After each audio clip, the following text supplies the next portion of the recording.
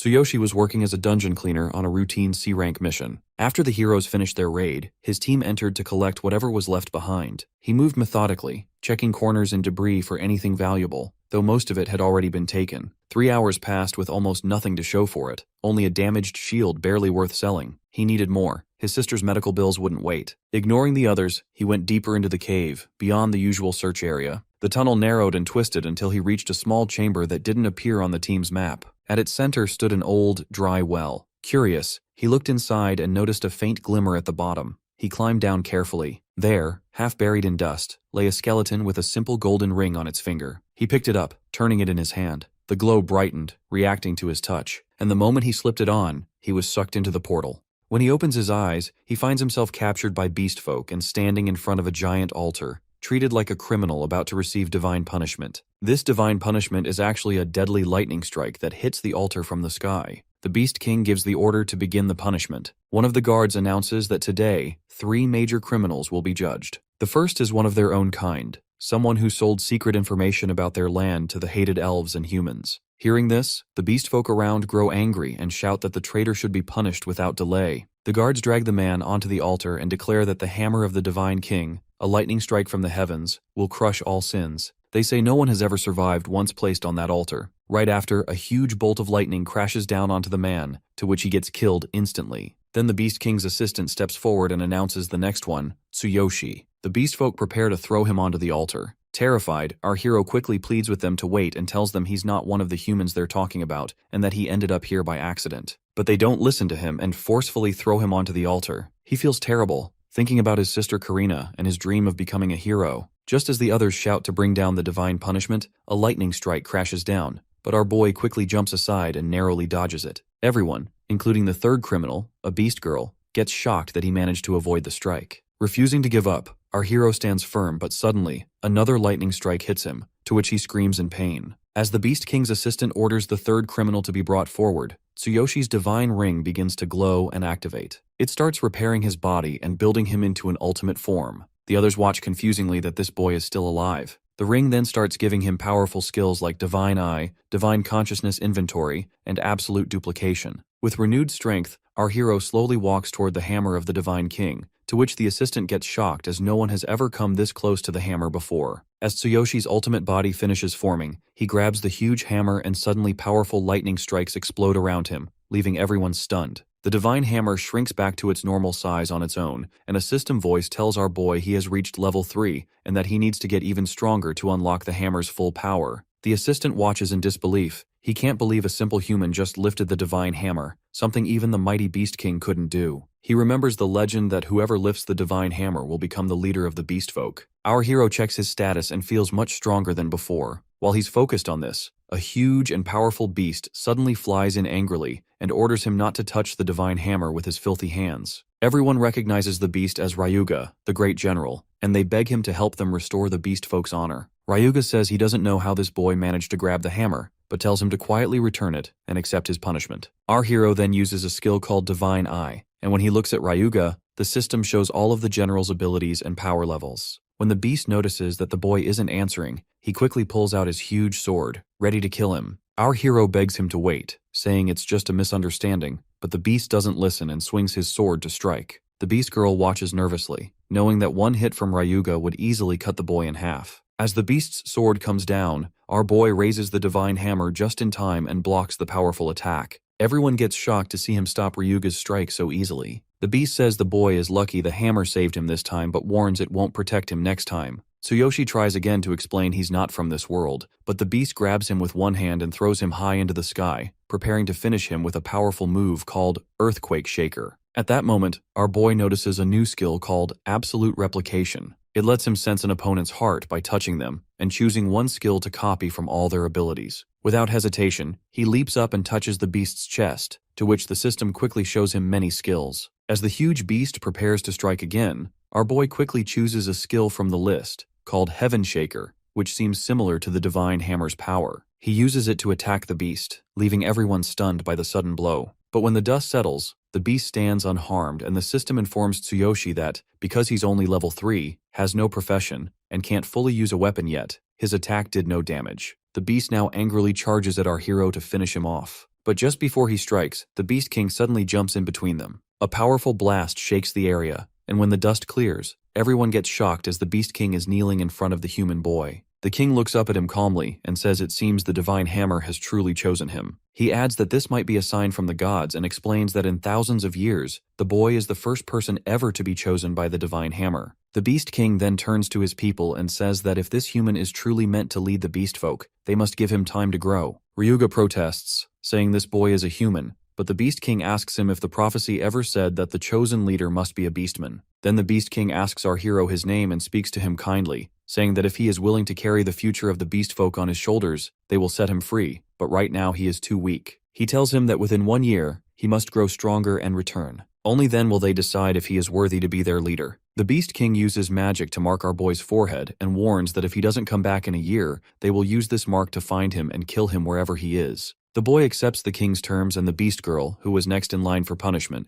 encourages him to become stronger and earn his freedom. When Tsuyoshi uses Divine Eye on her, he sees her level is 72, but he can't see her name. She tells him not to waste this miracle given by the gods. He agrees and realizes there's no time to hesitate. First, he must survive, then find a way back to his original world. He agrees to the king's offer, but asks one thing, that he wants the beast girl to come with him, as she might be helpful, to which the king agrees. After some time, he stands outside, looking at the ring he got from the well. He thinks about the mysterious voice he heard earlier, and realizes that everything started with this boundless ring. He feels confused, unsure how he will return to his original world. Just then, the beast girl comes to him, and by gently calling him master, she says the preparations are complete. She adds that she has decided to serve him because he saved her. Holding his hand softly, she asks if she can continue calling him master. The boy feels embarrassed as no one has ever spoken to him like this before, but he agrees with her. They begin walking together, and as our hero looks around, he realizes that this other world is beautiful in its own way. But suddenly, he remembers his sister waiting for him back home. At that moment, the system shows him a notification that the Boundless Passage is now available, and the cooldown is 24 hours. He understands that he was brought to this world through the Boundless Passage. If he uses the same path, he should be able to return. With that thought, he commands the ring to open the Boundless Passage, to which a bright light shines from the ring, and our hero disappears from there. In a flash, he gets transported back to his original world, sitting at the same well where he was first pulled into the other world. He checks the system and gets surprised to see that the abilities he gained are still active here too,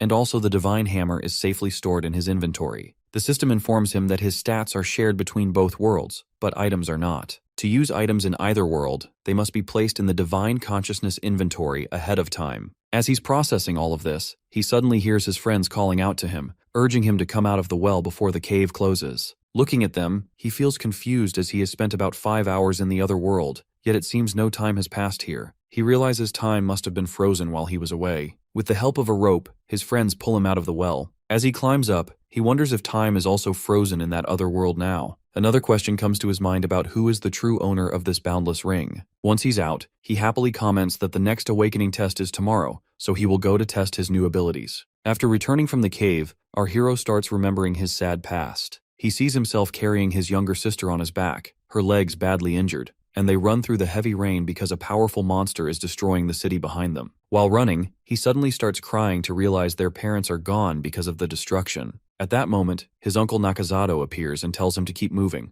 otherwise the monster will kill both him and his sister, to which our boy agrees and keeps running. As he recalls these memories, he stands in a hospital beside his sister Karina. She asks if he really plans to retake the awakening test tomorrow since he just came back from work today. He assures her he's fine, and when he asks about her legs, a nurse explains that the nerve pain comes and goes because of nerve damage, so she must take her medication regularly. Our boy then uses his Divine Eye skill to examine her legs. He sees that both legs are about 98% damaged, with almost no chance of natural recovery. The chance she might walk again is only 1%. He thinks to himself that she should have been able to live a normal life, go to school, hang out with friends, and go on trips, and also realizes that she must have wanted to live each day with a smile. With that thought, he steps outside, feeling sad as she's his only family now, and he can't bear to see her suffer anymore. He decides that he will do whatever it takes to help her stand on her own again. He thinks that if he can become a hero, he might gain access to more resources and information, maybe even find a way to heal her. So he makes up his mind that he will become a hero. Later, he arrives at BTG, the Awakening test site. Another boy is already being tested. The result shows that he's level 3 with a combat power of 540, which qualifies him as a hero. The doctor hands him a hero's emblem, and the boy walks away proudly. Now it's Tsuyoshi's turn. The doctor looks at him and asks if he really wants to retake the test after failing the first time. He tells him that when he's ready, he just needs to step inside and place his hand on the device. But he also adds that the machine scans every angle, so the result is likely to be the same as before. Our boy steps into the room, thinking to himself that he already knows his level is 3, so he should pass this time. Still, he feels unsure as he doesn't know what his combat power will be. He places his hand on the machine and activates his ultimate physique skill. Suddenly, the entire area begins to shake like an earthquake. The machine lights up and displays the result. Level 3, combat power 5400. He gets stunned as the previous record for a level 3 combat power, held for 30 years, has just been shattered. Curious about the strength of the Divine King's hammer, he takes it out from his system. But the system immediately warns him that his current level and other conditions are not enough to unlock the hammer's true power.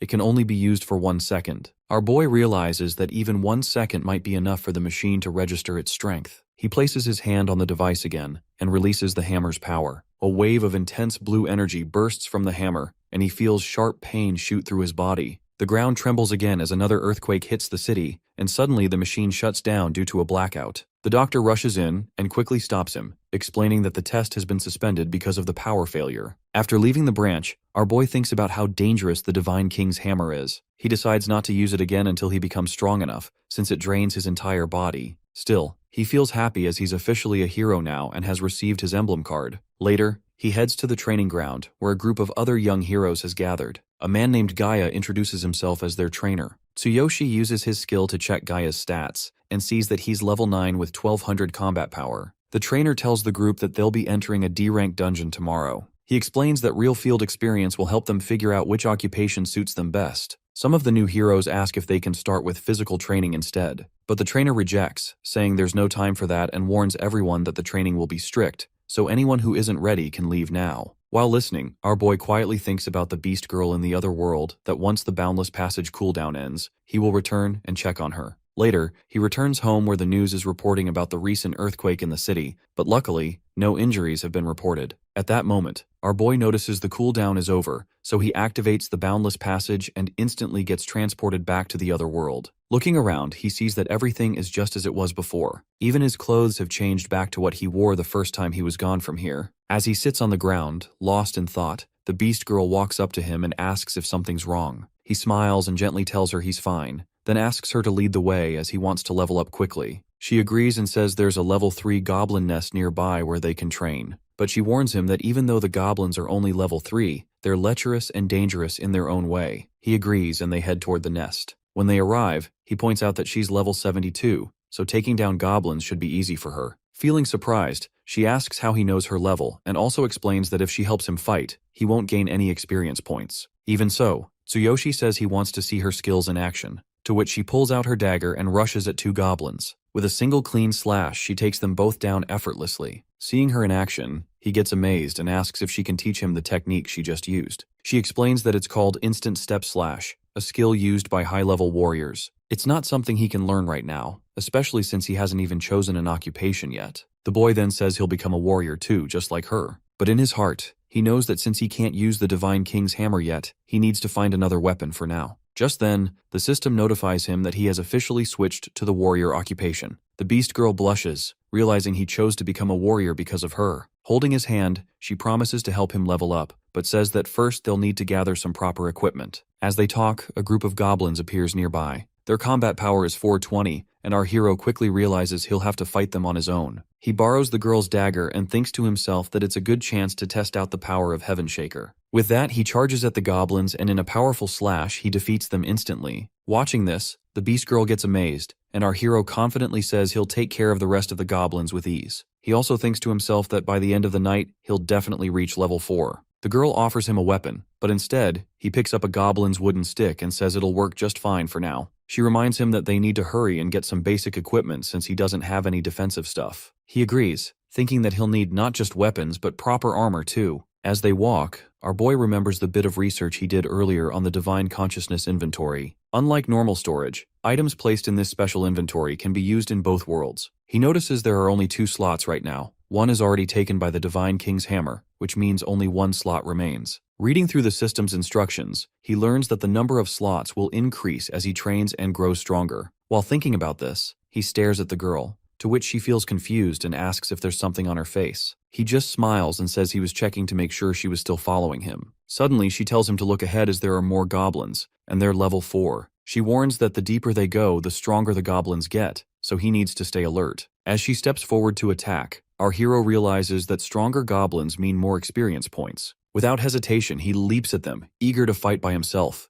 With just one powerful strike, he defeats all the goblins instantly and comments that the higher the enemy's level, the more experience he gains. But he also notices his wooden stick is broken and too weak to keep using. The girl watches in shock as she can't believe he defeated them all using such a poor weapon. As they go deeper, the goblins grow in number and level, but Tsuyoshi's explosive power makes their numbers meaningless. While fighting, he thinks about how he never expected the bonuses in this world to be so big, and also he is leveling up much faster than before. After finishing off the last goblin, he remembers his time working as a cleaner, when heroes took all the good items and experience points. Now, he can keep all the experience for himself, and these monsters seem to give even more experience than before. Then they find a hiding spot near the goblin boss. The girl warns that the boss looks dangerous and says it has been possessed by darkness. Our boy feels uneasy to hear that this world has darkness too, and she explains that enemies possessed by darkness are extremely powerful. The boss is level 6, but with darkness possessing it, its strength grows exponentially. She adds that she will handle the goblin boss alone since it's dangerous. But our boy refuses and says that he will take it down with his own hands. He thinks about the ones who killed his parents, and vows to kill them all. With courage, he leaps at the boss and kicks it hard in the head, but the boss easily throws him aside. The boss tries to attack with its huge tongue, but the girl quickly cuts it off with her dagger. Our hero stands up, thinking that anyone who is an enemy to his sister won't be allowed to kill him. He activates Ultimate Physique on his right hand and shouts that if he doesn't have a weapon, he will use his own body. With a powerful punch, he strikes the goblin boss, to which the boss shatters into pieces and gets defeated. At that moment, Tsuyoshi's level rises to 4, and he happily says that he will now wipe out all the darkness. Then the system alerts him that his right hand is badly injured and needs immediate treatment. The pain becomes overwhelming, and just as he's about to collapse, the beast girl catches him and gently assures him that she has medicine that will help. She applies the medicine to his injured hand, and after about an hour, our hero wakes up feeling much better. His body has healed well, and the girl feels happy to see that the medicine worked. She tells him it's time to go collect their rewards, to which he agrees. When they arrive at the reward spot, the system notifies him that the rewards have been added. In front of them are 2 treasure chests, one normal and one dark. Our boy gets surprised to see such valuable loot. He opens the dark chest first, and the system announces that he has received the Dark Goblin set. He suddenly remembers that he has only 1 slot left in his Divine Consciousness inventory. Hoping for the best, he presses the yes button to store the set,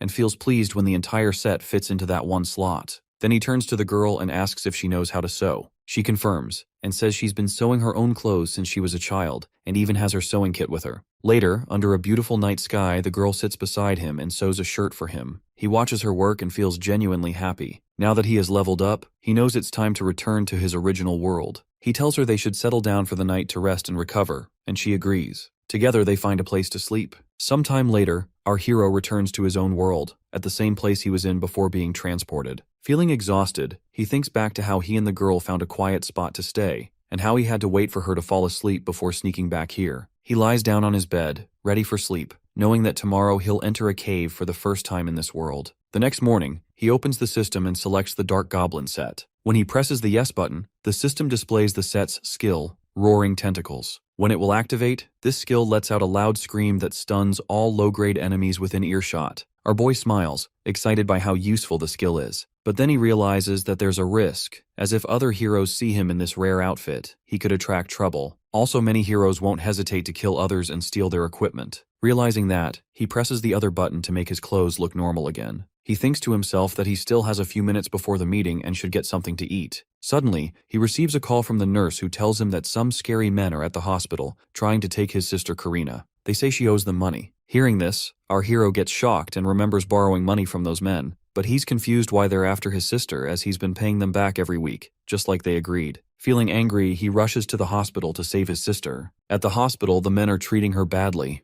They say her brother borrowed money but didn't pay it back on time, so now they're taking her as part of the contract. One of the men thinks that they lent the money because the boss likes this girl, and because she could be sold for a good price on the black market. Karina insists her brother couldn't have signed such a contract, but the man says her brother's weekly payments barely cover the interest. As he grabs her face and speaks harshly, they suddenly hear the door burst open and notice that Tsuyoshi has arrived. The man asks why he looks so angry, saying everything is according to the contract. But when he says he doesn't need a sister like that, our hero suddenly punches the man hard in the face, knocking him backward. Seeing this, one of the bodyguards jumps at him to attack, but our boy punches the bodyguard's arm and breaks it on the spot. The senior man angrily says no one has ever dared to defy the Blue Snake team before, then pulls out a gun to shoot. When he fires, our hero calmly catches the bullet with his bare hand, to which his sister and the others get shocked. He says he's a hero now, so catching a bullet isn't difficult for him. At that moment, the nurse arrives with the police to help him and his sister, but when she comes in, she sees the thugs already begging the boy not to hurt them.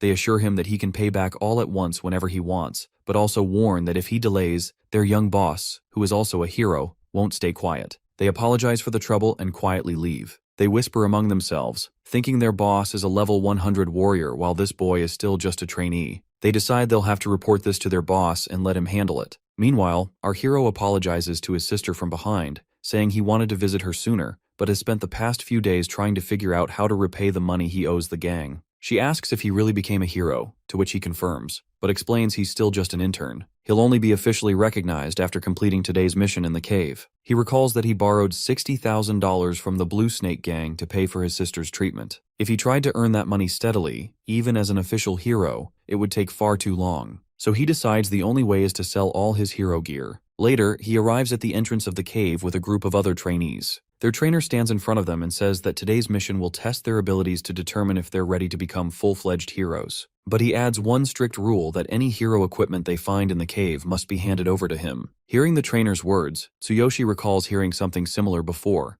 but he reassures himself that there's probably nothing valuable in a low-level cave anyway. The trainer then explains that as long as they follow his lead and obey instructions, they should have no problem passing the exam. However, in return for becoming official heroes, each trainee must pay him 20,000 yen. At this moment, our boy speaks up, asking why they have to pay when they're already handing over any equipment they find. The trainer simply says those are his rules and adds that if he is too poor to pay, he can register for the solo test instead. Hearing this, the other guys whisper that no intern has ever passed the solo test, and even top-ranked heroes avoid entering a cave alone. But Tsuyoshi calmly says he'll take the solo test, to which everyone gets surprised. He heads to the designated portal for the solo trial. One guy warns him that he's making a mistake and that no one has ever returned from this challenge. Still, our hero doesn't listen to him and steps inside without hesitation. On the other side, he finds himself standing in a beautiful forest. He looks around in surprise as he expected a dark, gloomy cave, but this place is bright and full of life, unlike the usual caves he's seen after heroes have cleared out the darkness. Then suddenly, a goblin attacks him from behind, but the hit does nothing.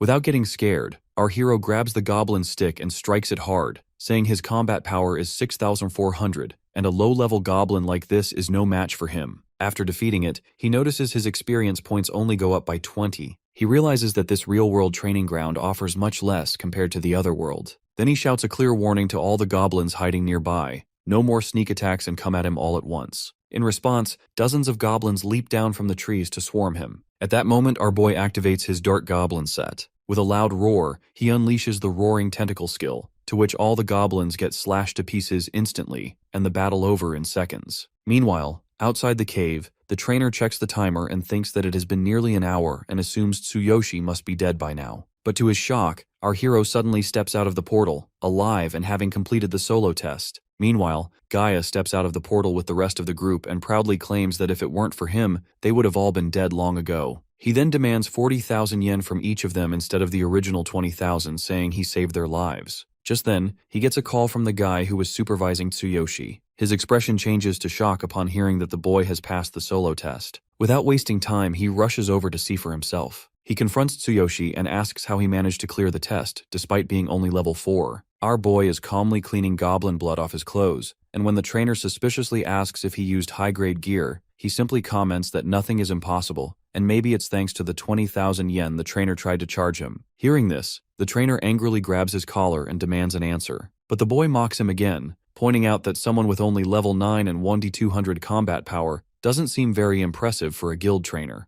Then the trainer throws a powerful punch at him, but our hero catches it with ease, to which the trainer gets stunned that this boy was able to stop his strike so effortlessly. He grows more suspicious, pulls out a dagger and demands him reveal what he's hiding. But when he tries to stab him, the dagger shatters on impact, completely broken by our hero's ultimate physique skill. Realizing this could expose his secret and draw unwanted attention, our boy quickly pretends to be terrified, acting like the dagger scared him. Just then, another official arrives and shows the trainer Tsuyoshi's identity verification, confirming that he is now a certified hero. Later that night, our boy returns home, and as he lies in bed, he reflects on how he started attracting attention, especially from Gaia. He also finds himself thinking about the beast girl still in the other world. At that moment, Gaia arrives at the building with another mage, intending to kill our hero and steal his equipment. The mage is level 10 with a combat power of 3,500, and he uses magic to try to break the door lock. But before he succeeds, our boy suddenly kicks the door open and smashes the mage in the head with the stick, using Heaven Shaker. He immediately senses the pressure as this mage is 6 levels above him, and it's clear the battle ahead won't be easy. He realizes that combat power is a useful way to gauge a hero's overall ability, but it's not everything. His own combat power is 6,400, yet his level is only 4. If the level difference is within 2, he can usually manage. But when the gap widens, like facing someone at level 10, even if their combat power is lower, their level advantage can make them harder to deal with. He considers running from here is the best option. Just then, the mage stands back up and says he's impressed this boy reinforced the defense on his cloak, but warns that he'll kill him and steal everything he has. Activating fire magic on his cloak, the mage sends waves of heat toward our hero, making his body feel like it's burning.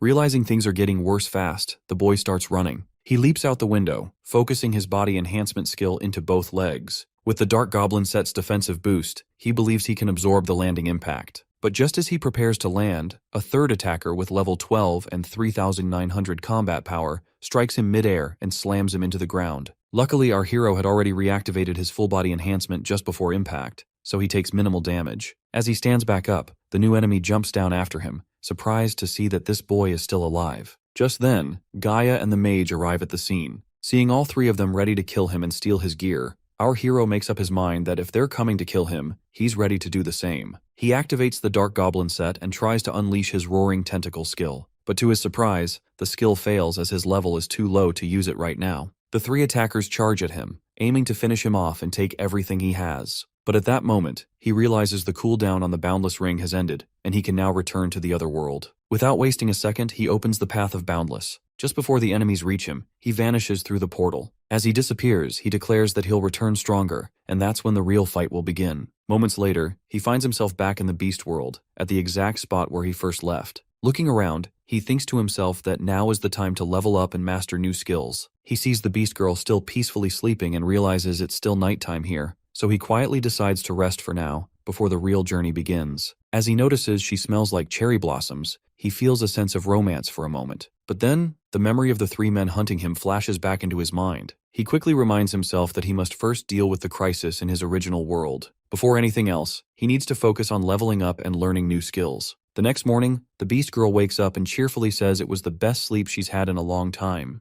Meanwhile, our boy hasn't slept at all as his mind was too restless. He gently asks her if she can sew him a new set of clothes, saying they'll move out soon after. She agrees, and as they talk, she explains that to learn skills, he needs skill scrolls, and the fastest way is to study at the Combat Academy. Together, they head to a small combat academy in the Beastman tribe. An old Beastman greets them and asks if he is the human the Beast King is interested in. He then lays out the conditions for enrollment that he must first reach level 6, and then pass an entrance exam. Hearing this, our hero feels a bit discouraged. The Beast Girl looks guilty and apologizes, saying she spent so much time training in the caves that she didn't know about these requirements. He reassures her, saying it's fine as he just needs to level up first and he'll come back later. She then tells him that there's a nearby low-level cave perfect for training and gaining experience. As they both walk away, the old Beastman mutters that if the Beast King weren't interested in this boy, he would have torn him apart right here. He also makes harsh remarks about the Beast Girl. Hearing this, she feels guilty, thinking it's her fault her master is facing all this trouble. She decides to tell him the whole truth and quietly leave. But our hero suddenly turns back, and by grabbing the old Beastman by the collar, he warns him that if he ever speaks like that again, he'll tear his mouth apart. He demands the old man apologize to the Beast Girl immediately. The old Beastman says he's just stating facts as the girl is a hybrid of human and beast, which is why she doesn't have a proper name.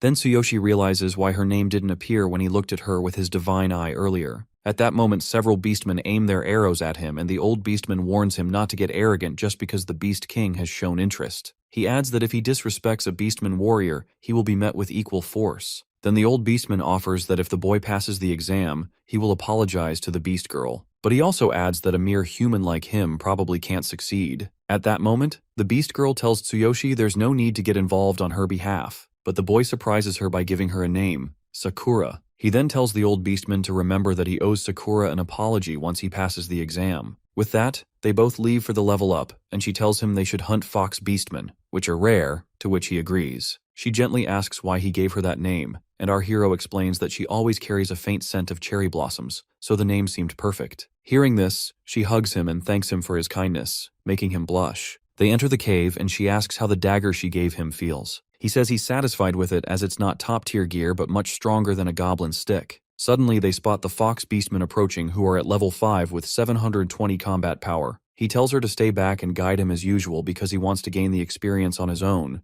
so she doesn't need to interfere. She agrees and steps back as our hero charges toward the fox beastmen, eager to test out his new dagger. She reminds him that the fox beastmen are quick and warns him to avoid using wide swings. As the battle begins, our boy quickly notices how fast they are, but once he activates his ultimate physique, the fox beastmen are caught off guard, and he says that with their level and combat power, they can't even put a scratch on him. He slashes with full force, instantly taking down 3 of them. Watching them fall, he thinks to himself that leveling up in this world is much faster, and since there's no competition for resources, he can monopolize all the experience. But then, his thoughts drift back to the 3 men in his original world. They're not only higher level but also possess greater combat power. Even with his strength, the gap in level makes them hard to defeat. He realizes he must close that gap and acquire at least 4 new skills. Then he turns to Sakura and tells her that he has to reach level 6, and when he does, he'll make that old beastman bow his head and apologize to her. As they move deeper into the cave, they spot the Dark Fox Beastman boss roaming ahead. It's a level 7 enemy, carrying a massive sword that immediately catches our hero's attention. The size and power of the weapon look like a perfect fit for him,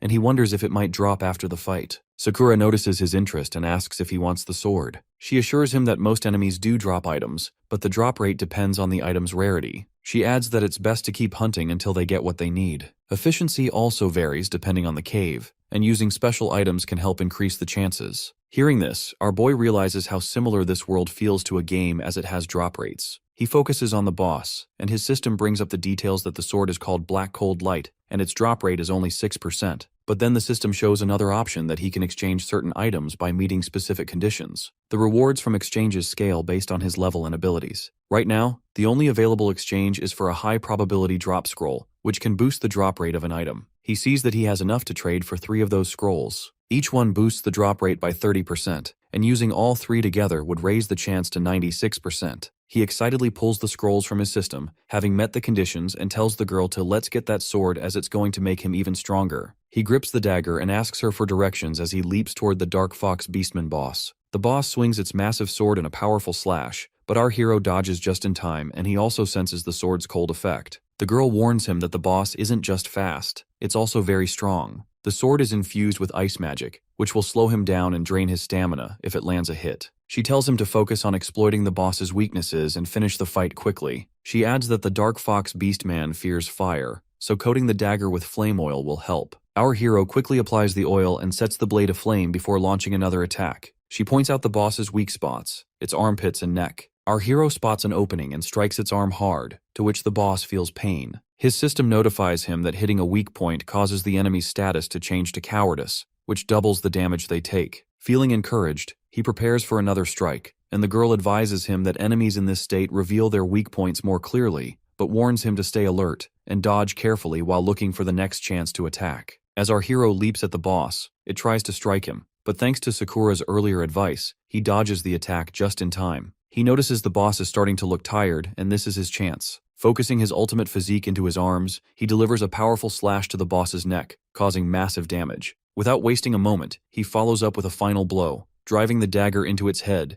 to which the Dark Fox Beastman boss gets fully defeated. Then our boy quickly uses the drop scrolls before the loot appears. The sword's drop rate jumps to 96%, and moments later he's thrilled to see the Black Cold Light sword drop, along with a large gain in experience points. He picks up the sword and feels amazed as he has never held a weapon that feels this powerful. He thinks to himself that with this blade, he might actually be able to defeat the 3 enemies waiting for him in his original world. He reminds himself that reaching level 6 is his next goal, not just for his own strength, but also for Sakura's sake. He turns to her and asks if there's a fast way to level up. She assures him that it's simple as they can use a reset scroll to reset the cave and fight through it again. She adds that she has a few helpful items that can speed up the process, including healing potions. But first, they'll need to take a short break to recover. They both sit outside the cave while she uses the reset scroll, restoring the cave to its original state. Our hero steps back inside, this time holding the black cold light sword to face the enemies. As he defeats the regular fox beastmen, the girl explains that some weapons have special effects, and their power can vary. She's confident he'll find even better gear as they continue. He thinks that he also has the Divine King's hammer in his inventory, but even with his ultimate physique, he can only hold it for about a second before it becomes too much. He enters the boss room again and notes that he's reached level 5 by defeating the boss's minions. Now it's time to take down the boss once more. Using the reset scroll, he repeats this process 6 more times, resetting the cave, battling the minions, and defeating the boss. After the 6th victory, he finally levels up to level 6, with his combat power rising to 8,800. After all that, he comments that he's replenished his stamina 6 times from morning until night and must have collected a full set of Fox Beastman gear by now. Meanwhile, at the Combat Academy, the old Beastman sits with a friend, saying that no mere human can reach level 6 in their land so quickly. Suddenly, our hero walks in wearing the Fox Beastman armor. He calls out the 2 men, telling them they doubt he can reach level 6, but he's already there. The 2 old men get stunned that he's leveled up twice in just one day. Our hero then demands they wake the examiner immediately, saying he won't wait until tomorrow. He also orders the old beastman to prepare to apologize to Sakura. The beastmen then bring out the examiner, who grumbles that he was just about to go to sleep. He warns them that if they waste his time, there will be consequences. Our hero steps forward and confidently states that he meets all the requirements. He demands to begin the trial immediately, and also mentions that he wants to choose a skill from the skill vault. In every combat academy, skill scrolls are stored in a special vault, and anyone who passes the trial is allowed to select one. The examiner comments that the boy is talking too much, but when one of the others whispers in his ear that this boy leveled up twice in less than a day, the examiner gets shocked. Then he says he doesn't know what kind of trick the boy pulled, but it is fine, and now they'll proceed. Still, he adds that the idea of a mere human passing a trial meant for beastmen is laughable. Soon, the priest commander of the academy steps forward to begin the trial. He explains that the beastmen are a race built on strength, so physical power is the main requirement for passing. He then reveals a large stone slab and tells our hero that if he can crack it with a single punch, he will pass the trial and earn the right to access the Beastman Academy's skill vault. The 2 other beastmen watch the stone slab and whisper that the commander is testing this boy with an outer stone, a rare and powerful material that even a level 10 warrior struggles to crack. They explain the stone fell from the sky and spirits use it to craft weapons. The commander steps forward and demonstrates the challenge. He uses his full strength to punch the slab, causing a little crack to appear. Now it's Tsuyoshi's turn, and because he is confident of his ultimate physique, he decides to fine-tune his enhancement to increase the power and impact of his right fist. Activating ultimate physique at 50%, he delivers a powerful punch, to which the stone slab shatters instantly into pieces, and the beastmen get totally shocked. Our boy remarks that he used a lot of force, but it wasn't too difficult. The beast girl tells him that he can now access the skill vault, but when he asks the commander if he's passed, the commander rejects by claiming the cracks were caused by his own earlier demonstration, so breaking the slab doesn't count, meaning Tsuyoshi borrowed the beastman's power rather than proving his own strength. The commander continues the test, saying the next trial is the Iron Bar Bending Challenge, one of their traditional strength tests. The goal is simple, as he has to bend an extremely tough iron bar using only brute force. Our hero activates ultimate physique at 50% and easily bends the bar as if it was nothing. The commander gets stunned, but still refuses to acknowledge his success. He declares they'll now use the most primitive method, arm wrestling, where if the boy can last 10 seconds against their strongest warrior, he'll be considered to have passed. Our hero agrees without hesitation, and when the strongest warrior steps forward, he activates ultimate physique at 70% and defeats him instantly, to which the commander gets speechless. Then our boy states that he has completed all 3 trials and passed, and the surrounding beastmen agree. He then turns to the old beastman and reminds him of his promise to apologize to Sakura. The old beastman steps forward and offers a quiet apology for the harsh words he spoke. She looks uncomfortable and tells him there's no need to apologize, but our boy gently tells her to accept it, to which she follows the instructions. They then make their way to the entrance of the skill vault. The commander informs him that, according to academy rules, he may only select 1 skill scroll each time he enters. He explains that once the boy enters the vault, he'll have only 3 minutes to choose a skill scroll. If he breaks the seal on a scroll within that time, the skill becomes his. But if time runs out before he chooses, the rules will forcefully expel him, and he won't be allowed to enter again for some time. Seeing Tsuyoshi's confusion about the seal, the commander adds that the Combat Academy is a prestigious institution representing the entire region. To protect the vault, high-level sorcerers and mages have placed magical seals and barriers around the scrolls. The Beast Girl also says she's heard that higher-level academies have even stricter conditions. With that, our hero and the girl enter the vault. As they look around, he gets amazed and finally understands why they needed so many magical protections, as there are countless skill scrolls inside. She admits this is her first time seeing the vault too, and notes that each scroll is sealed, so she can't tell what any of them are. While scanning the scrolls, our boy considers using absolute duplication, but finding a truly powerful skill proves difficult. He then recalls the 3 enemies waiting for him in his original world, and realizes that he needs to pick a skill strong enough to deal with them. He activates his ability on a scroll, revealing the skill Shield Slam, but he quickly dismisses it as he doesn't even use a shield. She also shows him another scroll called Gale Step, a skill used by archers, but he's not interested. He glances at the timer, only 2 minutes left, and still hasn't found anything useful. She then shows him a scroll with a counterattack skill, but he rejects that too. As he checks more scrolls, the time drops to just 1 minute. He realizes he can only see inside the scrolls by breaking their seals, but that will take serious force. He asks the girl if she has stamina and energy potions, since he might need them soon. He tells her to hide behind something sturdy, to which she agrees. He then activates a powerful ability in his hand, releasing intense blue energy that surprises even the beastmen outside. Actually, he's pulling out the Divine King's hammer, an incredibly strong weapon he can only hold for 1 second at his current level, but 1 second is all he needs. As he grips the Divine King's hammer, Sakura gets surprised and thinks that she wouldn't have believed it if she hadn't seen it herself. Then he slams the hammer onto the ground, declaring that he will break all the seals on the scrolls at once. The entire vault shakes violently as the powerful impact shatters the seals on every scroll, and the Beast Girl gets stunned by the sheer force of it. The hammer then deactivates, and our hero feels a sharp pain in his hand. Suddenly, information from all the scrolls floods into his mind all at once. She grows worried, fearing that his brain won't be able to handle so much data at once, and the same thing happens that our boy's head starts shaking as he struggles to process it. He commands the scrolls to show him only the strongest skill that suits him best, to which suddenly he sees a scroll crackling with lightning. With just 30 seconds left, he quickly tells the girl where the scroll is and orders her to bring it to him. She agrees and uses her ability to leap swiftly to the scroll. When she looks at it, she feels something's off as it's a fragmented scroll. She brings it back to him and asks if he's sure he wants to take it. She warns that there isn't much time left, to which he quickly grabs her and activates his strongest body skill, boosting his leg's power by 50%. He sprints toward the exit. Meanwhile, the examiner notes that only 5 seconds remain and remarks that the boy will be thrown out of the vault soon. As the timer hits 0, the vault's door suddenly bursts open with a loud blast. To everyone's shock, the boy emerges safely, and when the examiner looks at the scroll, he gets stunned as this is the fragmented scroll. The scroll reveals a rare skill called Thunder Chain, which allows the user to summon a powerful electric current that deals heavy lightning damage. The system also informs our hero that the skill can be leveled up by gathering the remaining fragments. The examiner then shares something he once heard from the previous generation, that in the past 1,000 years, almost no one has dared to learn this fragmented skill. There are 2 main reasons. First, the complete skill is split into 6 volumes, but only 3 have ever been found, making the search for the rest nearly impossible in such a vast world. Second, every beastman who has tried to master the skill has died from its backlash. As they leveled it up, their bodies couldn't handle the power and exploded in horrific ways. Hearing this, the hero feels a bit disheartened and asks if anyone has ever fully mastered the skill. The commander replies that there was one, about 1,000 years ago. He was known as the strongest beastman king, the Divine King, and he had completely mastered the Thunder Chain skill. The commander adds that the Divine King also wielded their sacred artifact, the Divine King's hammer. Thunder Chain was the only skill the king left behind, but he warns that no matter how powerful a skill is, it's useless if no one can control it. Just like a legendary weapon is worthless in the hands of someone who can't wield it properly. He says that although this skill came from the great Divine King,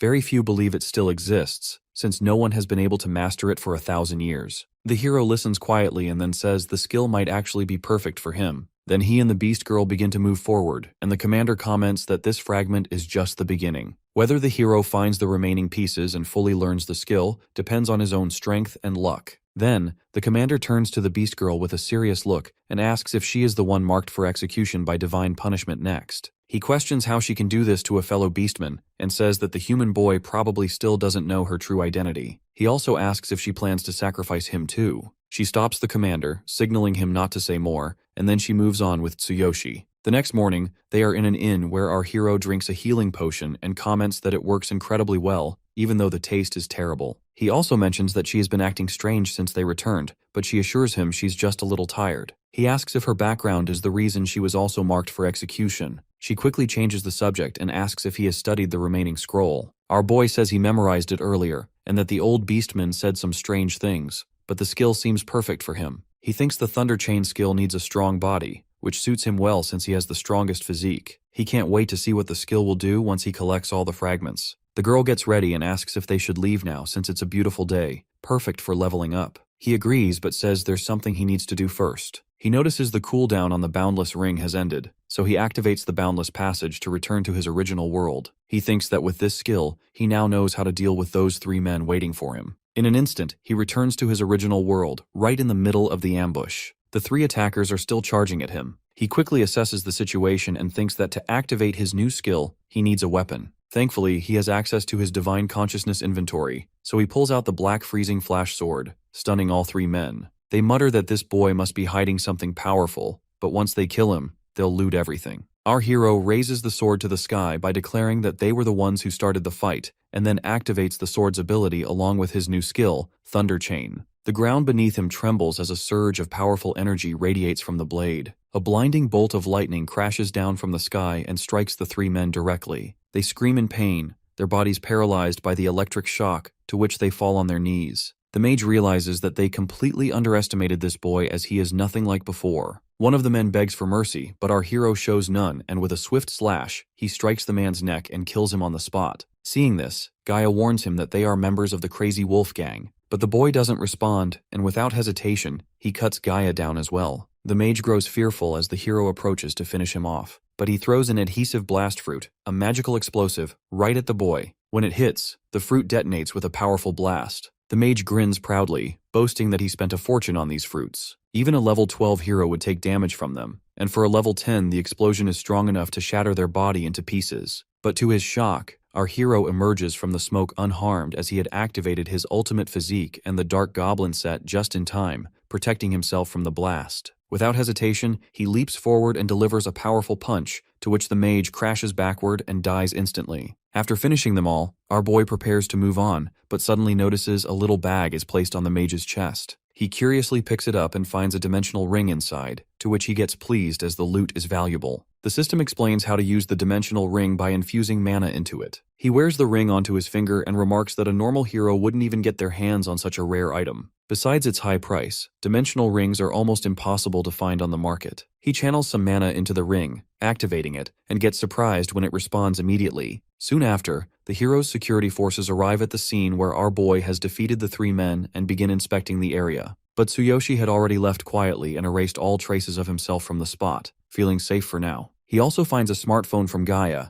and when he enters his information code, the phone rings. It's a call from his school teacher, Lily. She tells him she's noticed he hasn't come to school even though winter break ended over a week ago. She understands that he wants to leave school for his sister's sake and because of financial troubles, but she insists she doesn't want any of her students to quit studying like this. He thanks her and admits that money isn't the real problem, as she already knows he's been afraid of being bullied. The teacher encourages him to be brave and promises to pay his tuition fees if he comes back to school tomorrow. He thinks that the teacher doesn't know he's become a hero now, but realizes she's the only person who truly cares about him. He remembers how he thought he didn't want to go back to school because there were no good memories there, but after talking with her, he feels ready to return tomorrow. As a hero, he also vows to make those bullies pay for what they did. Meanwhile, the leader of the Crazy Wolf Gang sits in his office. When he hears that his 3 men were killed, and their loot, including the dimensional ring, has been stolen, he gets angry. But he reveals that he had already placed a tracker on the ring, so he knows exactly where the thief is. He orders his men to bring the thief to him, to which all the men agree. The next day, our boy arrives at school with his sister Karina, who walks slowly using leg braces and canes. He gently tells her not to rush and take her time. Ever since she found out he was returning to school, she insisted on coming along. Using a wheelchair is much harder for her, so he's relieved he managed to buy these newly developed braces. Her body still can't support her standing on its own, but with the help of a cane, she can just barely manage to walk. The braces were extremely expensive, but compared to a wheelchair, they're a better option. He was only able to afford them by using the money he took from the 3 thugs, but now he's completely out of funds. Selling the dimensional ring isn't an option either. Still, as a hero, he knows he'll have more chances to earn something. As they walk together at a slow pace, he feels happiness just looking at his sister's face. From a distance, a girl named Mina notices them and asks her friend about the girl with the canes and strange-looking equipment. Her friend replies that it's Karina, who was attacked by the darkness, lost her parents, and suffered severe injuries to both legs. Mina mutters that people like her are better off dead, to which her friend surprisingly asks if she is planning to bully that girl again. Mina confirms that no one dared to stand up to her when she bullied the girl before, and she doesn't expect anything to change now. With that, she walks off to meet her boyfriend, and her friend follows her as well. Meanwhile, our hero heads to the vice headmaster's office with Lily. The vice headmaster tells him bluntly that if his teacher hadn't spoken up for him, he wouldn't have been allowed to return to school. The teacher calmly assures him that she's already given him some guidance, and since the tuition fees are paid, she'll also help him earn the credits he needs to graduate. Our hero thanks both the teacher and the vice headmaster before stepping out of the office. As they leave, the vice headmaster silently admits to himself that he doesn't actually care about this boy. He only agreed to this because he's interested in Lily. Outside, the teacher tells the boy that she'll also cover the tuition fees for his sister, so he doesn't have to worry. She comments that they both are strong and encourages him to focus on school. Then she reminds him to head to class, saying they'll talk more later, to which he agrees. As she goes, he feels a little guilty for not telling her about becoming a hero. With the situation involving the crazy wolf still unresolved, he knows he has to be careful. Still, he wants to prove to her that he's not the same person he used to be. Then he heads to class, and as soon as a boy named Rayleigh spots him, he says he thought Tsuyoshi had been expelled. Another boy beside him asks if they should drag him to the toilet again after class, to which the bully agrees, saying he still needs to collect his pocket money from him. He crumples a piece of paper into a ball and throws it at our hero, but this time, our boy catches it mid-air, to which both boys get surprised, and he tells them to meet him in the toilet later. The boy laughs, thinking Tsuyoshi's gotten cocky just because he hasn't been around for a while. He comments that he'll remind him what pain feels like. After class, they all head to the toilet where the bully says he heard Tsuyoshi was working as a cleaner in the caves after leaving school. He demands money from him again, calling it a protection fee. But this time, our hero refuses, to which the bullies look shocked. Rayleigh quickly tells his two lackeys to beat him up. As they step forward and try to attack, our boy grabs their wrists with a powerful grip, to which they can't move at all. He thinks to himself that the old version of him would have been too scared to fight back,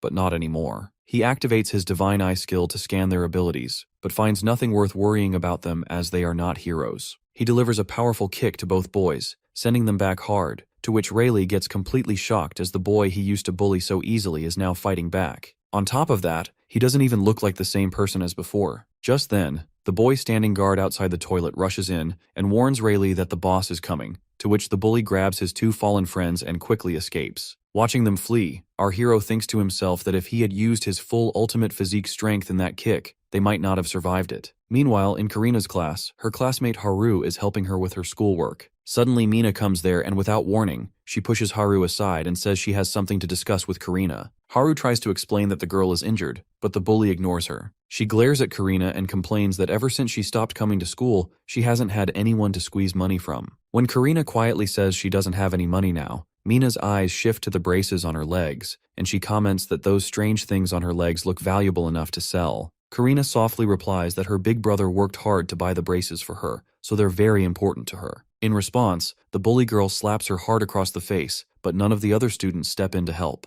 Just then, the teacher walks into the classroom and firmly tells everyone to return to their seats. The bully tells Karina and whispers that class will be over soon, and their conversation isn't finished. She promises to deal with her after school. Feeling helpless, Karina thinks to herself that she needs to run as soon as the class ends because she can't wait for her brother. She has to avoid this bad girl and the others, even if it means sneaking out through the back gate. More than anything, she wants to make sure her brother doesn't cross paths with them. Meanwhile, in Tsuyoshi's classroom, the bell rings and Lily approaches him. She asks if he's starting to settle back into school life after being away for so long. She offers to help if there's anything he needs. Our hero assures her that he's doing fine and thanks her for always being so kind. She tells him she's glad to hear that, especially since he used to be bullied so often. With a gentle reminder to go home soon, she leaves the room. As she walks away, one of Rayleigh's former companions approaches him. Looking nervous, he apologizes for what happened earlier and asks if they can talk in private. He wants to take him somewhere to explain something. Our boy agrees to talk and follows the boy to a hidden spot where no one else is around. Suddenly, Rayleigh lunges at him with a stick, but our hero has already activated his ultimate physique at 30% strength in both arms, so he snaps the stick instantly, to which everyone gets shocked. He calmly says he knew this was a setup all along. Without hesitation, he delivers a powerful kick to the boy who brought him here, sending him backward. When the second attacker moves in, our hero quickly takes him down too. Then Rayleigh tries to strike again with his stick, but but our boy warns him that if this wasn't at school, he would have killed him by now, to which the bully gets scared. Our hero then slaps him hard, sending him backward. Meanwhile, Karina runs toward the back gate, steadying herself with her braces. She thinks to herself that she needs to escape through the back gate and then circle around to the front to meet her brother.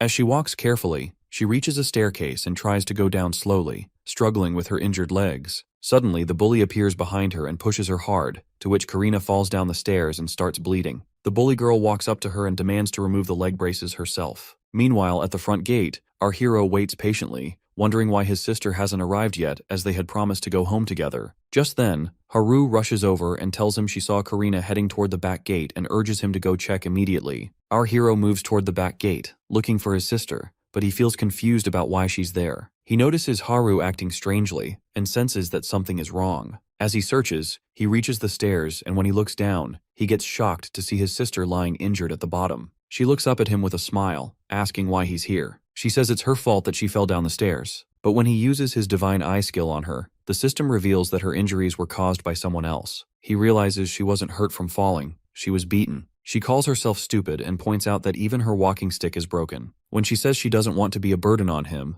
he gently tells her that they are family, and family is never a burden. Then she asks about the braces, worried if they're still okay. He confirms they are, to which she feels relieved. He carefully lifts her onto his back, and together they head home. As they walk, he asks if she remembers the last time he carried her like this, when darkness attacked the city, and he feels how much she has grown since then. She confirms and says that ever since that day, they've always stayed together. He tells her that she's the only one he has, and from that moment on, he's wanted to grow stronger to protect her. Now that he's become a hero, he promises not to let her go through something like this ever again. He gently sets her down on a bench and tells her to wait here as he forgot something and will be back soon. Meanwhile, in the classroom, Mina sits with her boyfriend Billy and a friend. They're laughing, bragging about how Mina beat up that girl. But despite this, the bully girl complains that it's a shame she couldn't take that girl's leg braces, as she could have sold them for a decent amount of money. Her boyfriend reassures her, saying if the braces are really worth something, he'll get them by tomorrow. Then the other girl speaks up, asking if it's safe to go that far since Karina's older brother is back at school. She heard he was expelled and now works as a cleaner. The bully girl says that if he's just a cleaner, then he's nothing more than trash and they don't need to worry about him. The girl adds that Karina used to be quite popular before her legs were injured, and a lot of boys liked her because she was so cute. Hearing this, Billy says that if that's the case, he'll definitely go meet that girl, to which the bully girl feels jealous.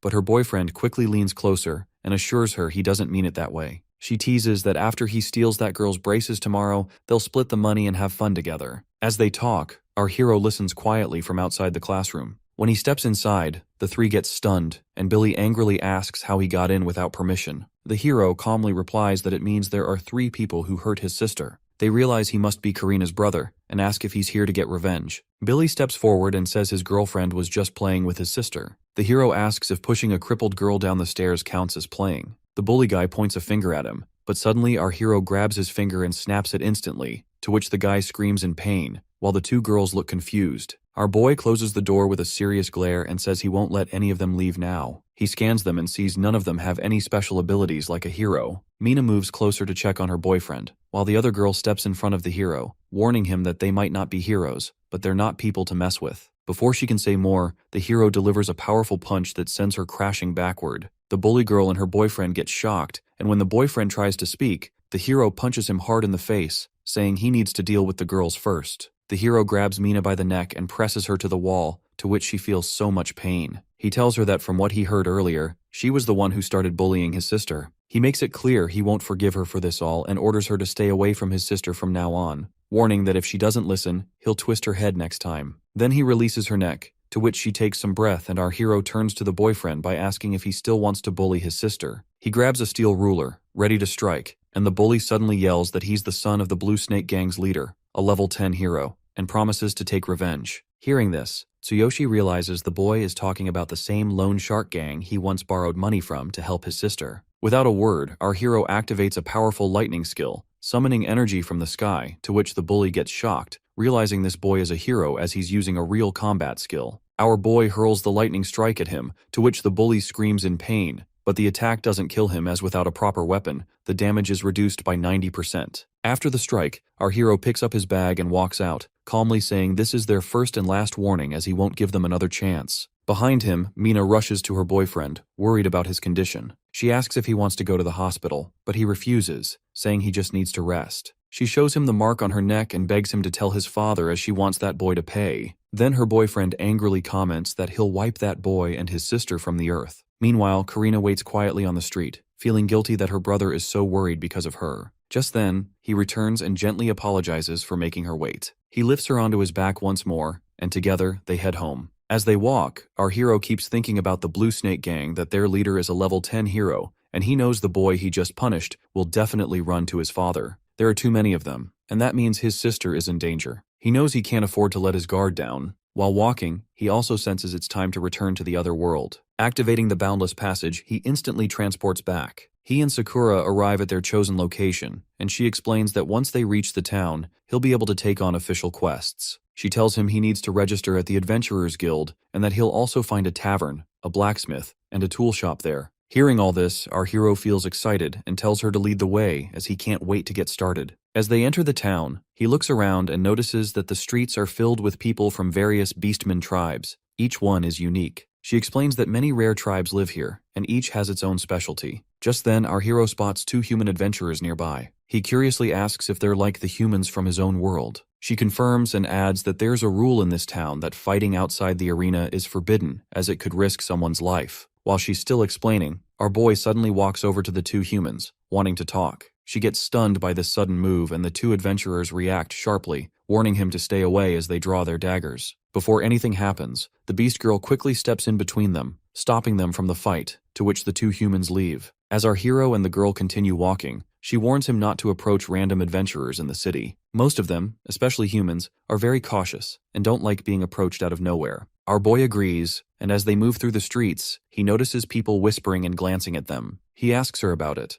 to which she explains that it's because of her as she's half beastman and half human, and that alone draws attention everywhere they go. Our hero gently offers his hand to her, and by assuring her not to worry about the stairs, he comments that they have to go to register at the Adventurers Guild. Soon, they arrive at the guild, and Tsuyoshi gets amazed by the sight of the large quest board filled with various requests. She points out that they can't accept any quests until he's officially registered. They head to the reception desk, where a girl from another beastman tribe greets them. She asks which one of them wants to register. Our boy comments that she seems different from the others outside who were giving them strange looks. The receptionist explains that she has seen countless adventurers come through, so nothing surprises her anymore. She hands him a registration form and asks for basic details like his name and class. She also explains that once the form is completed, his information will be shared with all Adventurers Guild branches. This way, he'll be able to take quests from any location in the future. Our boy glances at the form, and Sakura encourages him, saying this is an important step as without it, he won't receive an adventurer's badge. When he curiously asks about the badge, the receptionist shows him an iron rank badge, the lowest tier, and tells him it will serve as his identification from now on. She adds that the higher the rank of his badge, the better the quests, rewards, and recognition he'll receive. That's why he must work hard to gain experience and climb the ranks. She explains that adventurer badges begin at the lowest rank, iron, then move up to bronze, silver, and finally gold. However, only a handful of gold-ranked adventurers are ever seen around the guild, as those elite individuals usually accept quests only from wealthy clients. She also tells him that once he receives his badge, his level will be automatically detected. The badge even allows him to hide his level from others. Our hero gets pleased to hear this, and Sakura adds that now that he's officially registered, the badge is linked to him, and to hide his level, he simply needs to think about it. Our hero realizes that he is already familiar with this technique thanks to the divine selection system. When he focuses, the receptionist gets surprised as it's rare for a beginner to manage it so easily. While they're still talking, two beastmen suddenly rush into the guild, carrying a large bag. They approach the counter, saying they've completed a quest and want to report it. They also ask if there are any new quests available. The receptionist mentions there's one emergency request. The reward is generous, but the risk is also higher as the client specifically asked for an adventurer of at least level 15. She explains that a group of dangerous carnivorous creatures known as Darkness has been attacking local farms. A team of 3 adventurers previously accepted the mission, but they returned badly injured and one member is still missing. Hearing this, the two beastmen look worried, but the hero steps forward and accepts the quest, saying they will handle it. Then he calls the beastmen trash, which makes one of them angry, and he tries to draw his weapon, but the other stops him, reminding him they're inside the guild. The beastmen also warn our hero not to take the quest because it's dangerous, but he refuses to back down. He tells them to shut up if they can't handle it. Then he activates his ultimate physique skill and asks if they want to see his fighting skills in the arena. The beastmen comment that their badges are still iron rank, but they have plenty of experience. They warn our boy that he'll regret this if the requester rejects him. The receptionist agrees, saying that with his low level, it's likely to happen, but Sakura assures them that they will succeed. The two beastmen get surprised that the half-beast and half-human girl is backing the boy. When they ask how she can be so confident, she shows them her gold rank badge, to which everyone gets stunned. The receptionist says that she should have mentioned her gold badge from the start. She assures them that the requester will be pleased to hear this. The two beastmen quietly leave and Sakura turns to our hero, calling him master, and says this quest will help him level up. The receptionist watches them go, confused about why a gold-ranked adventurer is calling this boy a master. Later, they arrive at the farm, and the beast girl points out that this is where many carnivorous darkness creatures live. Our hero admits he didn't know she had a gold badge. She explains that she joined the Adventurers Guild when she was young, and has completed many quests with different groups. Once she reached the level requirement, she upgraded her badge to gold. Our boy gets impressed and comments that she's amazing, to which she blushes but warns him that their enemies here look very strong. He looks through the doorway and spots a swarm of disgusting level 10 carnivorous darkness. She explains that these creatures are made of darkness, which corrupts any living being it touches, driving them berserk, boosting their strength, and in the case of weaker creatures, even robbing them of their intelligence. She says they're just like those dark goblins, and it was this same darkness that turned the slimes into corrupted versions of themselves. She warns him that they're extremely dangerous, and only thunder element attacks are effective against them. Hearing this, he says that his Thunder Chain Fall skill is perfect for the job. He's excited as this is exactly the kind of opportunity he brought his weapon for, and it's a chance to level up. But just as he's about to draw his weapon and charge in, she stops him by telling that he shouldn't take on something like this alone anymore, as this isn't like the beginner areas, and fighting here could cost him his life. She adds that he might be able to handle one or two on his own, but if the whole group attacks at once, it could end badly. She reminds him of the look on that adventuring party's face when they heard about this request, that they knew how dangerous it really is. She tells him she doesn't want him to risk his life just to level up and asks if she can go with him during the fight. Hearing this, he says he has 2 questions for her. He thinks about his goal, to raise his level so he can be ready for whatever happens in his world. He also remembers the promise the Beastman King made, that a trial will wait for him after 1 year. He asks her if she knows how strong he needs to be to prove his strength and skills to the Beast King after a year. She feels sad, but honestly tells him it's impossible for him to pass the king's trial in just 1 year starting at his current level. She adds that surviving the next year itself is already an achievement. At the very least, he has to avoid being killed by the Beastman's divine judgment. She then asks if he knows the rules about the level system. He tells her to explain, and thinks that he only knows both worlds use the same level system, and that being stronger as an adventurer here means being stronger as a hero in his world, and other than this, he doesn't know anything. Then she explains that the maximum level for adventurers is 100, and the current Beastman King is already at level 92. She says the reason he holds that position is because of his unmatched combat skills and his incredibly high level. The Beastman King, the Human King, and the Elven King each represent the peak strength of their respective races. She tells him the reason she said it's impossible for him to pass the king's trial is because there's a limit to how much an adventurer can grow. The higher someone's level gets, the harder it becomes to level up, and eventually, they hit a wall where they just can't grow anymore. To make her point, she uses herself as an example that despite being an adventurer for over 20 years, she's still only level 72. She has tried countless times to go beyond that, but it's her limit, and everyone has one. She adds that in order to pass the Beast King's trial, he needs to be at least level 50. But for a normal adventurer, reaching level 50 takes a lifetime, and doing it within just 1 year is practically impossible. After hearing everything, he tells her not to worry, as she already knows he's not just a normal adventurer. He reminds her that he stood up even after receiving divine judgment, and he was able to lift the Divine King's hammer. So as long as he can reach level 50 within a year, he'll be fine. It might be impossible for others, but for him, it's within reach. He thinks to himself that everything is possible thanks to the ring, the very reason he's in this world. He has the divine selection system, and he's the chosen one. With that, he believes he can overcome anything. Hearing his words, she feels some hope,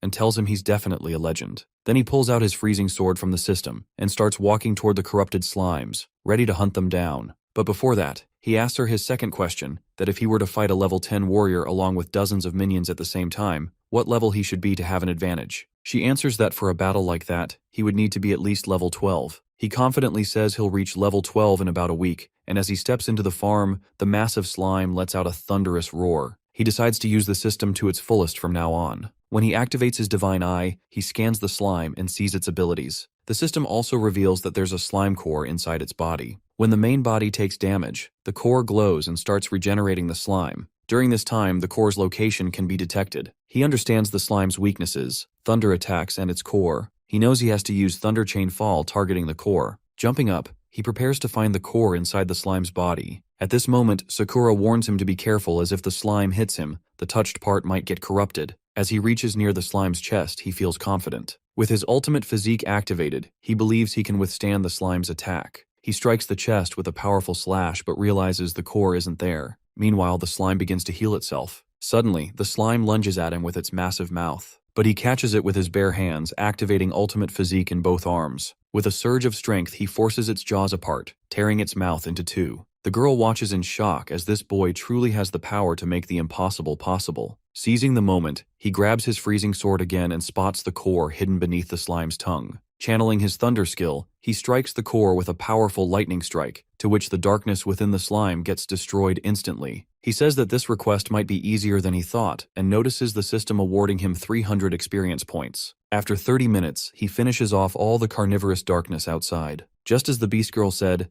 the higher his level gets, the more experience is needed to level up, and the points from weak mobs like these barely make a difference. Our hero has earned only 3,600 experience points from the fight, and it's clear this request alone won't be enough to level up. He reminds himself that he needs to reach level 12 in less than a week and level 20 within a year, so he'll have to push himself even harder. He then asks the girl if she has any thunder oil, to which she takes out a small bottle and wishes him good luck. Actually, thunder oil can imbue a weapon with the thunder attribute, and it's a rare magical item often used by magicians and shamans. She explains she has 4 bottles left, all prepared for the 2 of them, and tells him to use them however he wants. He comments that she's as reliable as ever. Of course, she bought thunder oil from the item vendor before they came here. He asks if it's expensive and suggests she stock up on oil-based items next time, since the fire oil they used before was also very useful. But she explains their financial situation, that items like this aren't cheap, and she has already spent all the money she had to buy these supplies. She apologizes for the situation, but he reassures her and asks how much the thunder oil costs and what the reward for their current request will be. He admits that he's been so focused on leveling up that he forgot how important money is in this world. She explains that prices vary depending on the item. Since thunder oil is rare, it costs about 30 silver coins per bottle. As for rewards from low-level quests, they also depend on what's being requested, usually the value of lost or recovered items. From her experience,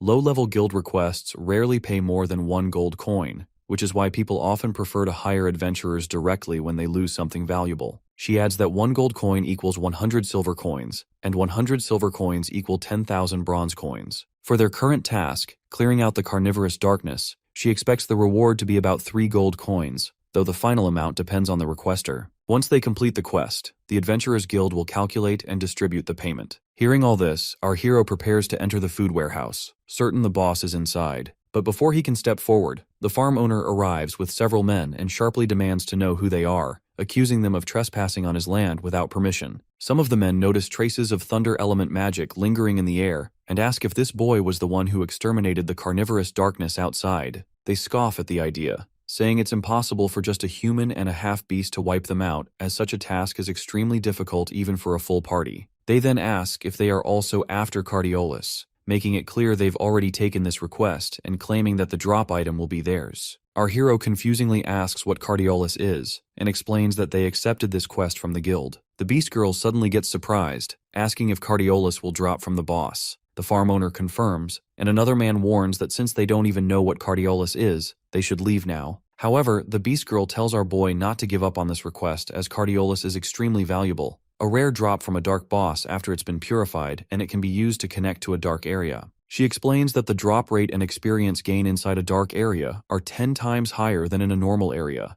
and any adventurer aiming to level up would never let such an opportunity slip away. She adds that if Cardiolus were sold at auction, it could fetch around 100 gold coins before purification, and at least 150 gold coins after purification. Hearing this, our hero gets shocked and realizes he must obtain it no matter what, as it's crucial for reaching his goal. As tensions rise and the two sides prepare to fight, the farm owner steps in to stop them. He points out that one party came through the guild, while the other came through him, so they should settle this by proving their skills. The rule is simple, as only the boss remains, and whoever defeats it will claim the reward. The Beast Girl suggests they should be the ones to enter first, but a member of the other group insists they have priority since the requester brought them here personally. The owner agrees and grants the other party permission to go in first, to which the group readies themselves, eager to show their abilities. Watching them, the Beast Girl tells our hero that it's a well-balanced party, a magician, an archer, a warrior, and a tank, and if they work together perfectly, they could definitely take down the boss. Hearing this, our boy gives them a suggestion that they'll let him go in first alone,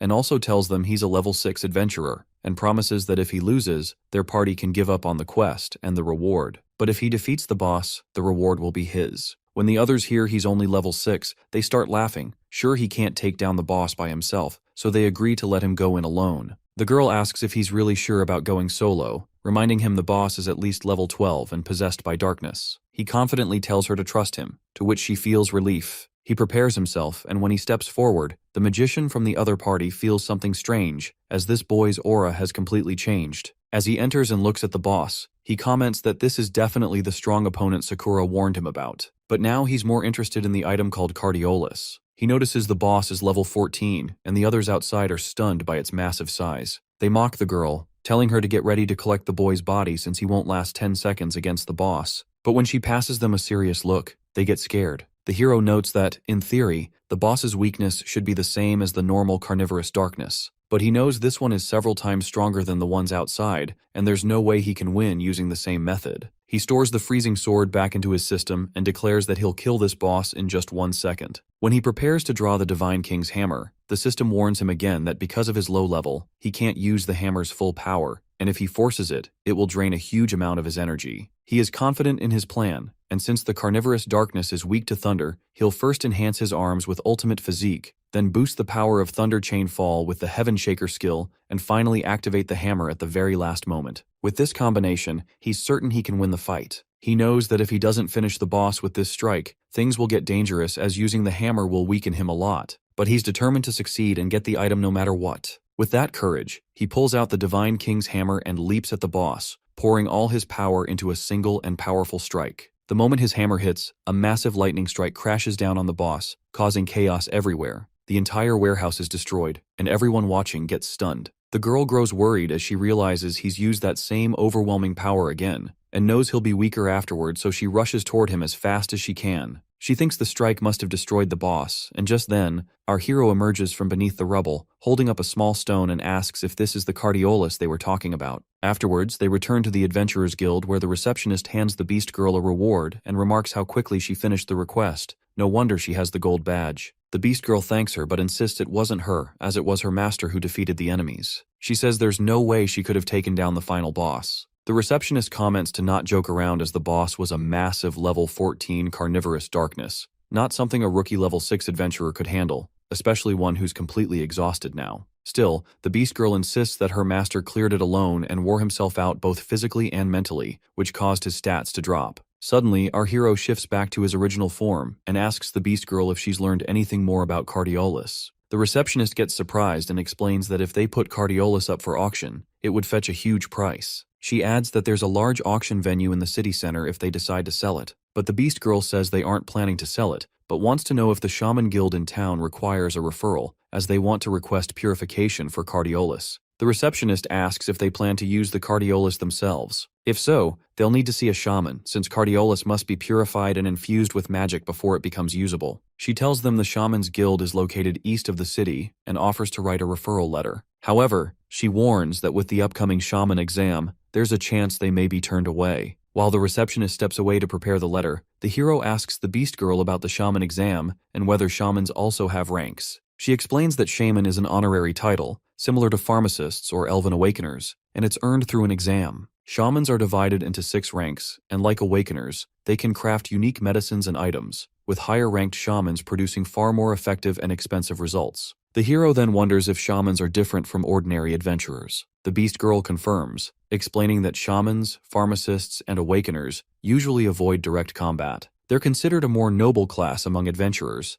not only because they create rare and valuable medicines, but also because their work can influence the strength gap between adventurers. She explains that in the world of adventurers, there's a saying that fears one high-level shaman more than 10 high-level adventurers. A skilled shaman can create medicines and items powerful enough to decide the outcome of battles. Some rare medicines even help with leveling up, which is why adventurers seek them out so desperately. Of course, pharmacists and awakers are also highly valued. She adds a story as an example that a level 80 warrior once offended a silver rank shaman, and in revenge, the shaman summoned dozens of adventurers above level 80 to hunt him down. Since then, everyone has understood just how terrifying and influential shamans can be. As she is finishing her explanation, the receptionist returns with a referral letter. They both thank her for her kindness and head toward the shaman guild. Outside, they see a long line of magicians waiting for the entrance exam. She explains that many candidates come from prestigious families, schools, and organizations, so passing the exam is extremely difficult. Still, she reassures him that with the referral letter, they have a chance. When they approach the gate and ask a shaman guard about the purification of a cardiolus,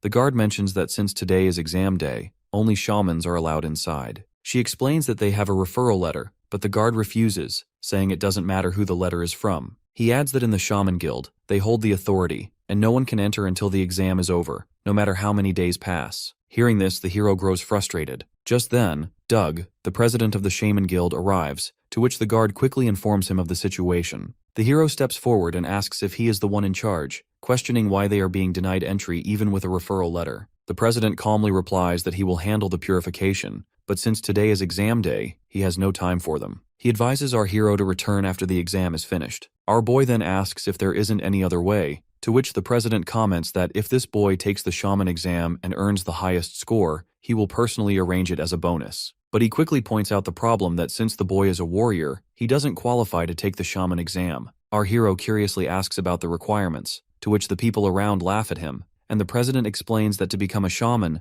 one must at least have the aptitude of a magician, because at its core, a shaman is a type of magician. He explains that the most basic requirement is to pass 2 tests, potion creation and item crafting. Once those are cleared, one can become a white shaman. Hearing this, our hero asks him to lend him his staff, to which the president looks surprised, and the guard reacts angrily. But our boy calmly says that if he borrows the staff, he will prove his qualifications. The president agrees and hands it over, saying it has no level restrictions. The beast girl quietly asks what he plans to do, but when he reassures her, she relaxes as she trusts his words. Then our hero places his hand on the guard's chest and thinks that if his guess is right, he can duplicate a magician's skills and channel them through the staff as a medium. As his absolute duplication skill activates, countless skills appear before him, but he chooses one called Shining and declares that if he can successfully cast magic, it will prove his worth to take the shaman exam. With the staff in hand, waves of magic spread around him, and he tells the beast girl to close her eyes, then casts the shining spell, to which the president quickly raises a shield to block the light, confident that such a basic spell won't affect him. Just then, the system informs our hero that he can amplify the spell's power by using his ultimate physique skill. He curiously decides to try, and the brightness instantly surges from 150 to 3500,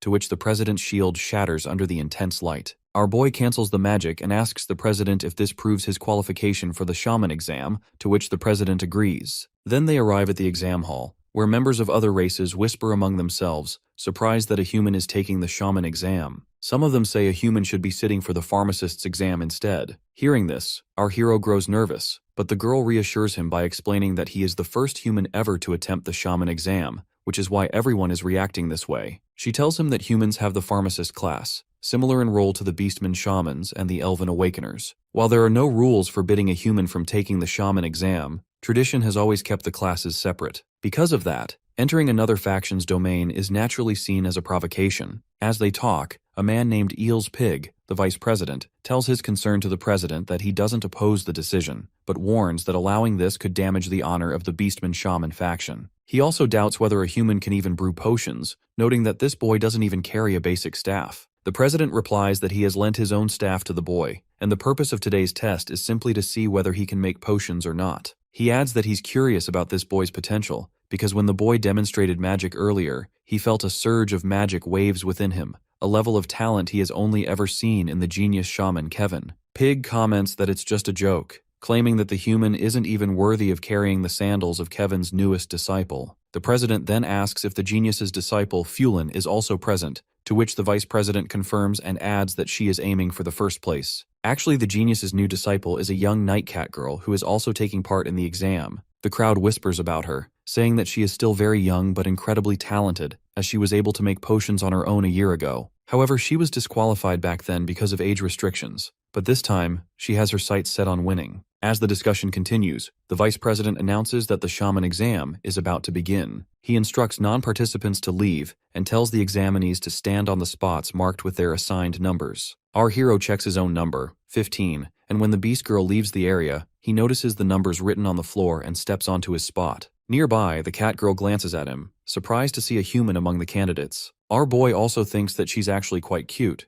And then the president explains that in this shaman exam, the participants will be tested on their basic shaman skills, starting with making potions on their own. Suddenly, several tables rise automatically from the ground, surprising our hero, and the cat girl remarks that this is the shaman's refining station, though the human clearly has no idea about it. Our boy thinks to himself that potion making in this world still feels old-fashioned, as back in his old world, the videos he watched showed everything done through full automation. Then the vice president steps forward and begins explaining the test. With a tap of his staff, glowing magic circles appear beneath the participants, and sheets of paper float down into their hands. The instructions state that they must create 3 basic energy potions within 1 hour. The president adds that the first challenge is material selection. On the refining tables lie a wide range of ingredients, but proper knowledge is crucial. He explains that there are 9 essential materials for a basic energy potion, and using even a single wrong one will ruin the result. Hearing this, several participants start to look nervous, and our hero notices that many of them clearly don't know which ingredients to choose. At that moment, the cat girl mutters that when a proper magician makes potions, the ingredients are always prepared beforehand, as forgetting the basic materials for such a simple potion is nothing short of pathetic. Our hero gets surprised to see that she has already chosen the materials, and using her staff, she begins to create the potion with magic, to which the presidents also seem impressed. She first crushes the ingredients with the staff, and then our hero activates his divine eye skill to analyze her every move so he can learn from it. When she starts pouring the potion into bottles, the president explains that the next step, refining, is the most important and final stage. While everyone watches her closely, the president suddenly notices that the human boy hasn't even started yet. At this moment, the cat girl finishes her task, and the president gently tells her to wait until the test is over for her work to be checked. She feels disappointed that she has to wait, but when she glances at our boy, she notices him staring at her with a strange look. Just then, our hero completes his analysis and begins making the potions. Everyone gets stunned as they see him selecting, crushing, and refining the materials all at the same time. The vice president remarks in shock that this human had been hiding his true abilities all along, pointing out that this is the same technique Kevin once used during his shaman exam, a feat that requires extraordinary magical power. Meanwhile, the beast girl waits outside, wondering if her master has any weaknesses when it comes to potion making. Inside, our hero feels as if he has done this countless times before, just by looking at the process. He realizes that the final step is refining, infusing magic carefully to complete the potion. Watching his speed, the cat girl grows tense as he's working faster than she expected. She refuses to believe she's losing to a mere human, and she also wonders if he's copying the technique that her master Kevin once used during his shaman exam, the swift completion, a method that stunned everyone. The president also recalls how the genius amazed the crowd by finishing quickly and producing a C-grade potion, something far beyond what a white shaman should have been capable of. The vice president adds that for a human to create a C-grade potion is a remarkable achievement. It must have gone smoothly because he handled the materials with such precision, but in the end, it is the final product that truly matters. Then the system informs our hero that the potion he is making is only D-grade. He thinks this is enough to pass the exam, but then remembers that he still has to beat the cat girl, as if she creates a C-grade potion, he'll lose the top spot. That means he must aim for at least a C-grade himself. He recalls that during refinement, the potion's grade depends on the strength and attributes of magic, and if he can adjust both, the quality will rise. He decides to first boost his magic strength using the ultimate physique, but feels uncertain about how to change the magic's attribute. While he hesitates, the others watching start to wonder why the process isn't complete yet. Some whisper that the human must be losing focus, and that he might fail the refinement. The vice president laughs, saying there's no way someone can be a genius in everything, as this human probably used up all his energy just extracting the materials. The cat girl is also puzzled by his delay, and when another student reaches out to interfere, she quickly stops him, warning that disturbing this human now could break his concentration. At this moment, our hero thinks that he only has regular magic with no attribute, but suddenly remembers the lightning attribute that appeared when he used the Divine King's hammer, realizing that the weapon must have been endowed with it. He understands that if he borrows the power of the Divine King's hammer, he should be able to change his magic attribute. While everyone continues to mock him, he suddenly activates the hammer's power, and lightning begins to flow around his body. Everyone gets stunned as his magic power surges, his capacity increases, and his attribute shifts to lightning. With the staff in hand, he quickly performs the refining and solidification process on the potions, and then announces that the basic energy potion is now complete. The others are shocked, and the president comments that he just felt the presence of a different elemental wave, clearly confused about what this human has done. A short while later, all participants complete their tasks. The president and vice president declare that they will now decide the grades of the potions. The president checks the first participant's potion, remarks that the scent is weak, and assigns it a D grade, but still allows the participant to pass. The vice president examines the second participant's potion, smells it carefully, and then announces that the potion fails, to which the participant feels bad. They begin checking everyone's potions one by one, with some passing and others failing. When the vice president inspects the cat girl's potion, he praises its fragrance, noting that it is a pure potion. He announces that her potion is a C-grade basic energy potion, to which she feels proud to have passed, while the others are shocked to see her talent matching Kevin's. Next, the president himself approaches our hero Tsuyoshi and asks how he feels about the results. Our boy calmly replies that he only did what he could, and as the president examines his potion, sudden sparks of lightning begin to swirl around them, astonishing everyone. The vice president quickly points out that this is a supernatural phenomenon, proof that the potion is at least B grade. The cat girl gets stunned as well, realizing that only someone with power equal to her master could create a potion of this level. The president comments on the potion's rich scent and the phenomenon it caused, and by turning to Pig, he declares that they were wrong, as this human boy might be even more terrifying than the genius Kevin himself. He then announces that because this boy produced a B-grade potion, he takes first place in the shaman exam. Meanwhile, the beast girl waits anxiously outside when our hero finally arrives, apologizing for making her worry. Curious about the results, she asks how he did, and he proudly tells her that he placed first, to which she gets amazed. Then they both head to the president for the purification of Cardiolus, where the president questions if he truly wants to purify it, reminding him that he already holds great power, but our boy explains that he needs to do it in order to level up. Hearing this, the president assures him that since he earned first place in the exam, his wish will be granted. The vice president then asks who taught him potion making, but when our boy replies that he figured it out on his own, both get completely shocked. The president tells him to follow him, promising that after the purification, he will reward him with the white shaman's robes. As they move toward their destination, the cat girl walks outside,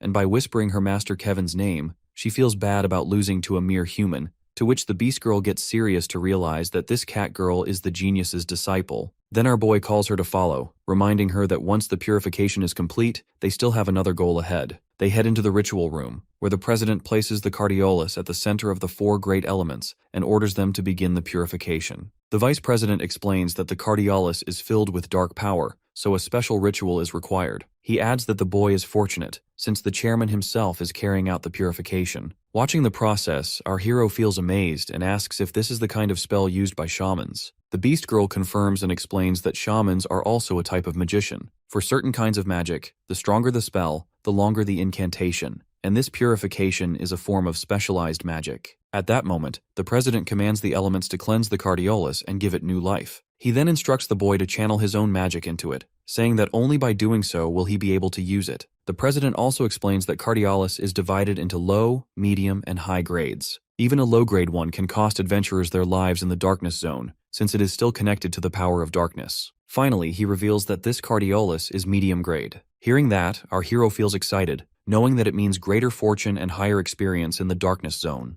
The president explains that the higher the difficulty, the greater the rewards, but warns that this place is nothing like a beginner's area. He tells him that a proper party should at least have 1 tank, 2 warriors, 2 offensive magicians, and 1 pharmacist. When he asks how many members are in his party, our hero calmly replies that he is alone, and the beast girl also adds that she won't join him, since the experience points would be split equally if she did. Both presidents are stunned by this answer. They lead him to the entrance of the dark area and explain that once he enters, he can reset it twice. Each reset causes new darkness to appear, meaning he can face it 3 times in total. After that, he will be expelled, and the area will vanish. They warn him that once he steps inside, he cannot leave until all the monsters are defeated or time runs out. As he prepares to go in, the beast girl hands him several potions and explains that she stocked up after the carnivorous darkness request and urges him to take them, as he will definitely need them inside. The boy feels good about this, but when the president offers to lend him a staff since he doesn't have one, he refuses. Instead, he pulls out the freezing sword from the system and declares that he is a warrior,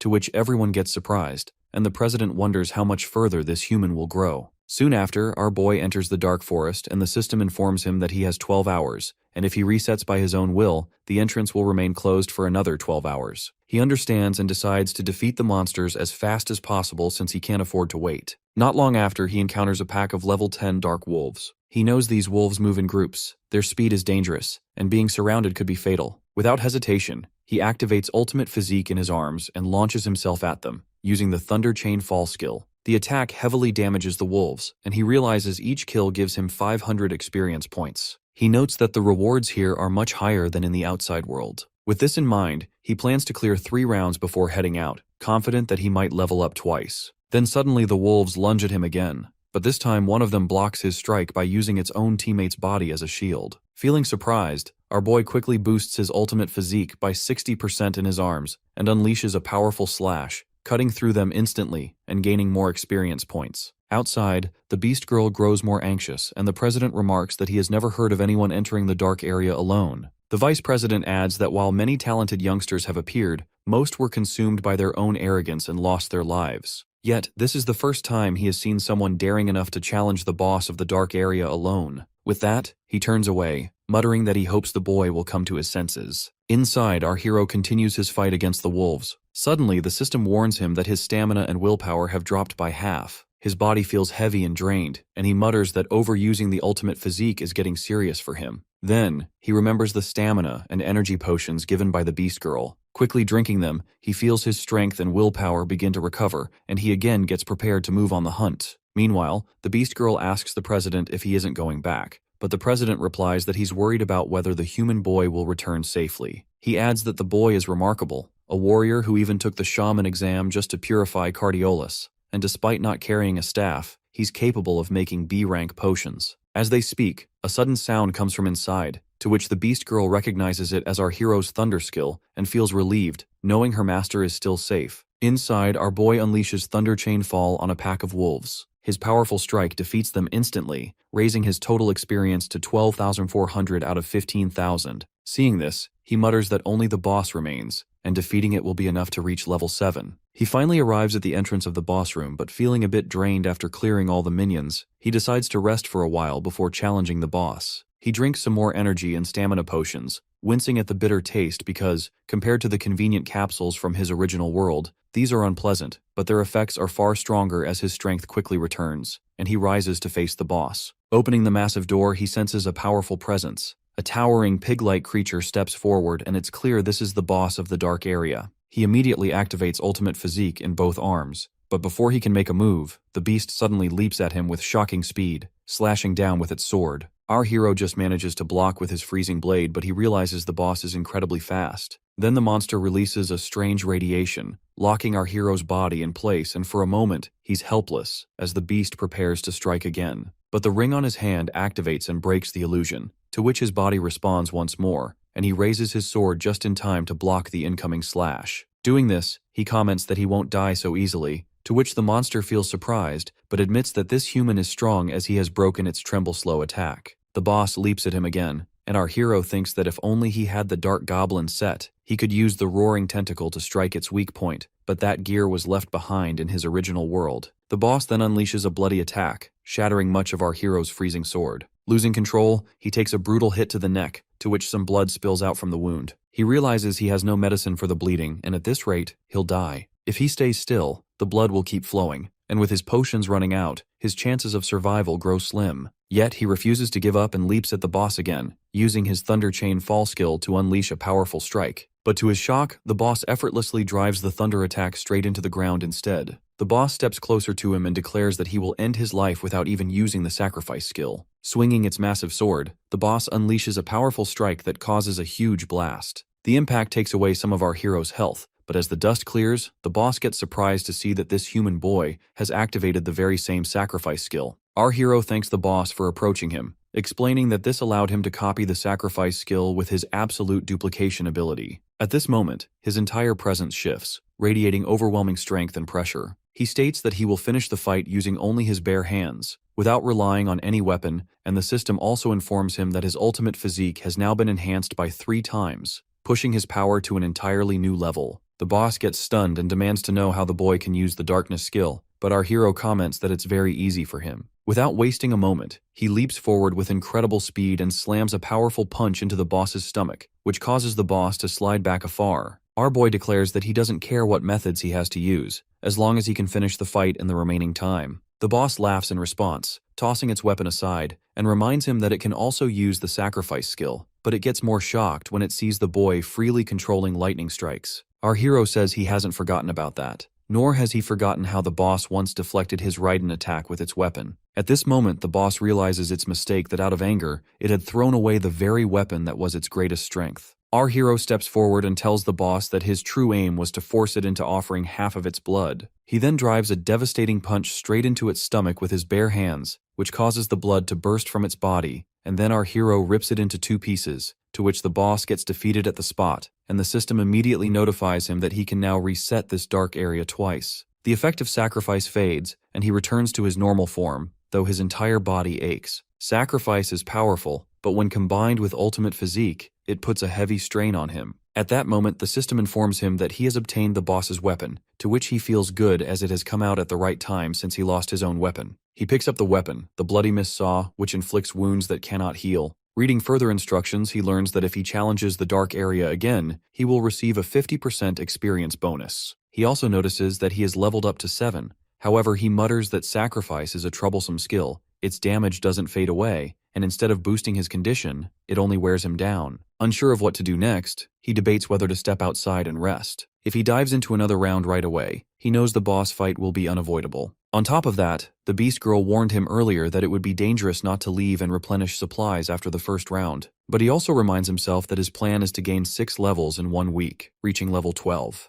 To return safely to his original world, he must keep leveling up, so he cannot ignore the bonus experience. With that thought, he presses the challenge button without hesitation, resetting the dark area to face the boss again. Outside, the Beast Girl feels worried because he still hasn't come out. The president reassures her, saying the boy might have chosen to continue since the challenge offers extra experience. Still, he feels uneasy as if the boy had lost. He should have been forced out already, yet he remains inside. The Beast Girl mutters that the boy promised to return after the first round. Just then, the Vice President Pig returns from his nap. Seeing the situation, he asks if the fight isn't over yet. He mocks that the first round has already ended, and yet the boy's body hasn't been expelled. He mentions that he has seen countless young challengers before, but not a single one has ever cleared this phase. He remarks that if the boy survived the first round and still hasn't emerged, it means he's attempting the next round, and without any healing potions, that could be fatal. The Beast Girl insists that she can still hear the thunder, proof that her master is alive. The Vice President mocks her again, but when she looks at him seriously, the President senses the bloodlust radiating from her, and orders them both to stay silent until the boy appears. He tells the Vice President to leave and mutters that this man is a fool as he can't even sense the Beast Girl's bloodlust, and her power is clearly limitless. The Beast Girl grows more anxious as the thunder suddenly stops. Just then, the President hears an unusual sound and notices that the seal of the dark area is starting to break. He quickly orders the others to prepare as the darkness begins to emerge, but the Beast Girl suddenly stops them,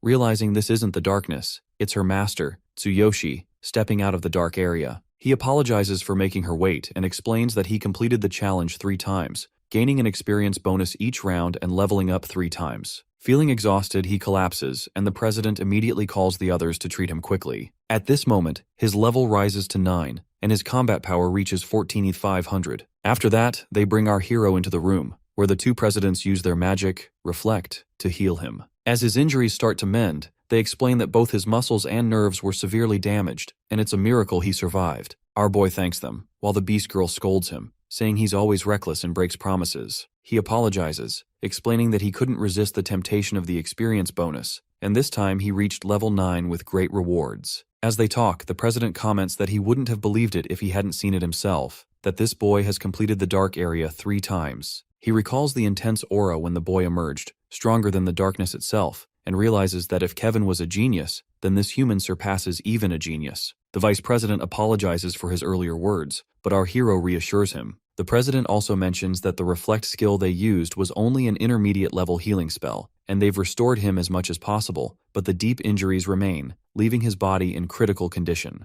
He also tells our boy that when he emerged, his body was covered in wounds, with internal bleeding and nerve damage everywhere. If they had delayed treatment even slightly, he would have died. He notes that it seems his body used some secret technique or magic, but warns him not to rely on it, as the lingering danger could hinder future leveling. Our hero feels surprised and realizes the sacrifice skill might be affecting his mind, as he briefly sees two strange eyes. When the Beast Girl asks about it, he brushes it off, saying he's just a little tired. The president then gives him a special medicine, instructing him to take it once a day and meditate afterward to absorb it more effectively. The vice president surprisingly asks if they really intend to give such medicine to a human. The president explains that it's Kevin's favorite medicine and will greatly help heal his body. He also suggests that it would be even better for the boy to meet the genius directly, as if he has the talent. The genius might take him as an apprentice and teach him even more advanced knowledge of medicine. He explains that the genius is one of the few people on the continent who has mastered the legendary law of ruin, which surprises the Beast Girl. She asks what number it is, to which our hero feels confused, and the vice president clarifies that in this world, the magic of heaven and earth is governed by certain laws, and using magic according to these laws grants immense power. It's called the forbidden spell of ruin. For shamans, mastering these laws is important for improving the potency and quality of the medicines they refine. However, the laws themselves are extremely violent, and some even seem to possess their own will. There are 12 laws in total, all hidden in unexplored regions,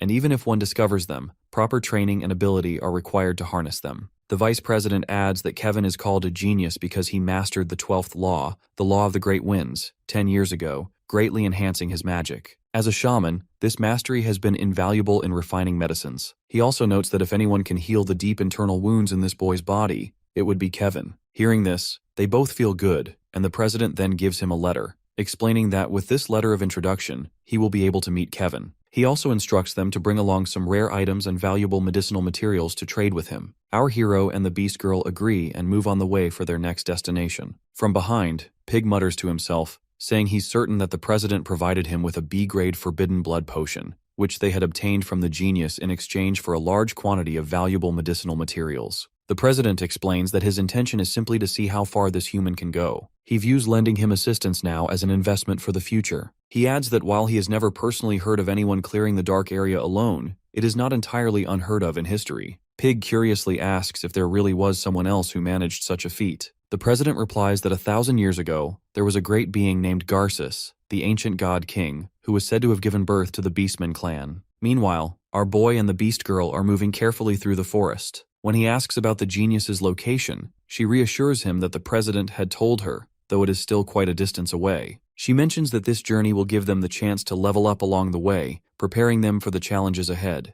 As they move through the bushes, the Beast Girl explains that this path is closer and fits well with their quest objectives, but to complete it, he will need to form a party. They arrive at a spot where many adventurers are gathered. She tells him that this is a popular quest point, though after a certain time, adventurers often leave or move on to other quests. Feeling confident, our boy steps forward to try forming a party and test his level 9 skills, while the Beast Girl stays back to wait for his return. At that moment, another adventurer calls out, searching for a warrior or tank of at least level 15 with combat power over 6,000. He already has some party members at level 15 but needs one more to complete the team. No one steps forward, knowing the quest is extremely dangerous. One adventurer from another race suggests choosing a different quest, since they've already lost 2 days, but the quest leader refuses. He reminds them of the valuable information he purchased at the tavern that this is a level 12 quest, and it is the only one where they can obtain the Blood Rose, which is worth 500 silver coins. Actually, the Blood Rose is a rare medicinal ingredient that greatly boosts recovery, which is why it commands such a high price. As everyone is getting worried that no one is joining them, our hero raises his hand and announces that he is a warrior. He admits his level is slightly lower but expresses confidence in his abilities. The other adventurers get pleased to see him and say it's not a problem if he is at level 12, but when our boy reveals he is only level 9, the party leader grows angry. They notice that the quest entrance will close in just 10 minutes, and one of the members urges the leader to accept this boy, warning that missing this chance would waste another day. Hearing this, the leader agrees, warning our hero not to act alone inside, as the 4 others are strong and he is only there to fill the numbers. Our boy accepts and steps forward, excited to join a party for the first time. As they step into the quest area, they immediately notice that it's a level 16 quest. A forest rhino stands before them, also level 16 with 7,600 combat power. The adventurers get stunned as this quest is tougher than they expected. The party leader warns the informer that he'll deal with him if he steps outside, and they worry about what kind of boss awaits if the first enemy is already this strong. The 4 level 15 adventurers crouch, and the leader reassures them that if they work together, they can handle this difficult quest. He also reminds them that if any serious danger arises, they can use the return horn to safely retreat. As they talk, the leader suddenly remembers that the boy isn't with them. At that moment, a powerful lightning strike flashes before their eyes, and they are utterly shocked to see the level 9 boy has already defeated the forest rhino on his own. Doing this, our hero feels good as this challenge is easy for him compared to what he has faced in the dark area. After that, the group starts clearing the monsters in the area. They can't help but comment on how strong the level 9 warrior is, amazed that he's handling the quest almost entirely on his own. They notice he seems to know every monster's weak points and doesn't need any healing at all. One of the adventurers asks the boss if he knows who the boy is, since he has connections outside. The boss admits he isn't sure. He only recognizes the adventurers introduced by the information broker at the tavern and guesses the boy must be an elite from a major guild, though he looks vaguely familiar. Meanwhile, our hero thinks that the experience points here are generous compared to the original world, but still far below what he gained in the dark area. Even the level 16 monsters here are far weaker than level 11 creatures from the dark area. They don't even come close to the strength of the darkness monsters. Spotting another monster, his system notifies him that its weakness is fire, though it's covered in poisonous thorns. He thinks this quest is about collecting blood roses, which he can later give to Kevin as a souvenir. He slays the monster and warns the party that the quest boss will appear soon. The weaker monsters are multiplying, and their weakness is fire, so he instructs the magician to use fire spells against them. The captain steps forward to prepare his attack, but our boy also cautions everyone about the poisonous thorns that can cause serious injuries. The captain feels puzzled at how someone only at level 9 could know so much, as with that much knowledge and experience, this boy must be hiding his true strength. Still, he casts his fire magic and burns down the wave of monsters in an instant. After the fight, the group takes a short rest. The captain's 3 companions quietly talk among themselves,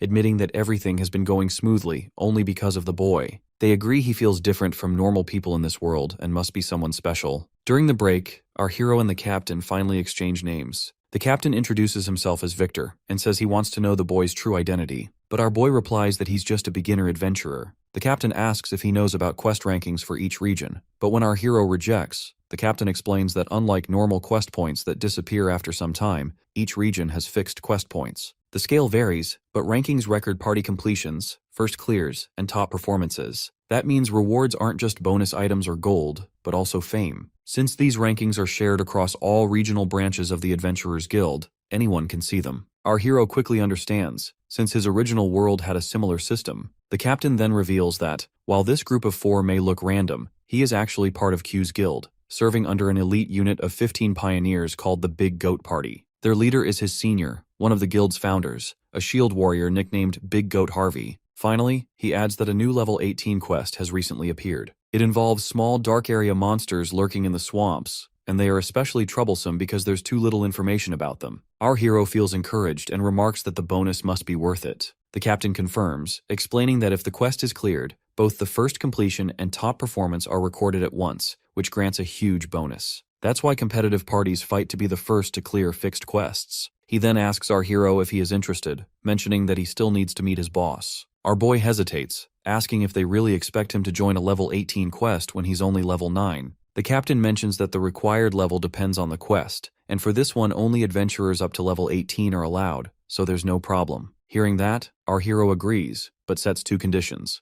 First, if they clear the quest, all the initial experience points go to him. Second, he gets to pick the bonus rewards first, while the others take the rest. The captain gets surprised and admits that even if he personally agrees, his boss and the other members might not, to which our hero says they can settle that later as right now, the quest comes first. Then, turning to the group, he tells everyone to get back to work since they've rested long enough. After some time, they step out of the portal with smiles, relieved that the quest is finally cleared. The others mention how effective the captain's fire magic was, adding that without Tsuyoshi's help, they wouldn't have managed to finish it on their own. Our hero also feels satisfied, having received his share of the blood roses. The captain then tells the group he will distribute the bonus later, and everyone agrees. Afterward, the captain asks our boy if he has time to meet his boss, Harvey, but our hero replies that he needs to inform his comrade first. He goes to the beast girl, who gently wipes the dirt from his face while listening to him explain everything. She feels reassured and tells him that she will head to the nearby town to gather information and return with a report. Our boy agrees, saying this will be useful, and adds that if they don't run into each other, they should meet at the local Adventurers Guild. Before he leaves, she hands him some potions and enough money to last 3 days. As he walks away, the beast girl thinks that this situation is perfect for her, as she still needs to investigate more about the so-called genius, Kevin.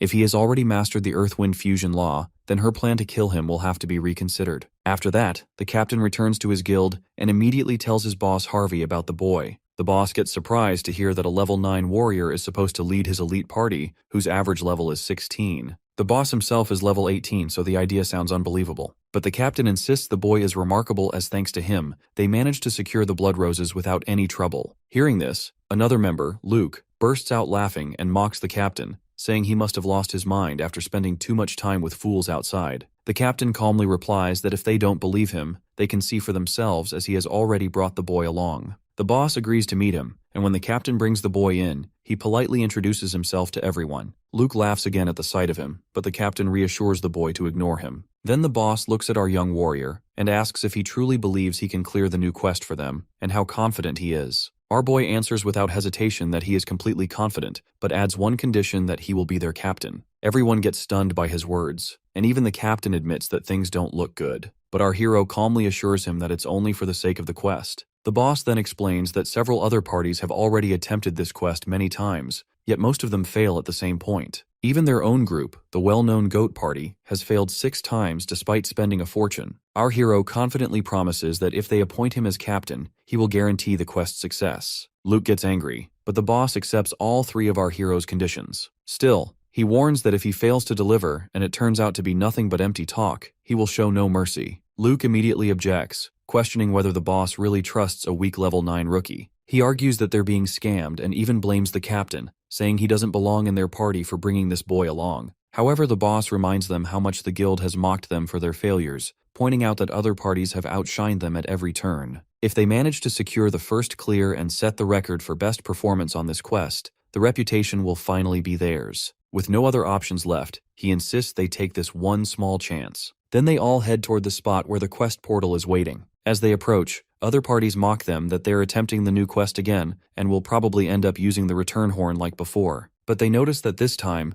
the person leading them isn't Harvey, it's a new boy. One guy laughs, saying they've even gone as far as changing their leader. The captain then explains to the new leader that this man is the captain of the rival party and has always looked down on them. Understanding the situation, our boy pushes the rival captain aside and steps forward, which instantly angers him. Without hesitation, he accepts the quest and commands his team to get ready as they're going in now. He recalls the captain's words about this quest involving an unknown type of darkness monster lurking in the swamp, creatures said to be extremely troublesome. But with the power of the Divine Eye skill, he feels there's nothing to fear. As they move inside, the boss asks him about the plan, but our boy calmly replies that he first wants to make sure all the experience points will belong to him. The boss confirms, assuring him that the party's honor matters more to them, so he can take it all. Still, he warns him not to disappoint them, reminding him that being made captain carries a heavy responsibility. When our hero checks the system and notices that all the experience will go to him, he feels motivated and prepares to continue the task. He recalls what the captain mentioned about hard mode and realizes now is the time to activate it. In hard mode, all rewards, including experience points, are tripled, which excites him. The moment he activates it, the surroundings shift dramatically, leaving everyone else stunned. The boss instantly recognizes that hard mode has been triggered, while the captain asks our hero if he activated it by mistake. Luke calls him an idiot, and claims that he must be trying to get them all killed, since this mode is far more dangerous than the normal one. He also reveals that he was waiting for this kind of reckless move. Pulling out a return horn, he explains that he is already prepared for this and plans to escape.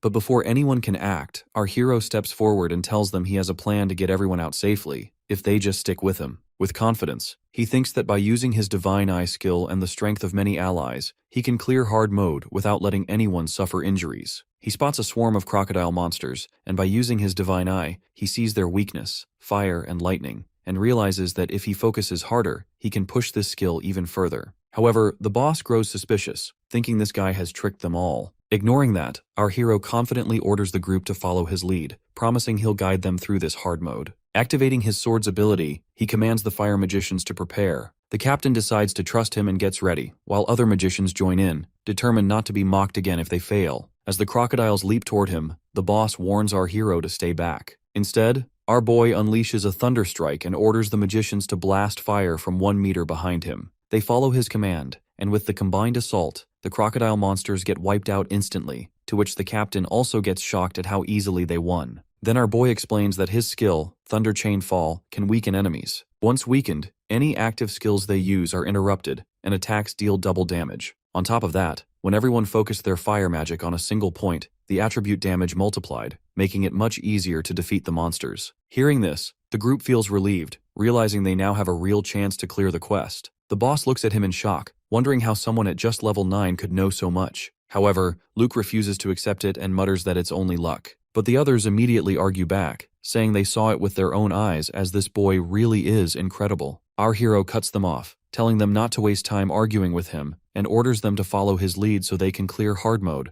to which everyone, even the boss, agrees and follows his instructions. After 30 minutes, the group reaches the swamp and hides in the bushes. The captain asks what they should do next, while Luke points out that the monsters here are darkness types. He doubts where the boy gets his information and warns that if they fail here because of him, the big goat party won't forgive it. The captain says that thanks to the boy's knowledge and analysis, they've barely taken any damage so far. As the two argue, the boss cuts them off and tells everyone to stay quiet as the boy is focused. At that moment, our hero finishes his analysis and realizes the swamp cannot be bypassed. The only way forward is through it. The system recommends that one person act as bait to distract the monsters while the rest of the party moves ahead. After checking the route, he memorizes it in his mind. The system then alerts him that 15 darkness monsters are lurking along the path. To draw them away, he must use ultimate physique on his legs and let the others advance. It also explains that the swamp's high conductivity boosts Thunder Chain Fall, making it perfect to attract the monsters, and during combat, he must stick to the analysis and aim for their weak points. Then our hero tells everyone that just as the Vice Captain Luke mentioned, this is a joint effort for mutual benefit, and he is only serving as a temporary leader. If anyone feels frustrated with him, they are free to leave. But since he is the leader for now, they must follow his orders. When the Vice Captain tries to speak, the boss cuts him off and tells him to stay quiet. Our hero then reflects on his past, thinking how his spirit would have been crushed if someone had treated him with such open hostility back then. No matter the world, there are always people who bully the weak or see others as threats. He remembers how he and his sister used to be victims of that kind of behavior, and how the only real solution is to become stronger. But now he is no longer the same boy. With that resolve, he tells the group that they must cross the swamp to reach the next area, to which the boss agrees and explains that he once managed to get halfway through and even saw the entrance leading to the next path. He warns everyone that they need to move carefully through the swamp since monsters attack without warning, and if things go wrong, they'll have to use the return horn. But our hero assures them that he'll stay behind to lure the monsters while the boss leads the others to the next area, and also promises that he'll catch up later. Everyone gets shocked by his decision, calling it reckless. Luke even bursts out laughing, saying he expected some kind of brilliant strategy, but this is just pathetic. Ignoring him, our hero hands a map to the captain and orders him to memorize the safe route so no one steps into danger. The captain gets stunned that this boy even knows the layout of this area. Our hero explains that luring the monsters is only the first step. He intends to defeat every single one of them himself. With that, he steps forward and tells the group to wait for his signal. The moment he enters the swamp, he realizes the terrain is perfectly suited for lightning-based attacks. From behind, Luke asks the boss if he really trusts the boy,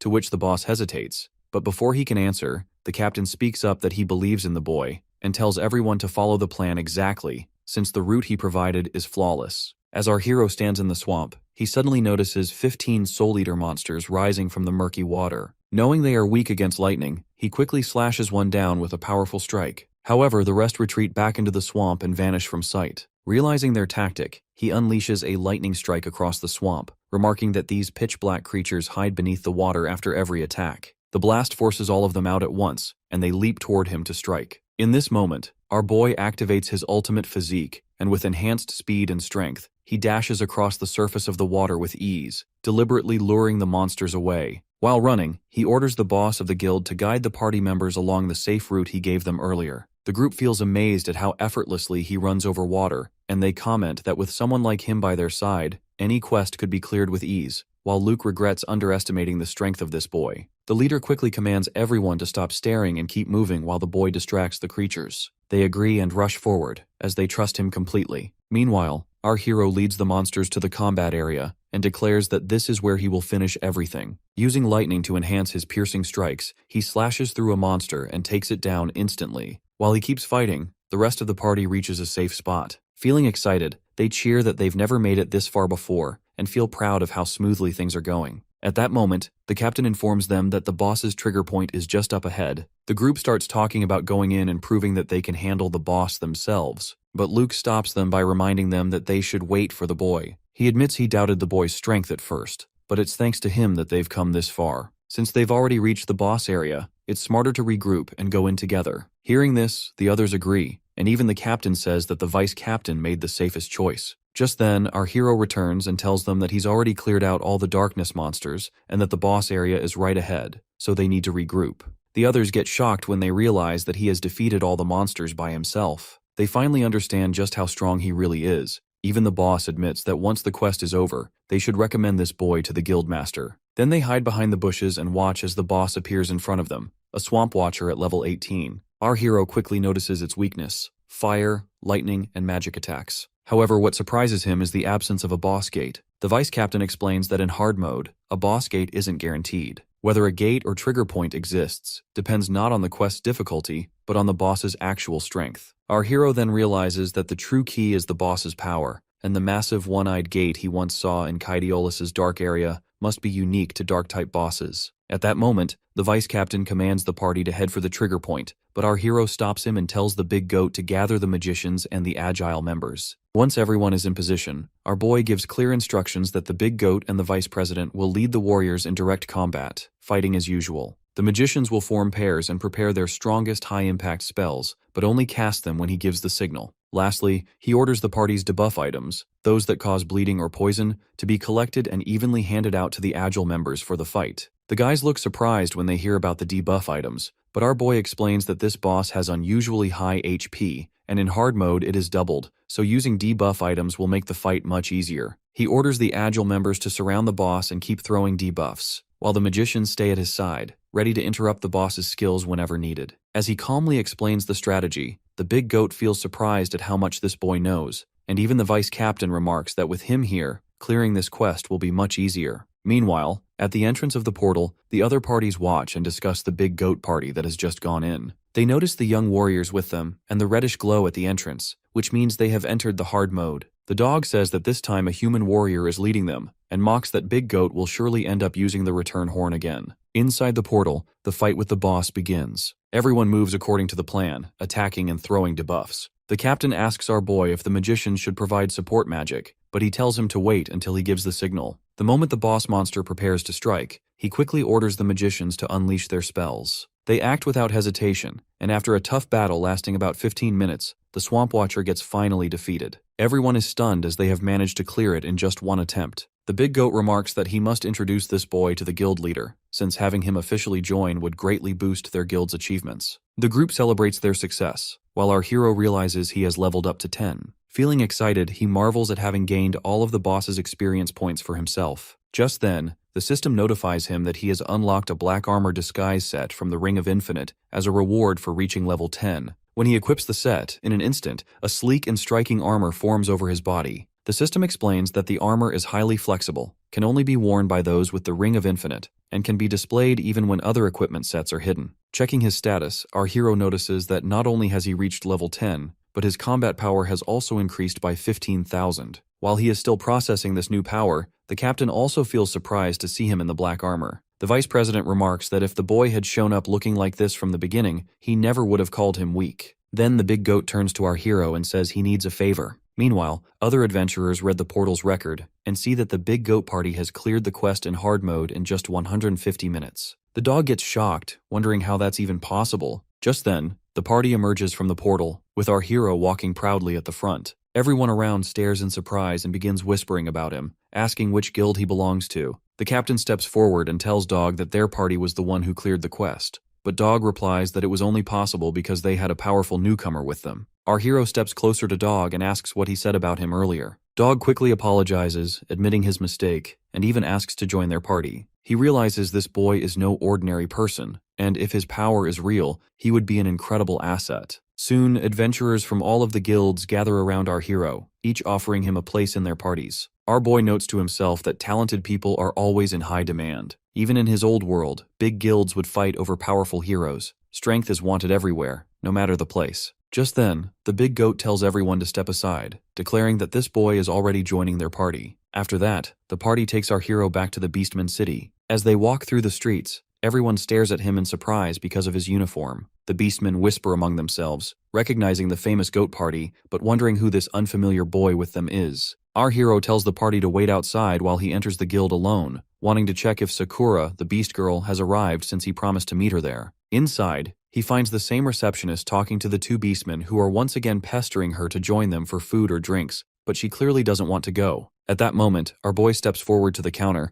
and when the two beastmen glare at him, they realize he's the same human they met before. The receptionist also notices and remarks that he has changed quite a bit. The beastmen mock him, asking where he stole that uniform, but our hero ignores their insults and calmly asks the receptionist if the beast girl has come by. She replies that she hasn't seen her today, and aside from these two loud troublemakers, no one else has stayed around. The two beastmen get angry at the receptionist, but before they can cause more trouble, our hero grabs one of their hands using ultimate physique, to which the beastman feels pain. Both of them get angry at him, warning that the guild has guards and demanding he step outside to fight. Our boy apologizes to the receptionist for the disturbance and heads out. She quickly warns him not to go, saying they'll beat him if he leaves, but he calmly assures her that he'll be fine. Outside, the big goat sees the commotion and asks about the problem, calling our hero the captain. Our boy explains that the two beastmen started the fight first. Hearing this, the whole party gets ready to fight alongside him, to which the beastmen get scared and run away. Our hero then tells his team that since his companion isn't here, they should head to Q's guild instead. He also asks them not to call him captain now that the quest is over. When they arrive at Q's guild, the big goat reports everything to the guildmaster, a level 24 beast man. The guildmaster congratulates them on their victory, but finds it unusual that they want a human warrior to join future quests. The big goat says this boy has remarkable talent, and that thanks to him, they managed to complete the new quest. That's why he wants to invite him into their guild. But a level 23 beastman named Redum interrupts, pointing out that the big goat's entire party is human, while their guildmaster is a beastman. He argues that it makes no sense for a beastman guild to be led by a human, and even accuses the boy of possibly being a spy from another guild. Our hero feels bad about the accusation, and the vice president quickly agrees with Redum, saying his opinions are always sharp. This angers the captain, who snaps that if not for the big goat's kindness, they would have left the guild a long time ago. The big goat insists again that they can vouch for the boy, praising his keen observation and analytical skills. But Redum comments they don't need another leader in their party, especially not a human. He adds that since the big goat's party is made up of humans, of course they would understand each other. Hearing this, the big goat feels angry and argues that his party has worked hard to earn great results for the guild. Still, the beastman counters that if other guilds discover they accepted a human as their leader, they'll be mocked, and the guild's reputation could collapse. The big goat asks the guildmaster for his opinion, and the guildmaster agrees with Redum's suggestion, saying they should send this human off with proper hospitality. Hearing that, the big goat looks disappointed and our hero steps in, saying he only came here because of the big goat, but if that's how things are, he'll leave. He reassures the big goat, telling him it was fun fighting together, and adds that they'll meet again if possible. As he walks away, the big goat mutters that they just lost a huge opportunity since this boy could have changed the guild's future. Then he leaves with his entire team as well. Outside, our hero feels unsure whether he should focus on leveling up or start looking for the beast girl. At that moment, Dog, the beastman who mocked him earlier, approaches. This time, he politely asks for help, explaining that their guild accepted a difficult request, and the president told him to find someone strong. He promises that their guild will welcome him gently, with rewards and conditions entirely up to him. Feeling encouraged, our hero asks what kind of request it is, and Dog explains that it's a mission to rescue the kidnapped daughter of a wealthy merchant. Our boy asks if the guild really accepts requests like this, to which Dog explains that a guild needs more than just honor and income. Requests are also a big part of their revenue. He adds that the Adventurers Guild usually competes with them for high-paying jobs, and while their own Pace Guild is well known in this city, they barely manage to secure this one. Hearing this, our boy realizes that if it's a matter of competition, the reward must be huge. He recalls how the farm request with the Beast Girl already paid 3 gold coins. However, Dog says it's not that simple as the one kidnapped is the daughter of a very wealthy and well-known family in the city. The reward is about 100 times higher than a normal urgent request, a staggering 500 gold coins. When Dog mentions he'll give half to him, our boy gets stunned, thinking the Beast Girl will be thrilled to see so much money. After some time, they arrive at the Pace Guild's entrance. Inside, the wealthy merchant named Wenton is scolding the guild members, as it's already the 3rd day since the kidnapping, and tomorrow is the final deadline for the kidnapper's demands, yet they still haven't found his daughter. He clearly states that if they fail again, they'll have to pay 10 times the reward as compensation. Hearing this, the guildmaster Pace and the vice president Hugh get surprised. They admit the demand is too high but promise they'll find his daughter tomorrow, and then suddenly Dog arrives with our hero. Our boy asks Dog if the guild hasn't sent a rescue team yet, to which Dog explains that they did, but the target's location is deep in the mountains, making it difficult to move without drawing attention. At first, they sent a team of 15 with an average level of 20, even including the Vice Guildmaster. They were confident, but they never even made it to the enemy's base, let alone the rescue. He continues that the team was caught in countless traps in unfamiliar terrain. The enemy group has around 20 members with an average level of 19, and their leader is a level 25 berserker. The guild sent out 3 more rescue teams with anyone who could fight, but every attempt ended in complete failure. After hearing this, our boy remarks that since the first attempt failed, the enemy is likely waiting for them fully prepared, to which Dog admits that they realized this too late. They stopped trying to force their way in, but too much time had already been wasted.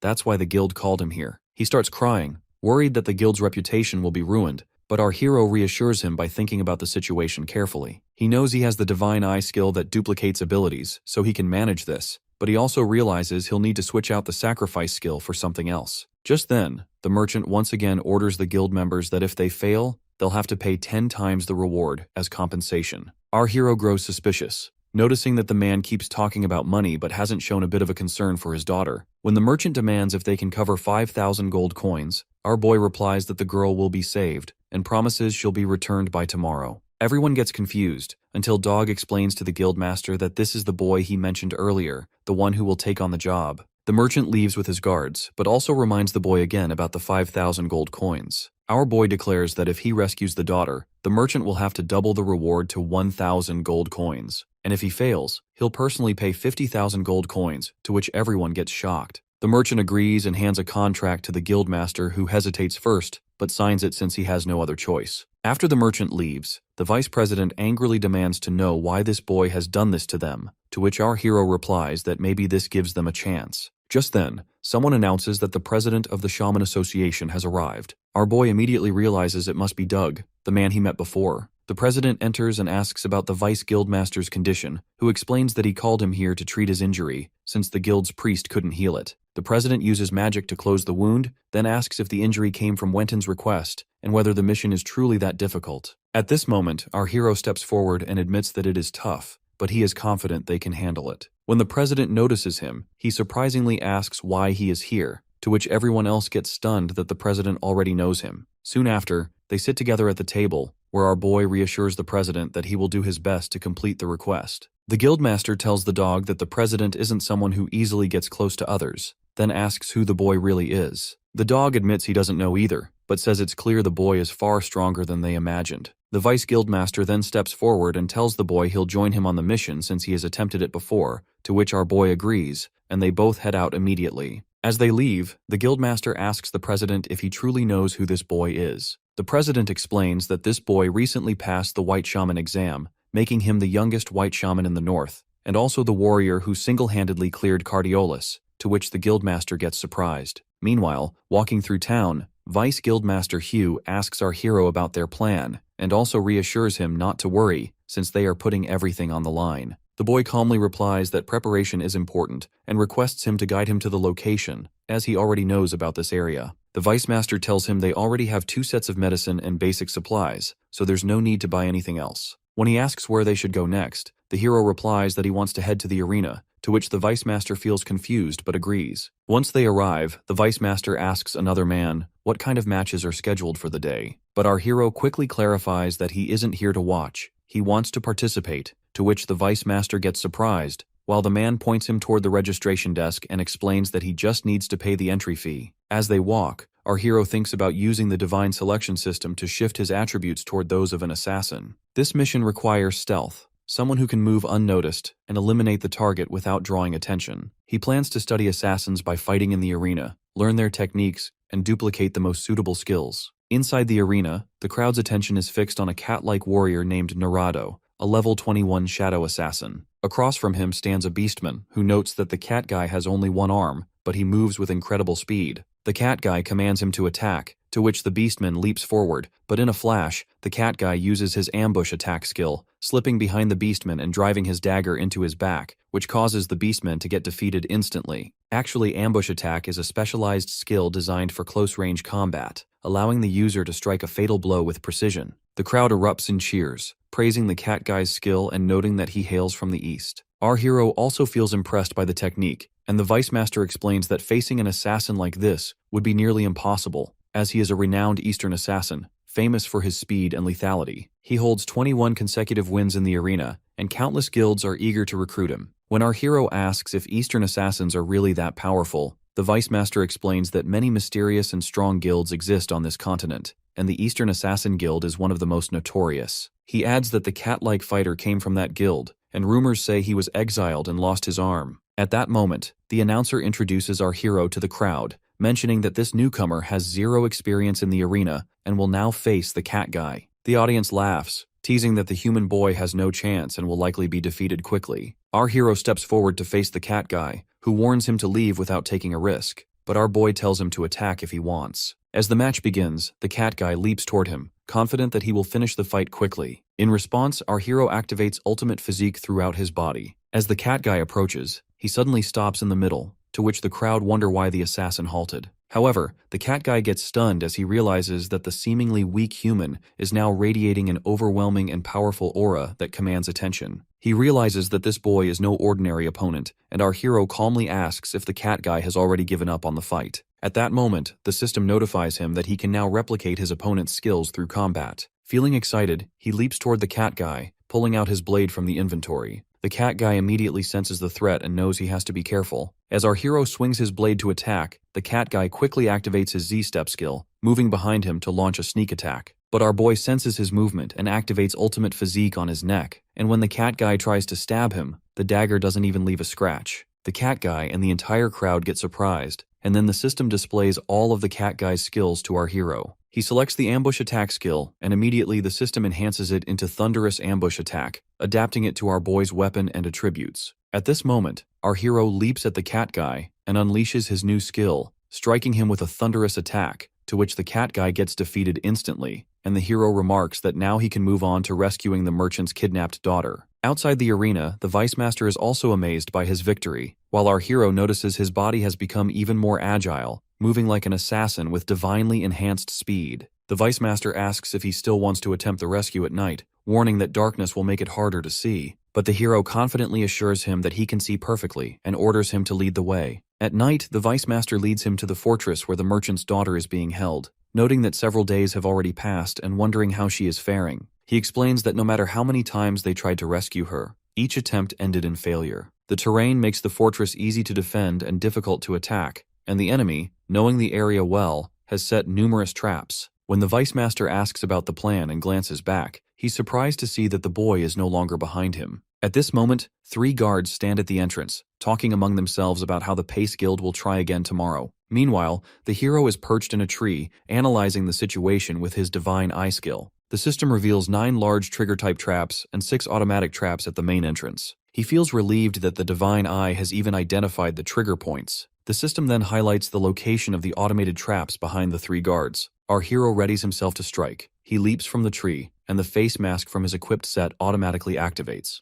With swift movements, he easily navigates through the large trigger traps and realizes his next task is to take down the 3 guards one by one. He whistles to draw their attention, to which one of the guards steps forward, convinced it's just an animal making the noise, and tells the others he'll deal with it. As he searches the area, our hero seizes the chance. He pulls out the knife given to him by the Vice Master and drives it into the guard's heart using the power of his ultimate physique, to which the guard collapses instantly. Our hero then moves ahead, carefully using a rope to bypass another trap. When the other 2 guards notice their companion hasn't returned, one prepares to check, but his senior warns him to hurry, reminding him that if the boss finds them wandering too close to the traps, he'll be furious. At that moment, the senior suddenly realizes the second guard has vanished from sight. Actually, our hero has already taken him out. Before the last guard can trigger the manual traps, our boy bursts forward with his thunderous ambush attack, striking him down in an instant as well. With all 3 guards down, the entrance is now clear. Watching from behind, the Vice Master gets astonished that this human boy has managed to handle everything effortlessly. The hero then guides him on a safe path through the traps, and the Vice Master follows carefully, reaching him without incident. When he spots the manual triggers for the traps, he angrily wants to destroy them all, but our hero stops him, knowing they will be useful later. Together,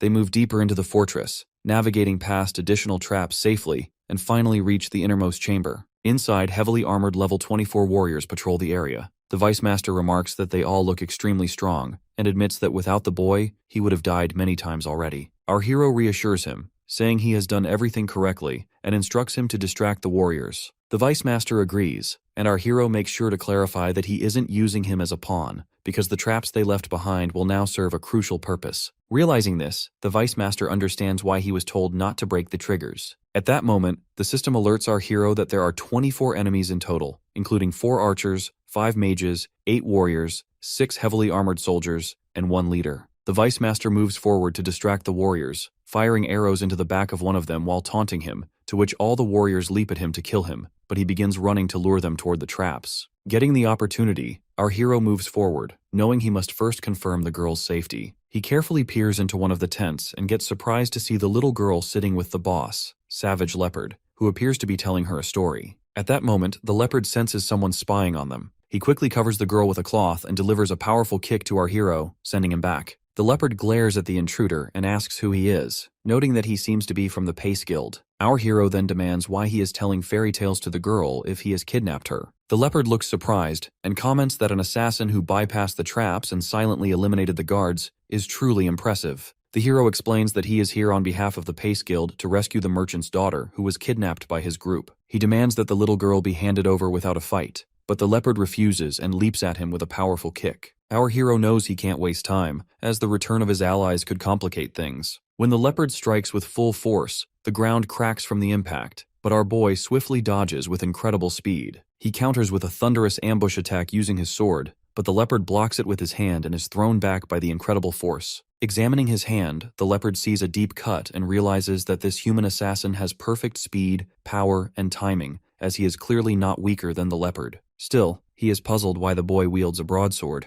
Our hero activates ultimate physique in his arms, and just as they leap at each other again, the little girl emerges from the tent, asking the leopard what he is doing, to which the leopard freezes instantly. Our boy feels puzzled, noticing how gentle the leopard is with the girl, as if she is very important to him. The girl checks the leopard's hand, but he reassures her that he accidentally cut himself. She then scolds our hero, telling him not to bully her uncle because he is a good person. The boy calmly explains that he is only here to rescue her and is not a bad guy. Seeing her, he feels a familiar connection, like the care he has for his own sister. However, the girl insists that she doesn't want to be rescued and wants to stay where she is. Feeling confused, the hero asks the leopard about the matter, and the leopard tells him to come inside first, as he wants to put her to bed. Once she falls asleep, the hero comments that she is clearly attached to the leopard, and this is more than a simple kidnapping. The leopard then explains that he works for the merchant, to which our hero gets surprised and asks if that's the case, why he has kidnapped his daughter. The leopard replies that it's a scheme to extort large sums of compensation from other guilds. They were secretly hired by the merchant as low-level thugs to carry out this plan.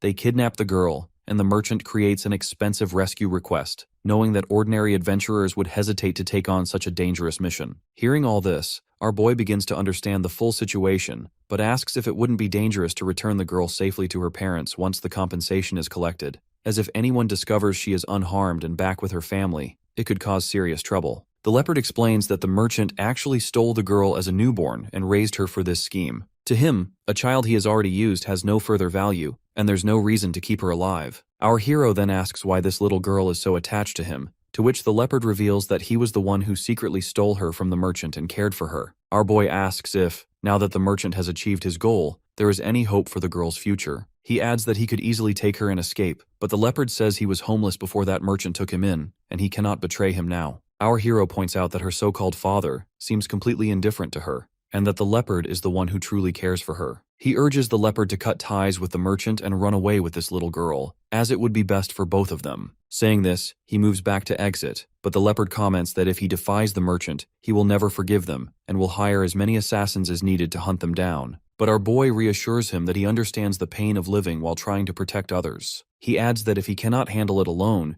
he will step in by himself and ensure the merchant cannot harm either of them. Afterward, our hero returns to the Vice Master, who gets happy to see him and tells him that he has been running in circles the whole time and even managed to trap the enemy warriors in their own traps. When he notices the little girl is not with our hero, he worries and asks if the mission has failed. But our boy assures him that the mission succeeded and the girl is safely returned. He instructs the Vice Master to go back to the guild and report their success, explaining that he will join them later after collecting the reward from the merchant. Hearing this, the Vice Master gets amazed and quickly rushes to the guild to report their success. Meanwhile, at his own palace, the merchant is counting his gold coins, muttering that his profits have been declining and he needs to step up his kidnapping schemes. Suddenly, someone warns him that he won't get that chance. Turning around, he sees our hero is standing there, to which he calls for his men to intervene. But our boy calmly says it's useless, as while he was busy counting his coins, he has already taken care of all his underlings. The merchant gets shocked to realize all his bodyguards have been killed, and our hero calmly explains that the mansion had been too peaceful for so long,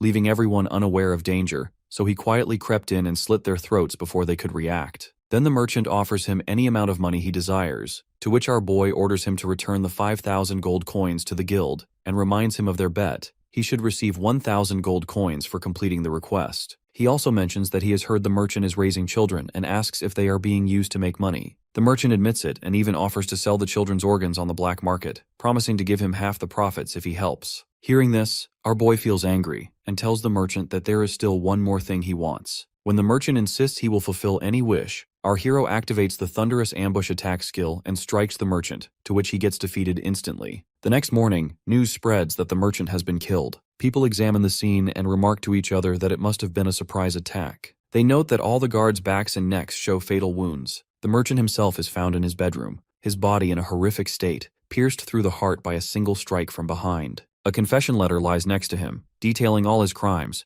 including fake kidnappings and other illegal activities, suggesting his death isn't unexpected. Observers conclude that whoever carried out the attack forced him to write the letter before killing him, exposing all his wrongdoing. At this moment, the cat guy Naruto is also present and feels puzzled by the single strike that pierced the merchant's heart from behind. He notices that all the fatal wounds bear the distinct mark of an ambush, a specialized skill of the Assassin's Guild he once belonged to. Yet, upon investigation, the merchant wasn't targeted by the guild. Confused about who could have done this, he suddenly remembers the human boy from the arena who is the only one he has ever seen use the same ambush skill. Thinking this through, he realizes that if he reports the incident to the branch Assassin's Guild leader, it might help him regain favor with the guild, so he quickly moves towards the guild. Meanwhile, our hero arrives at the Pace Guild and hands over the 5,000 gold coins, to which the guildmaster gets surprised and remarks that he just heard the merchant was assassinated, and it happened right after this boy left. He adds that if they hadn't received the gold, they wouldn't have gotten their reward. Our hero assures them the request is complete and mentions that he has leveled up. He reflects that after dealing with the merchant and his associates, the system even awarded him a bonus. He realizes that defeating enemies yields more experience points and accelerates leveling. At this moment, he reaches level 11 with 15,500 combat power. The guildmaster congratulates him, saying he has protected the guild's honor and that the 5,000 gold coins will be split equally between him and the guild. But our hero gently declines most of it, saying he doesn't need 2,500 gold coins. Since he was originally supposed to receive only 250, he decides to donate the rest to homeless children or struggling families. Hearing this, everyone gets surprised.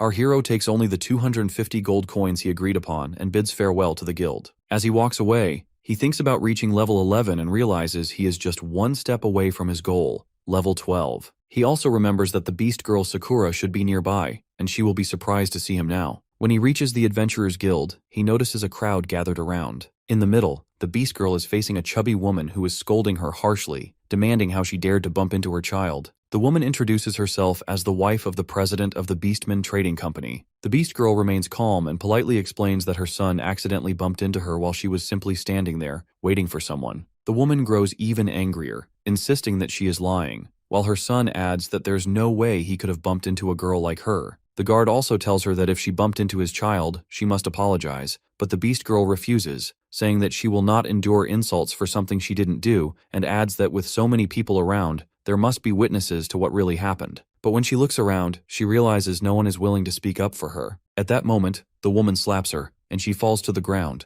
yet she firmly declares that she will never apologize for a wrongdoing she didn't commit. Feeling angry, as she is going to pull out her sword, she reminds herself to endure the situation to avoid ruining her master's plan. Suddenly, our hero jumps in, delivering a powerful slap to the chubby woman, to which her son gets shocked, but our hero also pushes him aside. By looking at them angrily, he asks how they dare lay a hand on Sakura, warning that no matter who they are, they will face the consequences. Meanwhile, the cat guy arrives at the Assassin's Guild, feeling that even in daylight, the place is as dark and cold as ever. Suddenly, two human assassins, the guild's leaders, one level 30 and the other level 27, stop him by putting a knife to his neck. The cat guy quickly explains that he used to belong to the guild and has come to share critical information. One of the humans points out that he is no longer part of the guild, while the other mocks him, saying this is the assassin who embezzled a target's money, got caught, lost an arm, and was expelled. The cat guy ignores him and states that he has discovered a warrior in the city who has stolen a skill from the Assassin's Guild, which is why he came here. The humans get focused and demand all the details, to which the cat guy explains that he fought this warrior alone and wants to relay the information. He adds that if his intel proves accurate and he helps eliminate the skill thief, he hopes for a chance to return to the guild. One of the humans responds that his proposal is reasonable and assures him that if the information checks out, they will forward his request to the higher-ups. Meanwhile, the Beast Girl is completely shocked to see our hero in this gear. The guard warns him that he just struck the wife and child of the trading company president, and he won't get away with it. The chubby woman adds that she will kill both of them and orders the guards to gather troops and arrest them immediately, or her husband will cut off funding to the city. The guard agrees, but our hero calmly responds that the woman started the fight and he only defended himself. The woman refuses, insisting she never hit this filthy half-beast girl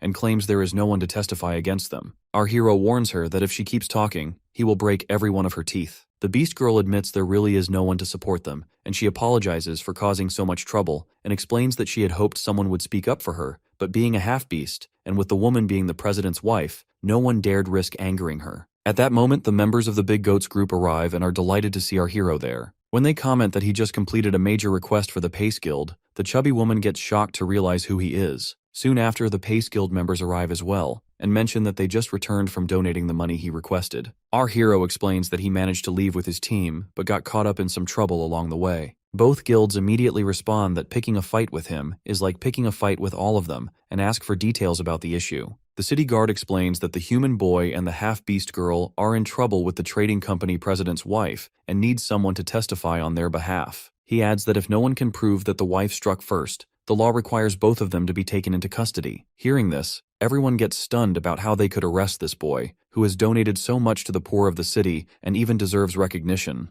They all agree to testify for him, including the guild's receptionist girl. She states that she saw the chubby woman strike first, and emphasizes that this beast girl is a gold badge-ranked adventurer and completely innocent. Seeing this, the others also testify that the chubby woman struck the beast girl first. The guard tells the woman she must be arrested, but our hero steps in and says she must first apologize to his companion. Everyone orders her to comply, and the chubby woman apologizes to the beast girl for causing trouble, and then the guard leads her away. Our boy thanks the guild members for their help, and they assure him that if he ever runs into trouble in Northern, he only needs to mention it. Then he and the beast girl leave the town together happily. Along the way, she comments that he looks so different, as she almost didn't recognize him. He explains that he got some special equipment that slightly changed his appearance, and that the clothes she made for him were torn during a quest. She notes that he seems more mature now, and by noticing the aura around him, asks if he has leveled up. He confirms, explaining that he helped resolve a dispute between a party and a guild, the same people he had met earlier, and shows her a small bag, mentioning that he leveled up and earned an extra 250 gold coins. Hearing this, she gets amazed and remarks that he could buy some excellent gear at an auction with that amount. He adds that he had planned to get her some new equipment, but now they'll have to check the auction in the next town. She mentions that the next town has a medium-sized auction hall and that the genius shaman Kevin lives there. At that moment, our hero remembers he needs to meet the genius. After the recent battles, he feels a stagnant sensation in his blood, like a stone buried inside him. Realizing it is a side effect of the sacrifice skill, he knows he needs the genius's healing.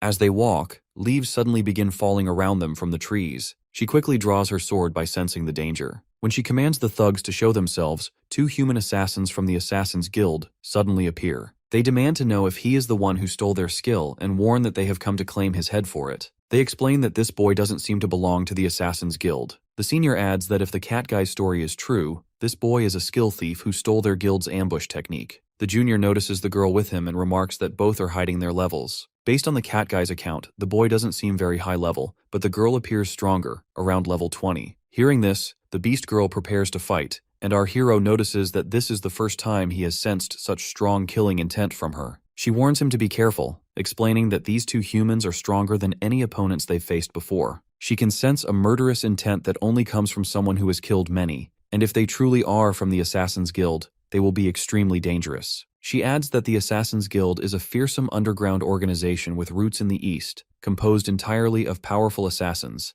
and they are famous for taking the heads or body parts of their targets as trophies. Hearing this, our hero recalls the cat guy warrior who said he was expelled from the guild, but feels confused, as he has no connection to any such organization. Then it hits him that these assassins are calling him a skill thief. The ambush attack skill he copied must be unique to the Assassin's Guild, which is why they are targeting him. At this moment, the senior assassin tells the junior that he'll take the boy, while the junior can handle the half-beast girl, but warns him to be careful since she seems skilled. Both activate their first skill, combo skill, Absolute Darkness. The girl warns our hero that this is a unique guild skill and urges him to stay close so they don't get separated. However, our hero suggests splitting up, reasoning that fighting one-on-one will be more effective. The assassins leap forward to attack where the senior assassin moves behind our hero, aiming for a true ambush attack, but our hero easily blocks the dagger and comments that the assassin will need to level up more to defeat him, to which the assassin gets shocked and our hero pushes him away with his blade. When the assassin asks about his level, our hero calmly says he's level 11.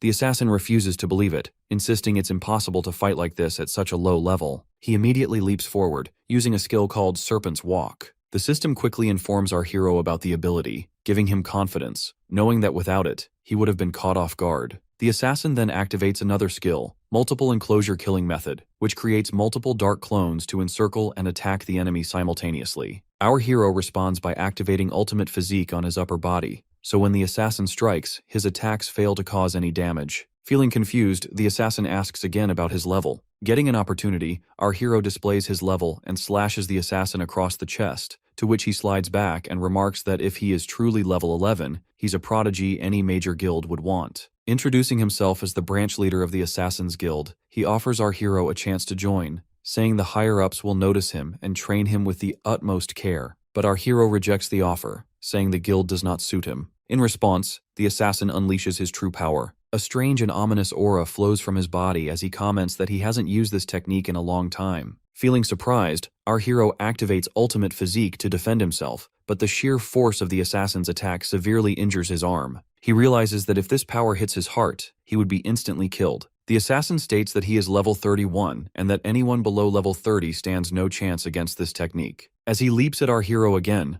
our boy understands that ordinary weapons and Ultimate Physique won't be enough. Thinking fast, he pulls the Divine King's hammer from his inventory, to which the assassin surprises, noticing the strange aura surrounding the weapon, while our hero taunts him, asking if he can block it now. He rises into the air, lightning crackling around him, and he knows that to defeat an opponent of this caliber, he must seize the perfect moment to deliver a decisive strike. The assassin mocks him, saying a mere level 11 warrior dares to challenge him, and lunges with his deadliest skill. Our hero is fully prepared, ready to unleash the 1-second power of the Divine King's hammer. Watching from a distance, the Beast Girl, who has already defeated the other assassin, comments that her master is using that power again, signaling that the outcome of the battle is already decided. Our hero strikes with immense force, slamming the assassin into the ground. The assassin gets stunned, realizing there's no way this boy could truly be level 11. Before dying, he summons a spirit with 2 fingers, warning that if he kills him, he will also become a target of the Assassin's Guild. Meanwhile, our hero lands as the Divine King's hammer's power fades. He feels the weapon's energy was stronger than before, but his body is completely exhausted. At that moment, the Beast Girl scoops him up in her arms, tends to his wounds and comments that taking down a one-eyed assassin in a single strike was far too much for anyone to handle. She gives him a potion and tells him the attack he used was incredibly powerful, but orders him not to rely on it too often, warning that it could cause trouble if she isn't around to support him. He explains that the opponent was exceptionally strong, which is why he had to use that power. The girl agrees, noting that the man was likely a high-ranking member of the Assassin's Guild, and says that finishing the fight quickly was a wise decision. As they talk, he realizes how long it has been since he arrived in this world. He is nearing level 12 and starts thinking that it might be time to return to his own world soon. He reflects that he needs to handle everything quickly for his sister's sake, and remembers the last time he confronted the Bully Girl's group to deal with those who had tormented his sister. He recalls that the Bully Girl's boyfriend's father is the underboss of the Blue Snake Gang, which makes the situation potentially dangerous. While he is thinking this, the Beast Girl hands him some high-grade potions that the assassins had been carrying. When he examines them, the system identifies them as A-grade experience potions, and he realizes that with these potions, he might even reach level 12 before they arrive at the genius Kevin's town. He decides that he will return to his own world once he reaches level 12, eager to see his sister Karina. Fully recovered, he and the Beast Girl continue their journey. Along the way, they face a horde of minor monsters and even run into a field boss. They also encounter a party struggling to complete a quest, so our hero joins them and almost single-handedly finishes it, leveling up to 12 with a combat power of 16,000. After completing the quest, they reach the town where the genius lives. The Beast Girl suggests they rest for the night. At the inn, the innkeeper informs them that only a premium room is available. When they ask for 2 rooms, he apologizes and explains that only 1 room remains, asking if they are adventurers heading to the refining tournament hosted by the genius Incarnio. Our hero curiously asks what the refining tournament is, to which the innkeeper looks surprised, asking if they are truly adventurers who haven't heard of it, as the tournament is well known and has been held many times. The Beast Girl then explains that it is a large-scale alchemical refining event hosted by a renowned shaman, and mentions that the tournament features competitions, exhibitions, and the creation of many excellent potions, making it extremely popular among adventurers. She adds that she checked the schedule and they will arrive on the first day of the tournament, giving them time to explore or shop for any necessary potions. The innkeeper then asks if they want to take the room, to which our boy feels a bit embarrassed at the thought of sharing a room with the Beast Girl, but she tells him that if he's okay with it, she is too. Suddenly, another blue shaman, the fox named Vincent, arrives with his girlfriend and claims the room. The innkeeper immediately greets him and agrees to give him the room, to which our hero feels frustrated and asks the fox if there isn't some order to who gets rooms first. The fox asks if the boy knows who he is, clearly stating that the last premium room is his. The Beast Girl protests that they arrived first and deserve the room, but the innkeeper interrupts, explaining that the fox is one of Genius's disciples and it's better not to cause any trouble. Hearing this, our hero still refuses to back down and orders the innkeeper to show them the way to the room, insisting that it belongs to them. The fox laughs and warns that if they keep acting this way, they won't be welcome in Carnio. Without hesitation, our boy throws him hard to the floor, to which his girlfriend and the innkeeper get stunned. He strides toward the room, and the Beast Girl hesitates, asking if he's sure about this, since this fix is the genius's disciple. Our hero calmly replies that he treats people the way they treat him, as there's no reason to respect someone who disrespects him, even if they are the genius's disciple or not. Later, as they rest in the room and the Beast Girl falls asleep, our hero activates the power of the ring to return to his original world. When he teleports back, he finds himself lying on his bed and notices that his sister is still sleeping peacefully. He recalls the moments when she looked sad before, and when he sees her canes, he realizes that she has repaired them by herself. He realizes that she is incredibly strong and thinks that now he has become stronger too, and he will never let anyone bully her again. He vows that she will never have to suffer or feel unloved so miserably ever again. He adds that he will heal her legs properly and restore that joyful smile she once had. Then, he carefully stores the black armor disguise set into his inventory and notes that his gear from this world is still intact. He realizes that he needs to find opportunities to level it up, and now that he is back, he plans to tackle everything step by step.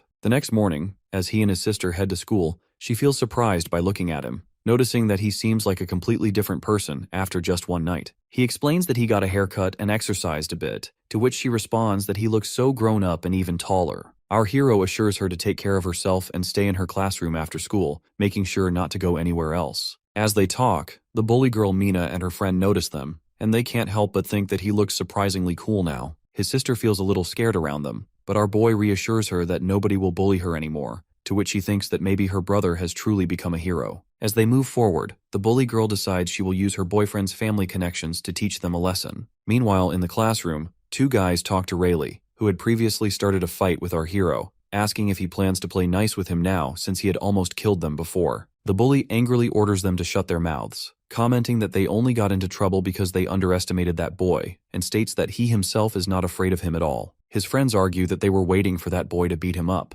but he ended up defeating them instead, to which the bully dismisses it as carelessness. While they're talking, they suddenly notice our hero entering the classroom, and everyone realizes how completely different he looks now. Shortly after, the teacher addresses the class, announcing that the Future Star Tournament is coming soon, and asking if anyone wants to participate. She explains that this year, the tournament is a joint event with several nearby schools, and their school encourages everyone to participate as it's a chance for both the students and the school to shine. However, Rayleigh says the Future Star Tournament is meant for hero class students, and it's pointless for regular students to enter. He adds that ordinary students compete every year, but none ever win as the top spots always go to hero class students, so it's just a waste of time and an embarrassment. The other students also agree, but the teacher comments that this year's prizes are incredible. Even teachers would want to participate. Since the event is hosted by the Hero School Association, famous hero guilds are watching, and the association leaders themselves will attend, and the winner will receive a prize of 10 million yen. Hearing this, the students get stunned, and our hero's mind immediately goes to his own situation. He recalls borrowing 600,000 yen at high interest from the Blue Snake Gang, and if he wins, he can pay off the debt and move his sister to a better apartment with an elevator. He also considers the school's Hero Association, realizing he doesn't know much about the hero system, but if they notice him, he could even gain additional support. He realizes that money here is more useful than the gold coins from the other world, and both he and his sister need it to live a better life. While everyone else argues that it's pointless for regular students to enter, our hero raises his hand to declare that he will participate in the tournament. Rayleigh laughs, saying this boy has gotten arrogant just because he beat them once, and the other students mock him, insisting that this is a hero class students tournament and he has no chance. The teacher asks if he's serious about entering, to which he confirms. When the bully mocks him again, our hero challenges him to a bet that if he loses, the bully can do whatever he wants, but if he wins, everyone must stop acting high and mighty toward him. The bully says the whole class will be witnesses, warning him to do his best as they watch him embarrass himself. The teacher then says she will submit his entry form and explains that there will be a pre-tournament test for all participants that afternoon, which everyone entering must take. Our hero agrees, and after class, he goes to his sister who wishes him luck on the test, and he tells her he might pick her up late tonight so she doesn't have to go home alone. As they talk, some of the other girls notice how much more handsome this boy looks compared to before, and decide to ask his sister later if her brother has a girlfriend. When his sister returns to class, all the girls gather around her and start chatting. The two bully girls feel jealous, and Mina whispers to her friend that she heard this girl's brother is entering the Future Star Tournament. She adds that she already told Billy, who replied that his dad knows hero class students from other schools, so they might use this tournament as a chance to teach the boy a lesson. Meanwhile, in the principal's office, the principal explains that the Future Star Tournament is very important. Officially, it promotes interschool relations, but in reality, it serves as a power assessment for the Hero Union and major guilds. He adds that the strength of their top students reflects the school's overall power and affects how much support and funding they receive. He emphasizes that placing at least one student in the top 5 will guarantee the school receives full backing. Then the vice headmaster explains that all hero class students are automatically entered, while participation for regular students is optional. As expected, almost no regular students have signed up, which pleases the principal. He instructs the vice headmaster to ensure thorough preparations for this afternoon's test, as a Hero Association representative will be attending. The vice headmaster assures him everything will be ready. However, when he mentions that a regular class student named Tsuyoshi has applied to join the tournament, the principal gets surprised. At the pre-competition test area, many Hero class students gather, and they talk among themselves about a regular class student participating this time. One girl asks if he really thinks he can compete with them, while a boy remarks that the student has no chance of passing anyway, calling the test just a simulation for semi-heroes. As they discuss, our hero arrives, and the teacher feels confused as to why a regular class student would even bother taking this test, considering it a waste of his time. On the second floor of the building, Suzuki, the chairman of the School Hero Association, arrives. The principal points out the hero class students and explains that the test will begin soon, hoping the students meet expectations. He tells the chairman that he is free to watch everything from here. He also instructs the vice headmaster to start the test. The vice headmaster sends a message to the teacher, who immediately begins the simulation, reminding the students of the test contents and instructing them to form their parties and enter the simulator. He shows them 3 machines and explains that these are basic-level simulators for D-class mock exams, simulating E and F grade caves. He instructs the students to form their parties according to their assigned order, and mentions that results will be displayed afterward, with a passing score set at 60 or above. Our hero tells the teacher that he didn't know they had to form parties.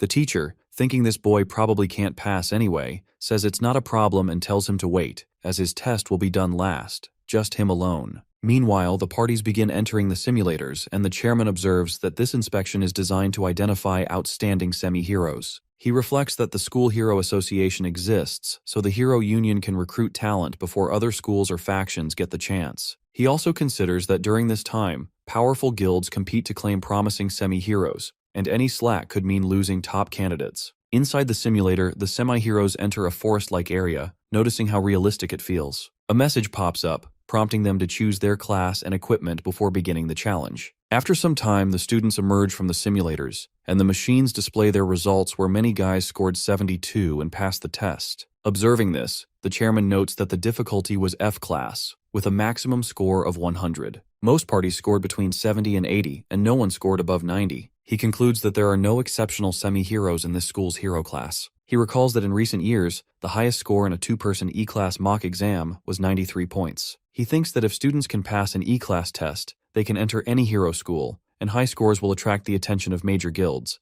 but true geniuses like that are extremely rare. He tells the principal that with just a bit of training, these students could have bright futures. When he asks if the test is over, the vice master mentions that one last student remains, the one from the regular class, to which the chairman gets surprised and insists they watch him carefully. At that moment, the teacher tells our hero to get ready, while the other students mock him, suggesting that the simulator's dark forces might scare him. Our hero steps into the machine and finds himself in the forest. The system prompts him to select his class and equipment, but he comments that he already has everything he needs, so he just begins. As he draws his sword, a group of level 1 rabbits leaps at him, but he slices through them effortlessly. He reminds himself that his sister is waiting, so he needs to finish quickly. Within 6 minutes, he defeats the level 3 rabbit boss. The system notifies him that his abilities far exceed this test, and that he must now attempt the D-class mock exam. A new portal opens in front of him, and he steps through, noting that with his current level, there is no real difference between the D-class and F-class exams. Meanwhile, the other students grow restless, commenting that he hasn't emerged yet as maybe he is scared of the monsters. The teacher is confused that 12 minutes have passed, while the chairman remarks that the principal should reward the boy for his bravery, given how much time he has taken inside. Finally, the machine signals the end of the test. Our hero emerges, and the machine announces that he has passed with a perfect score of 100 in just 12 minutes. Everyone gets shocked, and the chairman asks if this student might actually be from the hero class. The others protest, saying it must be a mistake as no ordinary student could clear 2 exams in just 12 minutes.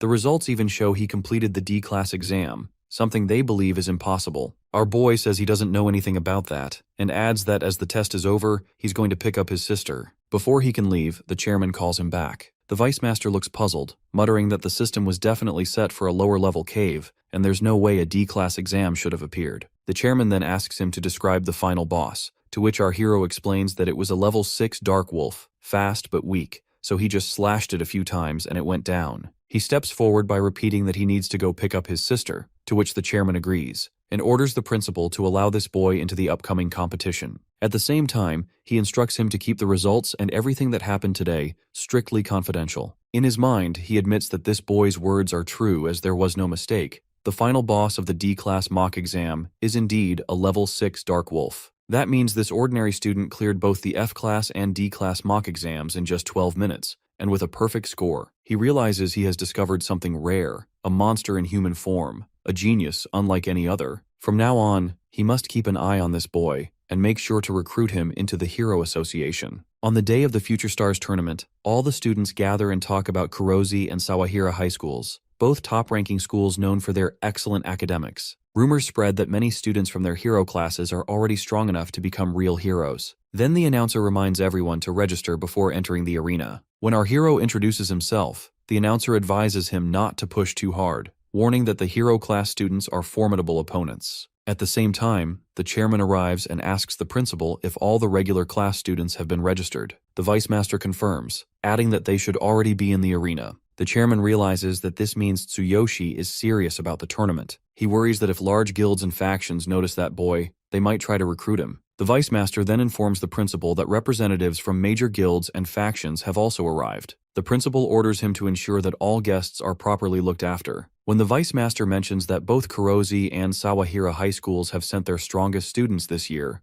the principal gets stunned and admits that while their school will do its best, it will be nearly impossible to win against such opponents. Then the announcer calls the students to the testing area, announcing that the practical ability test will begin soon. When the hero looks at the screen, he sees the rules. Participants must use minimal movement while maximizing their power. Each strike will be measured, showing a body score and a power score, both capped at 100. He quickly understands that the scores will reveal each student's true ability, and since machines handle the evaluation, cheating is impossible. The first student from Sawahira High steps up to the punching machine, where he has to strike the ball. Everyone watches closely, curious about his results. His punch earns him a 72 body score and a 74 power score, the highest they've seen so far, to which the crowd feels surprised. One after another, students from different schools take their turns, most earning solid results. But when it comes to Seishin Academy, our hero's school, the scores are far lower. Students from other schools start mocking them, sneering that Seishin even brought along a regular student just to fill the numbers. Many representatives are seated, closely watching the tests. They believe that Kurozu and Sawahira schools have the strongest heroes, so they plan to add them to the list, but they don't feel good about Seishin School. The principal feels disappointed, while the chairman grows curious about how well Tsuyoshi will score. The classmates of our hero and his sister are also watching. They mock him for not showing up yet, saying he must be too embarrassed. When the bully girl makes a harsh comment about him,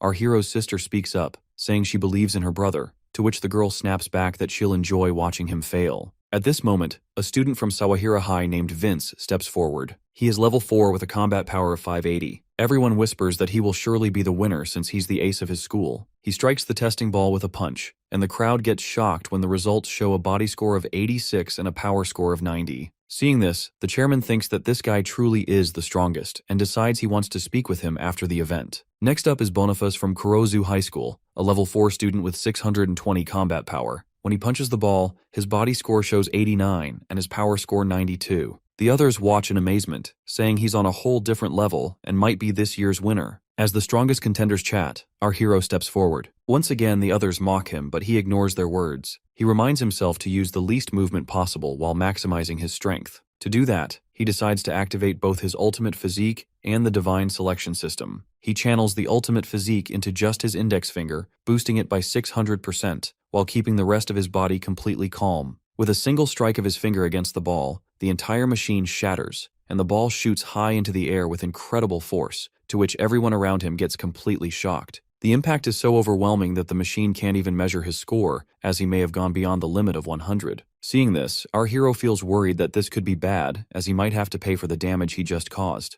Everyone looks confused, wondering if this boy really has such power. Some whisper that the machine must have malfunctioned, while others suggest he might have cheated. The guild representatives and students from other schools are also shocked, waiting to see what decision the school will make. The principal calls 2 men to check the machines, and meanwhile the chairman studies the boy's hands. At first, he suspects the boy may have boosted his strength with some tool, but there are no signs of equipment or traces of cheating. Instead, he notices the boy's hands are covered in scars and hardened with calluses, unusual for someone so young. When the chairman asks about them, the boy calmly explains that he has been working part-time jobs for nearly 10 years just to survive. This revelation surprises the chairman more than anything. Soon after, the 2 inspectors report that the machine is fine and nothing was tampered with. They restore the data, confirming that the impact measured a perfect score of 100 points. Hearing this, everyone gets stunned, and some still insist that a strength capable of breaking the machine can only be the result of cheating. The principal looks troubled, unsure of what to do next, but the chairman assures him that, on behalf of the School Hero Association, he recognizes the boy's results. He personally confirms there are no signs of cheating, and declares that the boy has scored a full 100 points in both categories. Hearing this, a student from Kurozu School suddenly realizes he has never paid much attention to this boy,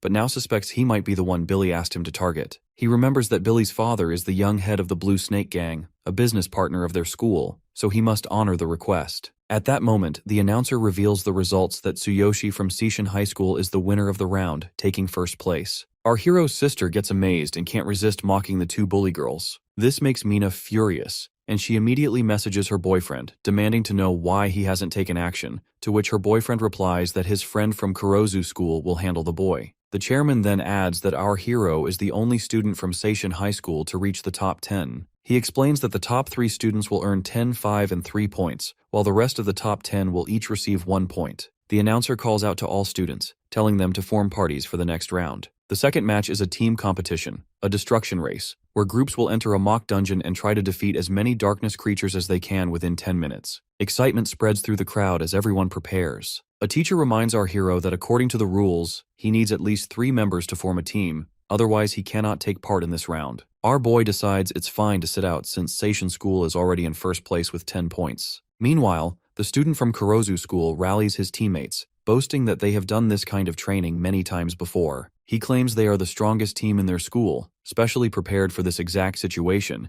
and that they will surely take the top spot. At the same time, the team from Sawahara School also gathers, determined to give their best. The Seishin School students form their own party as well. Though they admit the other schools look powerful, they agree that their goal is to earn as many points as possible and secure a place in the top 10. With all preparations complete, the announcer signals the start of the match and orders the students to enter the simulator machine. Seeing our hero standing alone without a team, the bully and the others laugh, saying no one wants to partner with him. But our boy calmly thinks about how the ultimate star will be decided by the highest overall score, and that the player with the best performance in any match will also earn the title of MVP. Deciding to take it easy for this round, he sets his goal on becoming the MVP. If he can achieve high scores in the individual matches, the 10 million yen prize will be his. All the schools enter the machines and give their best. Sawahara School manages to defeat 48 creatures, while Kurozu School's team goes even further, slaying 62 monsters. The crowd is impressed, though the chairman thinks he had hoped to see Tsuyoshi shine, but in a team competition, he can't stand out as much. Then, the students from Seishin School emerge from the simulator after defeating 33 monsters in just 6 minutes, as one of them is injured. When they compare their results to the other schools, they get shocked to see they are behind. They quickly ask the organizers if they can continue, explaining that while one teammate is hurt, the remaining 2 are still able to fight. However, the organizer tells them that they cannot continue unless they have at least 3 members. Feeling discouraged, they suddenly notice Tsuyoshi standing quietly in the corner. They quickly ask him to join their team, needing only one more person, to which our hero agrees, and together they re-enter the simulator. With only 3 minutes left, the 2 teammates rush forward, attacking monsters as fast as they can. They tell our boy to help if he's able, but insist they can manage on their own since they only need to defeat 10 more monsters to secure a spot in the top 10. Our hero studies the monsters by using the Divine Eye skill and tells them to close their eyes, saying it will be better for them. Trusting him, they do as he says, and our hero draws his powerful sword from his inventory and equips the Black Armor Disguise set. In a flash, he activates Ultimate Physique and unleashes his Thunder Chain Fall skill, and with a single devastating strike, 330 monsters get wiped out at once. When his teammates open their eyes, they get stunned that he achieved such destruction with just one blow. Soon after, all the teams exit the machines, and the results are announced that Seishin School claims first place once again with an overwhelming 330 monsters defeated. The chairman surprisingly asks if the boy really managed to defeat 300 monsters. The 2 teammates admit they have no idea what actually happened. They explain that this boy told them to close their eyes, and all they could sense afterward were flashes of light, thunder, and vibrations. When they opened their eyes, every monster in front of them had been wiped out by a single strike. Hearing this, the chairman realizes the truth that this boy is no ordinary student, but a monster-level genius who will one day shake the entire hero community. Meanwhile, the bullies are also completely surprised, unable to understand how the boy has taken first place again. Some of the students also claim that Seishin School must have tampered with the machines to secure victory. At that moment, a group of judges from an external school union approaches the principal. They explain that the record looks highly suspicious and request permission to examine the data. Confident that nothing dishonest has happened, the principal allows them to proceed. After reviewing everything carefully, the judges get confused as the data shows no sign of tampering or forced adjustments, which proves there was no cheating involved. The principal insists that Seishin School always competes fairly, yet he still struggles to understand how a 3-person team managed to score so high. At that moment, our hero steps forward and calmly suggests that if Seishin fails to take first place in any of the upcoming matches, the judges can treat their earlier result as cheating. But if they continue winning every event, then there should be no doubts or complaints. Hearing this, a student from Sawahara School remarks to his teammates that he originally thought the fight for first place would be between their schools. But now, after passing the hero test, they have been completely overshadowed. Even so, he admits that facing someone this confident is strangely exciting. The judges accept our hero's proposal, and the next events begin: long jump, short sprint, and disc throw. In each competition, our boy easily takes first place, relying on his ultimate physique skill. The crowd watches in disbelief as he breaks record after record with overwhelming power. Meanwhile, Mina's boyfriend stands at the entrance, scowling as he watches the results. Getting frustrated, he quickly sends a message to his friend Boniface, warning him that the final event is coming up and urging him to take action. By now, the top students from the other schools are completely exhausted, realizing just how impossible it is to compete against Tsuyoshi. When Boniface reads the message, he grows worried, knowing there isn't much he can do. Then he suddenly remembers the P2P mental interference device that Billy's father secretly gave him. He decides this is the moment to use it against the boy. Actually, the item releases a powerful shockwave into the target's mind, causing unbearable headaches for a short time. It's extremely dangerous and strictly banned from circulation. Meanwhile, the announcer declares the final event of the day, the tug-of-war lift. In this match, 3 players from each school must pull ropes with pure strength to lift a female student to the top. Once she reaches the bell and rings it, she must then lower her school's banner to claim victory. A teacher approaches our hero, explaining that the principal wants him to compete in this event too, so Seishin can secure first place once again. Our boy replies that he doesn't have a female student for the lift, to which the teacher reassures him not to worry, and quickly announces to the crowd that they need a volunteer to partner with Tsuyoshi for the match. Instantly, many girls step forward, eager to help, but they also get nervous, unsure if they can truly support him in reaching first place. At this moment, our hero's sister gets ready to help him, but another girl quickly stops her, reminding her that her legs are still injured. Then Mina, the bully, suddenly gets an idea. She decides to volunteer, planning to sabotage the match. Even if Seishin fails, she can make it look like the boy's fault instead of hers. When the teacher brings her over, our hero gets surprised to see her and asks why she came. She sweetly claims she volunteered because no one else wanted to. Together, they head to the stage and she climbs onto the lift, pretending she wants to help him secure first place.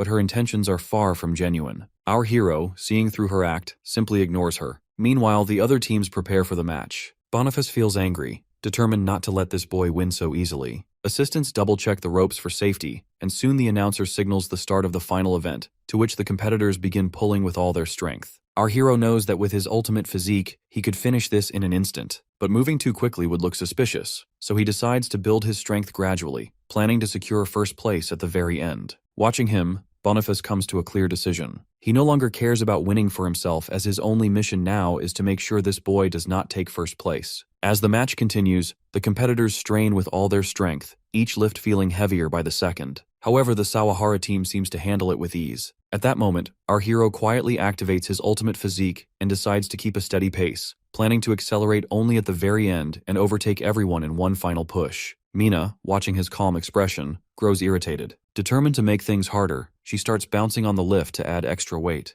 The assistants quickly warn her to stop, telling her it's dangerous, but she ignores them. Her boyfriend, watching from the crowd, feels satisfaction at her antics. Yet when she looks down at our hero, she gets surprised as, despite her efforts, he remains calm. Our hero asks if she is done causing trouble, to which she feels like he might truly kill her if she continues. At this moment, Boniface decides it's time. Before the event began, he secretly locked the device onto our hero as the target. Now, as he presses the switch, he thinks that things are about to get interesting, and suddenly strange waves of radiation spread through the arena. Every student is hit with a crushing headache, including Boniface himself. When the radiation reaches our hero, his mental protection activates on its own, shielding him from the worst effects. All around him, the students collapse in pain, and their hands slip from the ropes, to which the lifts immediately begin to fall. The crowd panicked, and the principal urgently orders others to rush in and help, but it's already too late. In an instant, our hero leaps into action. He grabs the rope of Mina's lift before it can crash down, realizing that if he only saves her, the other girls will still be in danger, so he pushes his body to the limit. Activating ultimate physique in his legs, he runs at incredible speed, catching every rope one by one until all the falling lifts are in his grasp. The entire arena gets shocked as none of the lifts touch the ground, but our hero feels the immense pressure of their combined weight. Each lift alone weighs 50 kilograms, not including the girls riding them. He activates ultimate physique into his arms as well, and with a mighty push of strength, he holds them steady, leaving the crowd stunned as they whisper in disbelief about his inhuman power. The workers rush in and quickly grab the ropes from our hero's hands, but our boy refuses to let go of his own rope, as he is determined to secure first place with his lift alone. Mina, watching from above, also surprises, and the others, impressed by his determination, call out their support and wish him luck. Summoning the last of his strength, our hero pushes himself harder and raises the lift all the way to the top. By the time they reach there, he gets fully exhausted, and when the girl looks at him, she feels grateful as he not only saved her, but also the other girls. With rare sincerity, she rings the bell and lowers the banner. From the crowd, her boyfriend gets angry at her choice, but our hero feels a quiet relief as, for once, she has helped him instead of trying to bring him down. The arena erupts in cheers as the announcer declares that Tsuyoshi has once again secured first place for Seishin School.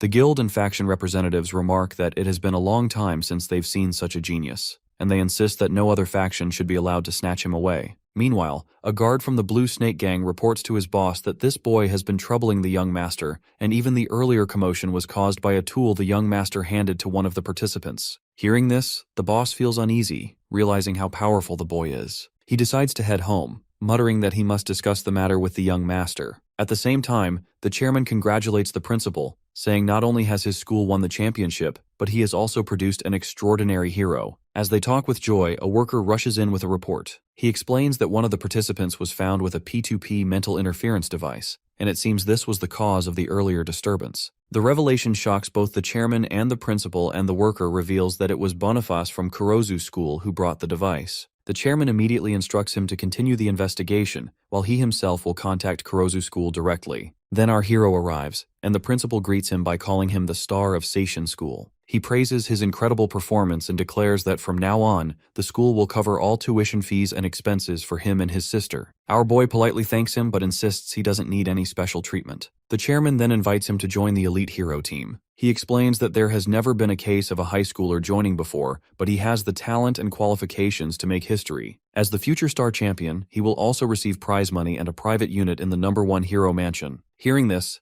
our boy gets amazed that he has even been granted a mansion. Meanwhile, Mina is walking away when her boyfriend suddenly drags her to a secret spot and angrily demands to know why she helped that boy when she was supposed to bring him down. She tells him that the boy saved her and everyone else, and without him, she would likely be lying in a hospital bed. Her boyfriend snaps at her again with disrespectful words, but she pushes him back and orders him to stay away from her, to which he raises his hand to slap her. But then suddenly our hero arrives there and grabs the guy's hand, saying he didn't want to get involved, but now that he knows the truth, he has no choice. He slams the bully to the ground and demands if he realizes what he was about to do, as it was a matter of life and death. The bully comments that he is the son of the young head of the Blue Snake Gang, but our hero responds with a hard punch to his face, sending him back. Taking the chance, the bully quickly runs away. At that moment, Mina's friend comes there and gets shocked to see our hero there. Our boy turns to Mina and tells her that even though she helped him in the final event, she shouldn't expect his thanks, as he still hasn't forgiven her for what she did to his sister. As he walks away, she calls out to him, and by kneeling down, she apologizes for all the sins she has done. She tells her friend to apologize as well, but our hero says that even if they apologize, it doesn't erase the fact that they bullied his sister and caused her injury. He asks if cutting them and then apologizing would heal their wounds, which makes the girl feel guilty. After that, he tells them to stand up, saying he has heard their apology. He then heads to the locker room to change his clothes, thinking that now he can go home with his sister. In his mind, he's already looking forward to tomorrow, when they'll finally have the prize money and the mansion. He imagines the mansion having an elevator, something his sister would surely love. Just then, the door bursts open and Rayleigh enters with his allies. Our hero wonders if they're here to fight again, but instead, the guy and the others kneel before him and apologize for treating him like a lackey all this time. Feeling surprised, our hero realizes that today, everyone is apologizing to him. Outside the school gate, everyone walks alongside him with respect, admiring how incredible he is. His sister, watching the scene, proudly remarks that her brother is really popular. Suddenly, Mina rushes over and warns him to run because Billy is coming with his gang. At that moment, Billy pushes her aside and glares at him, declaring that without his father, he now has plenty of allies to rely on. Seeing this, Rayleigh grows worried and asks our hero if he truly has such a powerful enemy. Still, he quickly adds that since he respects Tsuyoshi, he is willing to stand by his side in this fight. But our boy tells him not to get involved. Instead, he asks him to watch over his sister while he handles everything himself. Deciding there is no reason to keep hiding his true identity, he declares that he is a hero and suddenly transforms into his hero form. The bullies get shocked, but Billy shouts at them, promising double payment if they fight. A few of his men charge forward, but our hero swipes them away effortlessly. The bully orders all of his allies to attack at once. One of them strikes our boy with an iron rod, but to everyone's shock, the rod bends while our hero remains completely unharmed. He responds with a powerful punch that sends the attacker crashing into Billy, to which everyone gets stunned. As more bullies gather, he realizes their numbers are growing. He grabs an iron rod himself and summons the lightning strikes from the sky. On top of the building, two men watch the scene. They are heroes as well, and the older one, Dane from the Final Glory Guild, remarks that this boy must be the most gifted D-rank hero they've ever seen, and they should recruit him into their guild. The second man, Sandor from the Dragonkeeper faction, says their faction has not fought over talent in a long time, but this time they will not back down. He adds that during this boy's awakening test, there was a strange data anomaly, as the entire area suffered a blackout, proof that his talent is far beyond ordinary. The old man remarks that this boy has already made waves this year by winning the Future Star event, and even now preventing a major accident. He adds that with the Supernova tournament approaching, this is exactly the kind of talent everyone is looking for. He explains that this year's tournament will be more intense than ever, with rankings directly tied to resource distribution, and even the Hero Alliance is sending their strongest rookies. In other words, every guild and faction with Supernova eligibility is desperately searching for promising talents. Satisfied that they have confirmed the boy's abilities, the old man casts his magic and disappears. The other man comments that he will make sure to meet this boy personally, then flies off as well by using his wings. Meanwhile, when the lightning attack crashes into the bullies, they feel much pain and collapse to the ground. Our hero steps toward Billy, who is trembling in fear. He firmly orders him to leave immediately and never show his face here again, to which the bully agrees and runs away. Turning back, our boy thanks Mina for her help, and the other guys insist that he should team up with them, saying they would be unstoppable together. But our hero tells them to head home for now. After that, he walks home with his sister, who says he has gotten so strong that even his classmates are jealous. He tells her that since their team won, the school's Hero Association president is rewarding them with a bonus of 10 million yen and even an apartment. She gets shocked to hear this, and he adds that if the apartment has an elevator, she won't have to struggle with the stairs every day. She thanks him for always thinking about her, but he simply says that she's his sister, and taking care of her is his responsibility. As they continue talking, the chairman suddenly appears and comments that he wanted to meet him sooner and also discuss the upcoming supernova tournament. He takes the chairman to his home and offers him tea. When the chairman asks if he lives here with his sister, our boy explains that ever since their parents passed away, it has just been the two of them. He mentions how the stairs are always difficult for his sister because of her legs, then asks if the new mansion has an elevator. The chairman confirms and even suggests they can move in right away since the mansion is already fully equipped. But our hero assures him, saying they should wait until they are fully prepared. When the chairman asks about his sister's condition, the boy explains that years ago she was attacked by darkness. Their parents died in the same incident, and both of her legs were crushed. With 98% of her nerve cells damaged, the chance of her walking again is almost zero. Still, he adds that his sister is strong and keeps living her life to the fullest. The chairman apologizes for bringing up painful memories, but then tells him that next month the Golden Rebirth Elixir will be up for auction, and with it, there may be hope for his sister's recovery. Our hero gets shocked to hear about the item, as it's a rare treasure that can restore lost body functions. But the chairman explains that there are two strict requirements to enter the auction. First, he must hold at least a C-rank hero status. Second, he needs a minimum of 1 billion yen, since every auction sets tough conditions based on power and status. The chairman continues, saying he can qualify for C rank by placing in the top 3 of the upcoming supernova tournament. If he achieves that, he can apply for promotion. However, as for the funds, even the chairman himself cannot provide that much support. He then hands over the prize money our hero earned from the event. Holding the money, our boy thinks that wealth isn't everything, but right now, it's something he needs the most. He feels troubled, wondering how to gather such a huge sum, when suddenly he remembers the potions from the other world. His original world may have convenient capsules, but the potions there are far more powerful. If he can somehow recreate those otherworldly potions here, he might just be able to earn 1 billion yen within a single month. He asks the chairman if placing in the top 3 of the supernova tournament would allow him to apply for C-rank hero status.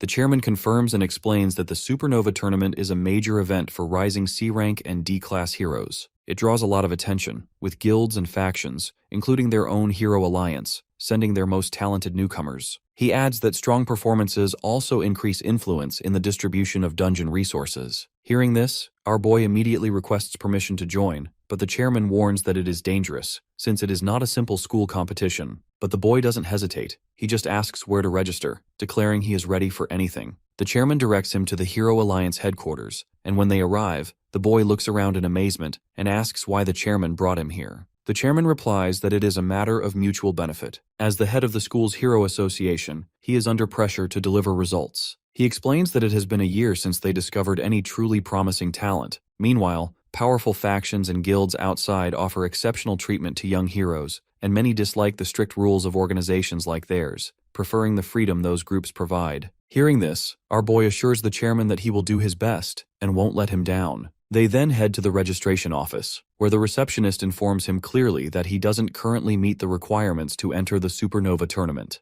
The chairman mentions that he thought one of the 3 spots was still open. The receptionist confirms that 1 spot remains, but explains that this boy lacks the necessary records in the system to qualify. She adds that to participate, he must have placed in the top 3 in at least 2 public dungeons. After checking earlier, she notes that aside from a single test dungeon, he has no other qualifying records, so he does not meet the conditions. The chairman grows concerned, realizing he had forgotten this detail. He comments that the tournament is only a week away, but the public dungeons are extremely difficult, making it nearly impossible to clear them in time. When our hero asks what they mean, the chairman explains that there are 6 public dungeons, 3 C rank, 2 D rank, and 1 B rank dungeon, which is the toughest. To qualify for the supernova tournament, he and his party must secure a top 3 placement in any 2 of these public dungeons. He adds that there isn't much time left, since forming a party also takes time, so participation seems impossible. But the boy confidently assures him that he will secure a top 3 placement in at least 2 public dungeons before the tournament. The receptionist calls him a fool, insisting it's impossible. The boy simply leaves, telling her to keep that last spot open for him, as she'll see soon enough whether he's a fool or not.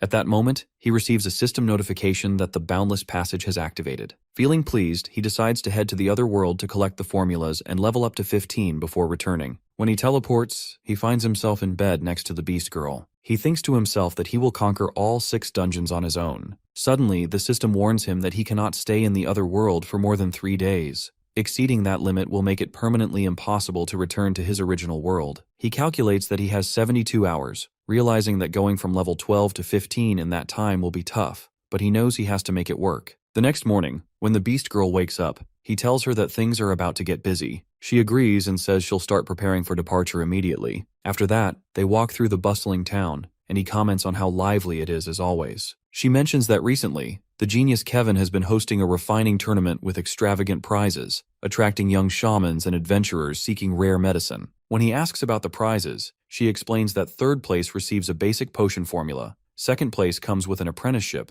a normal potion formula, and a level-up potion formula, while first place grants becoming the genius's direct disciple, 1 basic potion formula, and 2 level-up potion formulas. She adds that a single basic potion formula can sell for 300 gold coins. He realizes that if he can collect enough formulas, he could easily make 10 billion yen back in his original world. He tells her he will enter the refining tournament and aim for first place, since he can't just shamelessly beg the genius for the formulas. He leads her forward to register, and she thinks that their plans might be delayed once again. When they reach the entrance, the same cat girl, Fulin, who once competed with our hero in the potion-making contest, blocks his way. She asks what he's doing here, and our hero ignores her, which makes her even angrier. She reminds him that she was the one who stood by him during the shaman exam and lost first place because of him. He calmly assures her and asks where he should register for the refining tournament. She warns him that this tournament is different from the exam, mentioning that even her senior, a talented blue shaman, is participating this time. Our hero ignores her warnings and steps forward with the beast girl to register,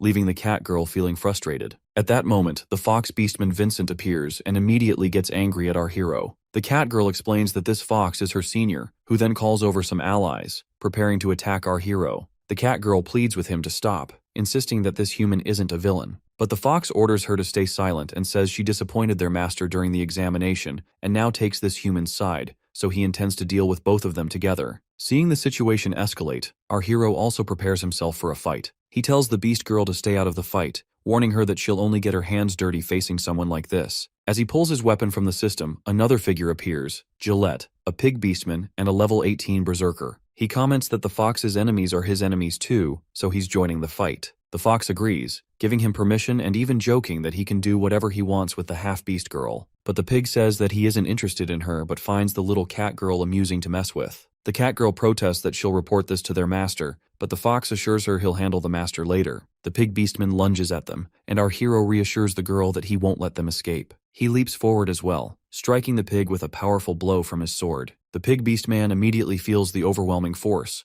and when our hero activates ultimate physique to push him even further down, everyone watching gets stunned. Even the fox realizes that the pig can't even lay a finger on this human boy. At that moment, the pig beastman decides to unleash his full power, even if it costs him his life. He activates a devastating skill, creating massive destruction and pushing our hero back slightly. Seeing the danger, our hero quickly forms an isolated area around them and uses the thunderous ambush attack, dashing behind the pig to deliver a fatal strike. The pig realizes he can't dodge it and thinks this may be the end. Suddenly, a strange blue flame collides with our hero which nullifies his skill. Feeling surprised, he sees the genius Kevin, a level 36 red shaman, standing nearby. The genius says the tournament is about to start and they need to stop causing a scene. Actually, the blue flame came from the genius, who scolds the fox beastman and the cat girl for bringing shame to the shamans. The fox beastman immediately apologizes, and the genius turns to the other fighters, including the pig, who quietly retreat. The genius then asks the cat girl why she is here, since she failed the shaman examination. She explains that she is guiding the human shaman who defeated her in the exam to the refining tournament. At this moment, our hero hands the genius the recommendation letter and explains that he came with a recommendation from President Doug. He heard about the refining tournament and thought he'd give it a try. The genius reads the letter and immediately notices that this boy has lingering issues with his body. He comments that since his respected senior Doug recommended him, he will handle him with care. He tells our hero to follow him and orders the fox beastman to prepare the tournament materials. Our hero then notices the beast girl isn't showing up,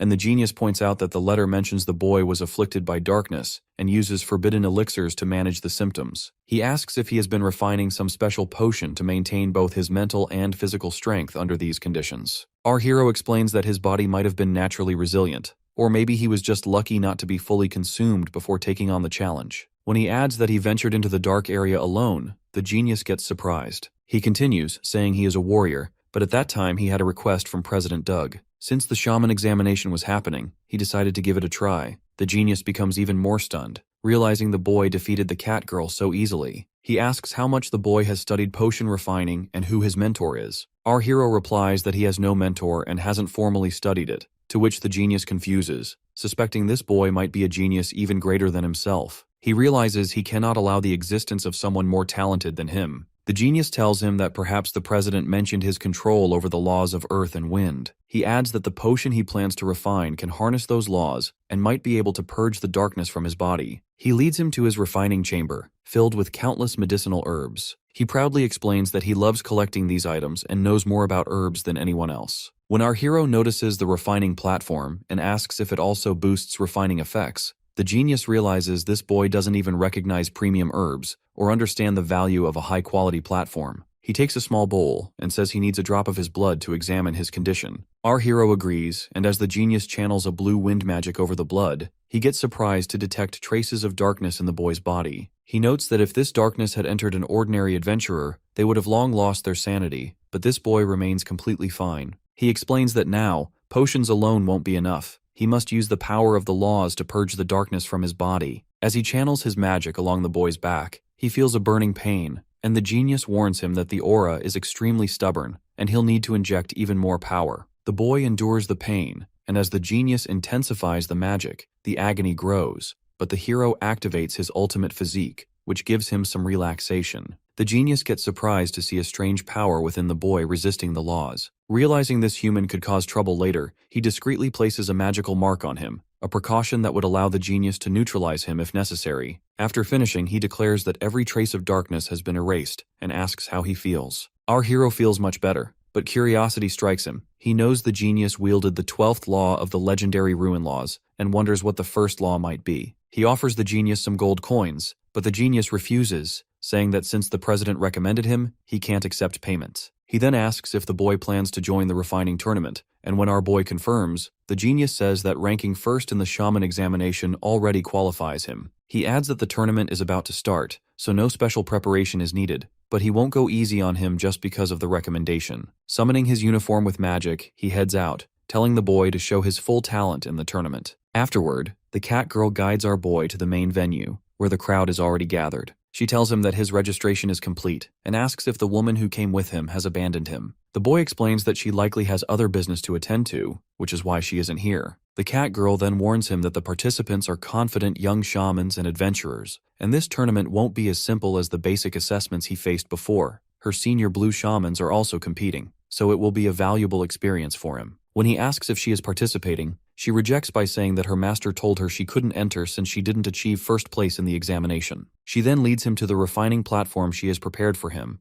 explaining that it's hers, so he shouldn't break it and must clean it after the tournament. She also tells him that the tournament is an elimination-style competition, so half the participants will be knocked out in the first round. Some nearby beastmen mock him, but the cat girl reassures him to ignore them, as the presence of a human here is already unusual. As she goes over the final details, he thanks her for her guidance, and just then, the announcer calls for the start of the first match, the herb examination. As all the other participants focus on examining their tables, a blue shaman named Drax, who actually looks kinda red, observes quietly and thinks to himself that this isn't just a simple contest of picking ingredients.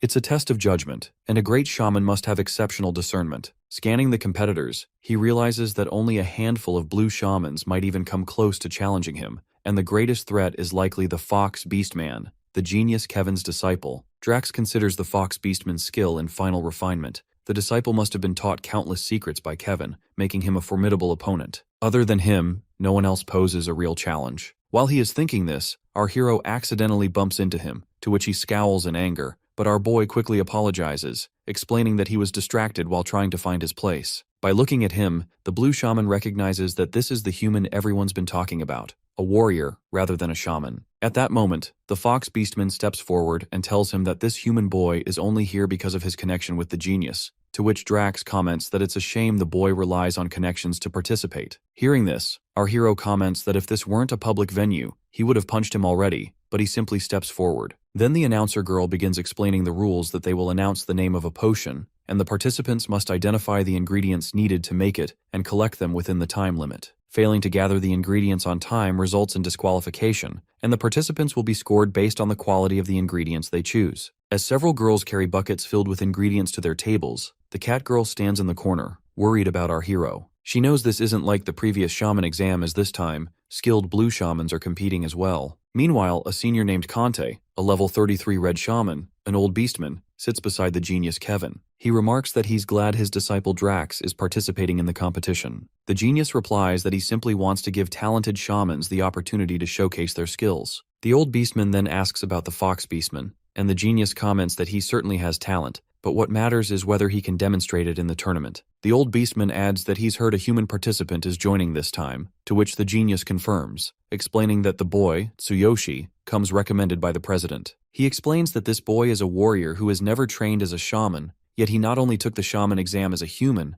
but also defeated the cat girl to claim first place. Hearing this, the old beastman grows curious to see what the boy will do in this tournament. Meanwhile, our hero studies the buckets and realizes that half of the participants will be eliminated in the first round, which is the ingredient picking stage. He notes that each potion requires multiple ingredients, so he must select the right ones from several buckets. Rushing to grab random items or wasting time searching will mean disqualification. Thinking this through, he decides it's the perfect moment to use his skill, the Divine Eye. The announcer girl reveals the first potion, the beginner cooling potion. Participants rush to the buckets to collect ingredients, but our hero activates his Divine Eye, instantly identifying the 3 required items: fire spirit grass, wood core, and withered vine. He also notices the crowd around the buckets, realizing it will be difficult to grab the ingredients, and sees that the Fox Beastman and Drax have already collected theirs with ease. He decides to demonstrate the strength of a warrior, so he activates his thunderous ambush attack skill, plunging the surroundings into darkness. The other participants are stunned by the sudden display,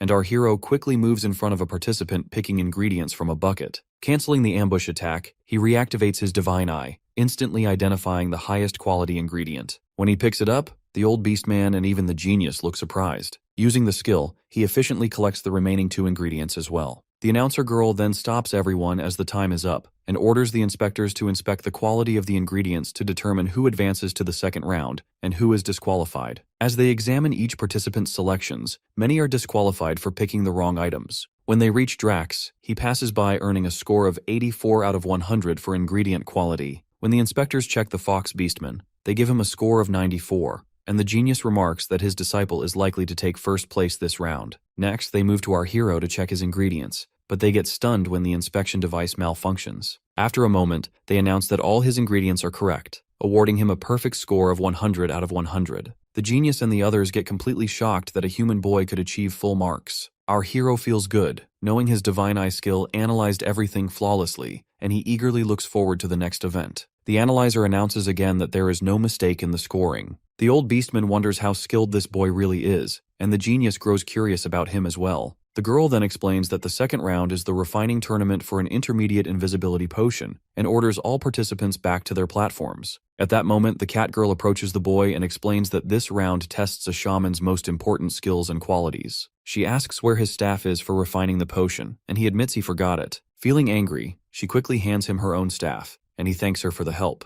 The announcer then states that they have only 30 minutes to crush the ingredients and complete the potion in a single attempt. All participants look worried, knowing the time is tight. The old beastman worries, but the genius remarks that anyone aiming to win a refining tournament should be able to handle this, and he becomes even more curious about how the human boy will manage. The girls hand out the ingredients, and the competition begins. Some participants rush angrily and end up ruining their own ingredients. Watching this, Drax mutters that even shamans can be idiots, but he and the Fox Beastman start carefully. Drax knows that crushing the ingredients means grinding them into powder using one's own mana, and the stronger and more precise the mana control, the finer the result. Observing the Fox Beastman, he realizes that his mana must be over 1,000, while Drax's own mana is only 880. The old beastman is impressed and comments that the genius must have hidden some of his talent, but the genius notes that the fox's mental fortitude still needs work. As they talk, they suddenly remember the human boy and look for him, only to find him standing on the table, not doing anything. They worry that he won't finish the potion in time. Meanwhile, our hero quietly studies the mana capacities of both the fox and Drax, figuring out what grade of potion they are likely to create. Then the cat girl orders him to start immediately, reminding him that he can't win by just standing there. Our hero begins the task, but as his mana spreads around him, the others laugh. It barely reaches 600, far below what a shaman would need. Being a warrior, he simply doesn't have much mana. Even the genius realizes he had overestimated this boy's potential because his mana is quite low. Meanwhile, Drax decides to use the special skill his teacher taught him for the tournament. Activating advanced mana amplification, his mana capacity jumps to 1,180. Waves of power ripple around him, drawing gasps from the spectators. They comment that with this, he can produce a B-grade intermediate invisibility potion. As expected, he successfully creates the potion, and the old beastman mutters that he won't let the genius take first place so easily. However, the genius is already prepared for situations like this. Silently, he signals the fox beastman to demonstrate his true ability, ready to show everyone the level of skill he is capable of. At that moment, the fox beastman activates the law of the earthly phoenix flame. Strong blue flames swirl around him, and he remembers his teacher's instructions to add this flame during the fusion stage. Now, there's no way he can lose. His mana surges to 1,530, and he easily creates an A-grade potion, to which everyone gets stunned. Watching this, our hero realizes that both Drax and the fox have been holding back their true techniques. He also understands that if he restrains himself, he won't even be able to surpass an A-grade potion, so he activates his ultimate physique to boost his mana. Instantly, overwhelming waves of power ripple around him, pushing his mana capacity beyond 9,000, and the system alerts him that with this extraordinary energy, he can create an S-grade potion. Everyone around him gets completely shocked as just moments ago, his mana was only at an average level, and now it has suddenly skyrocketed.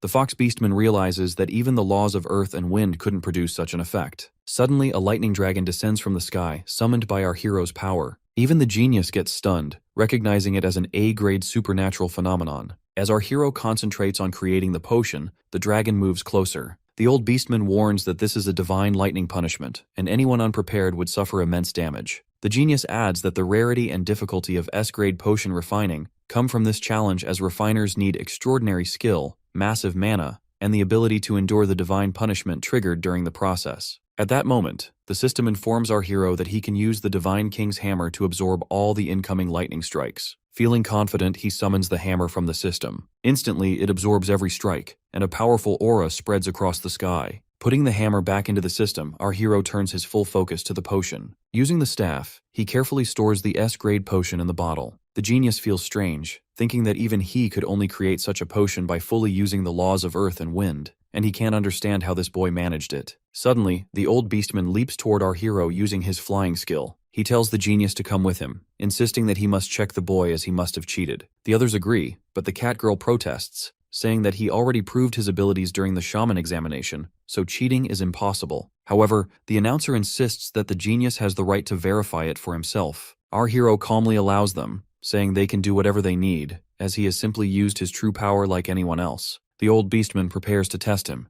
activating the magic on his staff and ordering our hero to release his mana. He realizes that if he can't maintain his amplified mana, they will assume he cheated. He activates his ultimate physique to the fullest, pushing his mana capacity to its absolute maximum. As he releases his mana through the staff, a brilliant light erupts, so intense that even the old beastman's staff shatters. Then our hero asks if they are satisfied now. The genius apologizes for doubting him, and admits he has never seen anyone with such ability before. Turning to the old beastman, he declares that there is no need to question the boy's performance, as the S-grade potion he created is more than enough to make him the tournament's winner. He addresses the other participants, saying that if anyone has objections, they can bring them directly to the boy. Everyone agrees with the genius's decision, who officially announces the boy as the champion. The cat girl gets amazed, realizing he has done something extraordinary. Yet the genius feels a surge of jealousy, thinking to himself that he will use all his connections and power to ensure this boy cannot leave the city alive. After the tournament, the cat girl hands our hero a box, saying it's the prize for winning. When he opens it, the system informs him that it contains formulas for 3 potions: a basic potion, a level-up potion, and an advanced potion. Feeling excited, he realizes that with these formulas, he could make a fortune in his original world and even cover the 1 billion yen entrance fee for the auction on his own. The cat girl then asks if he is sure about turning down the chance to become the genius's disciple. She points out that with his talent and mana capacity, studying under the genius could make him an incredible shaman. Our hero replies that he is a warrior and has his own path. When she asks if he is really leaving, he explains that now that his body is healed, he will rest for a while, meet up with the beast girl, and then set off. He also reminds himself that he needs to return to his original world now that he has the potion formulas. The cat girl curiously asks why he keeps mentioning that beast girl and what his relationship with her is, to which he answers that she is his friend and comrade. Hearing this, the cat girl asks him to meet her before he leaves, saying she has something to give him, and then she walks away. Our hero heads to his inn room and examines the Ring of the Infinite. The system warns him that due to unstable debugging, he can't stay in this world for more than 3 days, and he also can't use the boundless passage again until 3 days have passed in his original world, to which he realizes he needs to act carefully. Storing the prize box in his inventory, he activates the boundless passage and returns to his original world to earn the 1 billion yen. Upon arrival, the chairman escorts him and his sister to the luxurious apartment he won in the tournament. The chairman assures them they can live comfortably there, and when he asks about additional arrangements, our hero requests one of the rooms be converted into a small laboratory so he can start experimenting with potions. The chairman feels surprised but agrees, promising it will be ready by the afternoon with all necessary equipment. Afterward, our hero heads to the Blue Snake gang to return their money, but a group of bodyguards blocks him at the entrance. He tells the guards that he has business with the Blue Snake gang, but they refuse to let him in. Just then, a few men come out from inside and greet him politely. As he looks at one of them, he realizes it's the same person he had beaten up before, yet now he speaks kindly. The man leads him to the boss's office, and when he enters he sees 2 others sitting with the boss. He also notes that the boss is level 24 with 14,100 combat power. Our hero shows the boss the money he brought to repay them. The boss tells him he doesn't need to be so formal and could have sent it through someone else. He introduces the 2 others. One is the Blue Snake gang's underboss, and the other is the chairman of the Crazy Wolf gang. When our hero activates his Divine Eye skill, he examines their abilities, and when he comments on their combat power, they get surprised that he can read them so accurately. The boss explains that both the Blue Snake gang and the Crazy Wolf gang seem to owe him a favor. He adds that they want to leave the past behind and be friends from now on. The gang's underboss apologizes to our hero for his son's rude behavior and says he has sent him to another city to prevent any further trouble. The other chairman also apologizes for his men who had fought him before and adds that the spatial ring he wears used to have tracking magic, but he has removed it so he can use it freely now. Our hero gets surprised and responds first to the underboss, saying he has already settled things with his son at school, so any punishment is unnecessary. He then addresses the Crazy Wolf's chairman, explaining that the 3 members who tried to kill him were defeated, and now that they are gone, the matter is finished. The boss seems relieved and tells him to take back his money, but our hero insists that repaying his debt is only natural. Curious about their sudden change in attitude, he asks why they are acting this way, to which the boss explains that since he won the Future Star competition at school, he has become very famous. He also mentions that Chairman Suzuki is trying to recruit him, and every faction and guild in the area is eager to form ties with him. They also admit that they cannot afford to pick a fight with someone as powerful as him. Hearing this, our hero feels relieved, knowing he won't have to face more trouble. After some time, when he prepares to leave, the 3 men see him off politely. On his way out, he thinks about returning to his work, and realizes he needs to buy ingredients to begin refining potions. He heads to a store and tells the shopkeeper he wants potion ingredients. The shopkeeper casually tells him to take whatever he needs from the loose stock, but when our hero hands over a list of 15 ingredients and shows 9 million yen, the shopkeeper gets surprised. Realizing that this boy is a VIP customer, the shopkeeper quickly invites him inside and assures him that the necessary potion ingredients will be prepared immediately, wanting to hear more about the deal. He instructs his female assistant to bring out and pack every item from the warehouse, while he offers our hero some tea. Our hero tells him he wants to purchase these 15 types of potion ingredients for the next month as well. The shopkeeper explains that their stock is replenished weekly and asks how he plans to pay. He also notes that today's cost is about 6.6 million yen. Our hero hands over a bag containing 9 million yen and says that the extra 2.4 million is this month's deposit, and he will pay the remainder in full at the end of the month. He also gives him a contract stating that for the entire month, the shopkeeper must provide these ingredients at the same price and sell them to no one else. The shopkeeper agrees and reassures him that these 15 ingredients have always remained stable in price, and their shop is well established, so prices are never raised recklessly. Our hero thinks that once he has all the ingredients, he can start experimenting tonight. He also considers that the price of potion ingredients will likely skyrocket in the future, which is why he made a contract with the shopkeeper to lock in the price. After that, he heads to his new home. When he enters the laboratory room that the chairman arranged for him, he feels satisfaction. His sister reminds him that since the chairman personally covered a substantial part of the cost out of his own pocket, they really should thank him. She also asks what he plans to do with the lab.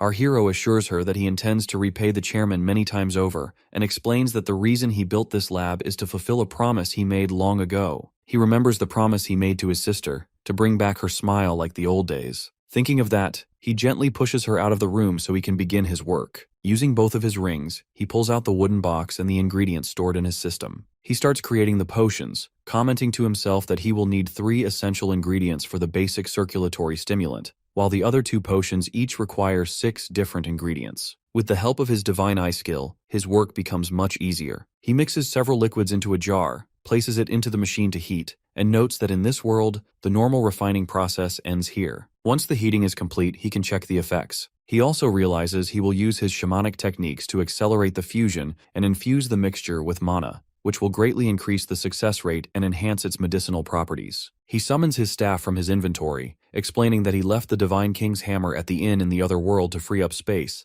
but it doesn't matter since time has stopped. Using the staff, he begins the fusion process. When it's finished, he removes the potions from the machine to examine the results. After drinking one, he notices that his HP and stamina recovery speed have increased by 45%, damage taken is reduced by 12%, and the effect lasts for 10 minutes. Excited by this, he remembers that in this world, capsules are used instead of potions. He then begins transforming the potions into capsules using another machine and his own magic. The next day, many other heroes are gathered at the entrance of the portal, preparing to go on a hunt for the monsters. At that moment, our hero arrives, wearing a masking cloak that conceals his identity. He also carries a small trolley filled with boxes of capsules. When the others notice a traveling merchant with some capsules, they immediately comment that he shouldn't be selling these instead of the shops, as it might be dangerous for them. Our hero addresses everyone, saying that if they are dissatisfied with their current capsules, they should try his brand new capsules. The heroes look confused, wondering if these capsules are from one of the big 3 companies. Another guy remarks that he visits shops frequently but hasn't seen any new products. One of the heroes approaches our boy and asks what kind of capsules these are and what effects they have. He explains that they are basic circulatory stimulant capsules, which help recover HP and energy while also reducing damage taken during attacks. He adds that each box contains 6 capsules and costs 24,000 yen.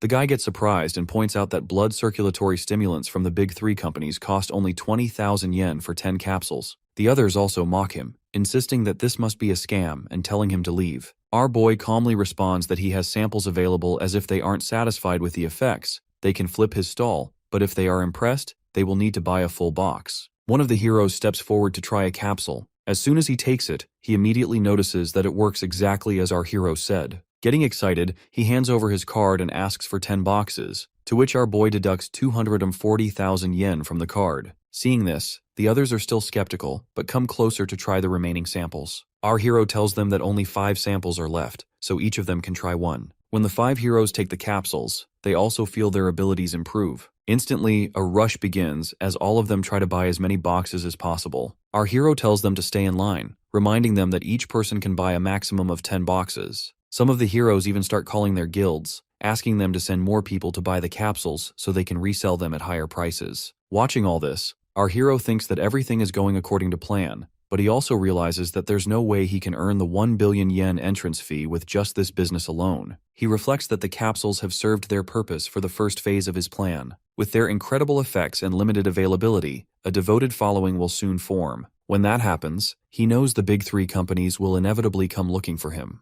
A few days later, at Red Tier Pharmaceuticals, one of the 3 major companies, a senior staff member reviews the market report with everyone. He explains that this week, the prices of 3 major products, including their own, have been steadily dropping. He points out that everyone knows this is happening because of the appearance of dark capsules of the same types. Another staff member adds that it's already confirmed these products don't belong to the other 2 pharmaceutical companies. He shows them the 3 capsules that are rapidly gaining popularity in the market and remarks that it's hard to imagine these capsules are currently so sought after by heroes. After conducting strict pharmaceutical tests, they found that the capsules could only be created by a group with extremely advanced technology. Even with their machines, they cannot determine the exact composition or ingredients, and they have no idea who the genius behind them is, or why no one knew about them until now. As they discuss the situation, the company president, a young woman named Misa, arrives with her assistant Tommy. She comments that if all of these are indeed dark capsules, then the products of the 3 major companies should be considered a failure. When she asks if they have started investigating the case,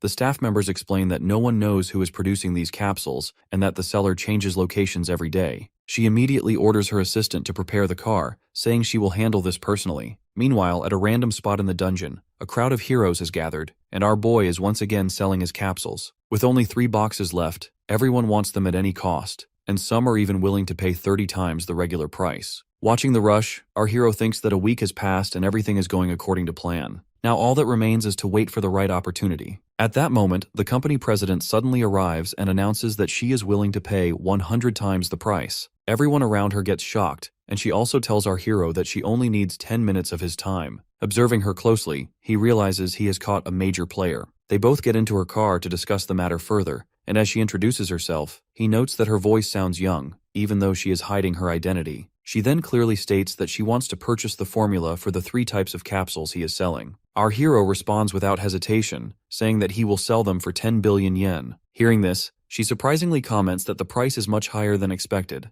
but she is willing to offer 3 billion yen. Our hero immediately refuses, and when she asks if he wants to discuss it with his associates, he tells her that he has no associates and that he created the capsules entirely on his own. He explains that these capsules could give her company a major competitive advantage, especially since it is currently facing its greatest crisis. Seeing her confused, he shows her a graph and points out that the 3 major companies control nearly the entire capsule market. According to the data he gathered, her company's market share has dropped from a peak of 26% to just 12% over the past 23 years because its products have lost their competitive edge. Hearing this, she realizes that he is prepared thoroughly for the deal and admits that he is correct as her company is indeed continuing to shrink. Our hero then tells her that, now that she knows his new capsules are reshaping the market, producing these capsules in her company would allow her to dominate the market completely. She agrees to the price of 10 billion yen and asks for his name. Our hero thinks that since he is making a deal with her, revealing his identity is not a problem. He uncovers his face, introduces himself,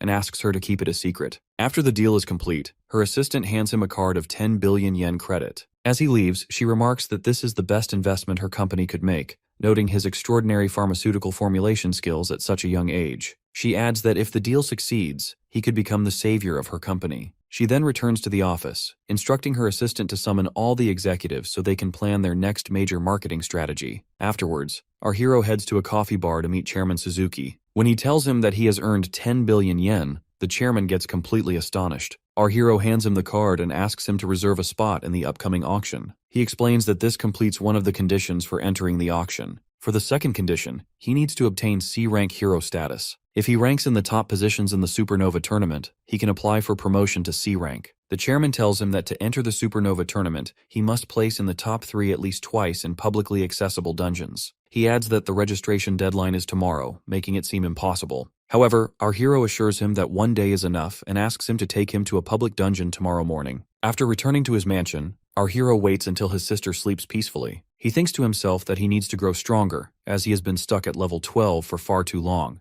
So he activates the Boundless Passage again. While preparing to leave, he tells himself that he will bid for the Golden Rebirth Elixir for his sister once he returns, and suddenly, he teleports to the Otherworld. Upon arriving, he notices that Sakura still hasn't come, and remarks that he will plan a leveling strategy for the next 3 days once she returns, since he can't accomplish much in this world without her. As he reflects on her, he opens the window and sees some crows behaving strangely in the sky. Suddenly, one of the crows launches a powerful magic attack at him, but he manages to block it just in time. The crow immediately transforms into a Nightbird girl, who is level 32 with 51,000 combat power. She admits that she underestimated him, seeing that he blocked her attack so easily, and notes that capturing him will be more difficult than she thought. Our hero quickly draws his sword, confused about why this girl is targeting him. At the same time, another human attacker, level 30 with 30,500 combat power, strikes from behind. But our hero activates Ultimate Physique and blocks the attack as well. Realizing that fighting 2 higher-level enemies in such a narrow space is too risky, he quickly jumps down from the window. As he lands, he hears them declaring that they want to kill him, and he feels confused about who could have hired them. The human attacker asks him how he managed to block an attack with a 100% strike rate,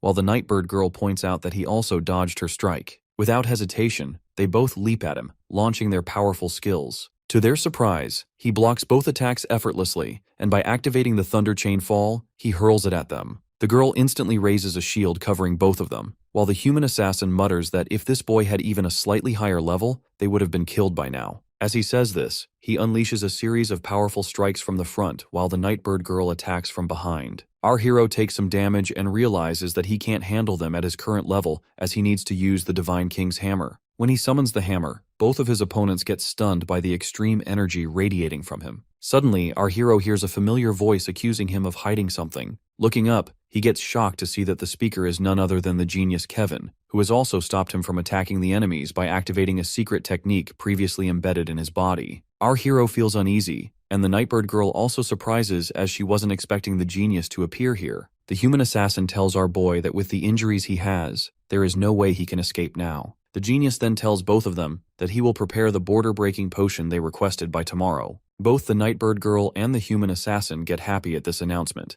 and the genius then explains to our hero that the secret is embedded in his chest and that he spared his life even when he was completely defenseless. Our hero asks why he is doing this, pointing out that he has done nothing wrong to him. The genius replies that his refinement talent is a threat, which is why he must die here. Hearing this, our hero calmly remarks that it means the genius is scared of him. The genius becomes angry at this, activating his skill and threatening to crush his brain into pieces. At that moment, the cat girl suddenly appears and pleads with the genius not to harm him. The genius tells her not to get involved and to leave quietly. When the cat girl refuses to back down, he forcefully kicks her aside. Turning back to our hero, he activates the annihilation skill, to which the cat girl grows worried, and even the other two attackers feel confused, struggling to understand why the genius is using such an overwhelmingly powerful skill just to kill this boy. At that moment, the system alerts our hero that an update is in progress and begins absorbing energy from the surroundings to repair his body. A strange aura radiates from him, and the genius looks shocked as he realizes his magic is being absorbed. The other two attackers are also surprised, and our hero explains that this happened because of the cat girl, who bought him some time. While she was distracting the genius, his system identified the secret in his chest and initiated the update, which will remove the virus from the system. He feels relief but knows that during the update, the system must continue absorbing energy. If the process is interrupted, the update will fail, and he will revert to his previous weaker form. Realizing he has no other choice, he pulls out the Divine King's hammer, thinking that no matter how much pain he must endure, even if his body is destroyed, he will kill all of them right here and now. At that moment, the system informs him that since it is updating, the Divine King's hammer will also continue repairing his body. The genius stares in confusion at the immense aura radiating from him, while the other two attackers rush to assist in defeating him. As the hammer works, our hero feels it tearing his body apart, but at the same time, the system continuously repairs him during the update. The enemies create multiple protective shields to defend against his attacks, but as he strikes, the shields shatter under the overwhelming force. Meanwhile, Sakura is chasing a Beastman warrior who is level 58. The warrior pleads for his life, but she reminds him that he showed no mercy to her father back then. He protests, saying he wasn't the mastermind, but she pulls out a diary and points out that everyone's name is listed here, revealing who was truly responsible. She declares that she will take revenge on all who insulted and framed her father. The warrior tries to explain that he acted under threat and that her father's rival was actually the current Beast King's father. Ignoring his excuses, she draws her sword. Using her Flower Storm skill, she leaps forward and delivers a fatal strike to his neck. The warrior realizes in his final moments that she has mastered her father's techniques and gets defeated on the spot. She takes the loot from him, commenting that he was weak but fast, which is why it took her some time to catch him. She vows that no one who betrayed her father will ever escape. Suddenly, she notices a massive lightning strike heading toward the town and realizes that our hero is in danger. Without hesitation, she leaps there at full speed to save him. Meanwhile, our hero continues to feel intense pain from both the system update and the Divine King's hammer. The Nightbird girl and the human assassin are confused, unable to understand how a level 12 boy can radiate such a powerful aura. The genius, observing from nearby, dismisses it as just a special skill. At that moment, the assassin leaps forward to attack, only to be shocked as he suddenly finds himself paralyzed in mid-strike. Actually, this is the hammer's ability that anyone who approaches without high lightning resistance is easily immobilized. Taking advantage of the situation, our hero delivers a powerful strike with the hammer, instantly defeating the assassin. The system then instructs him to use the energy from the fallen enemy to further upgrade itself. As our hero agrees, the system upgrade jumps to 48%, though his body has sustained 66% damage. The genius warns the Nightbird girl to avoid close combat, sensing that something is off about the energy surrounding the boy. Seeing the situation, the girl grows worried, but our hero shows no mercy, and by leaping forward, he strikes her with the Divine King's hammer, defeating her as well. The system absorbs the energy,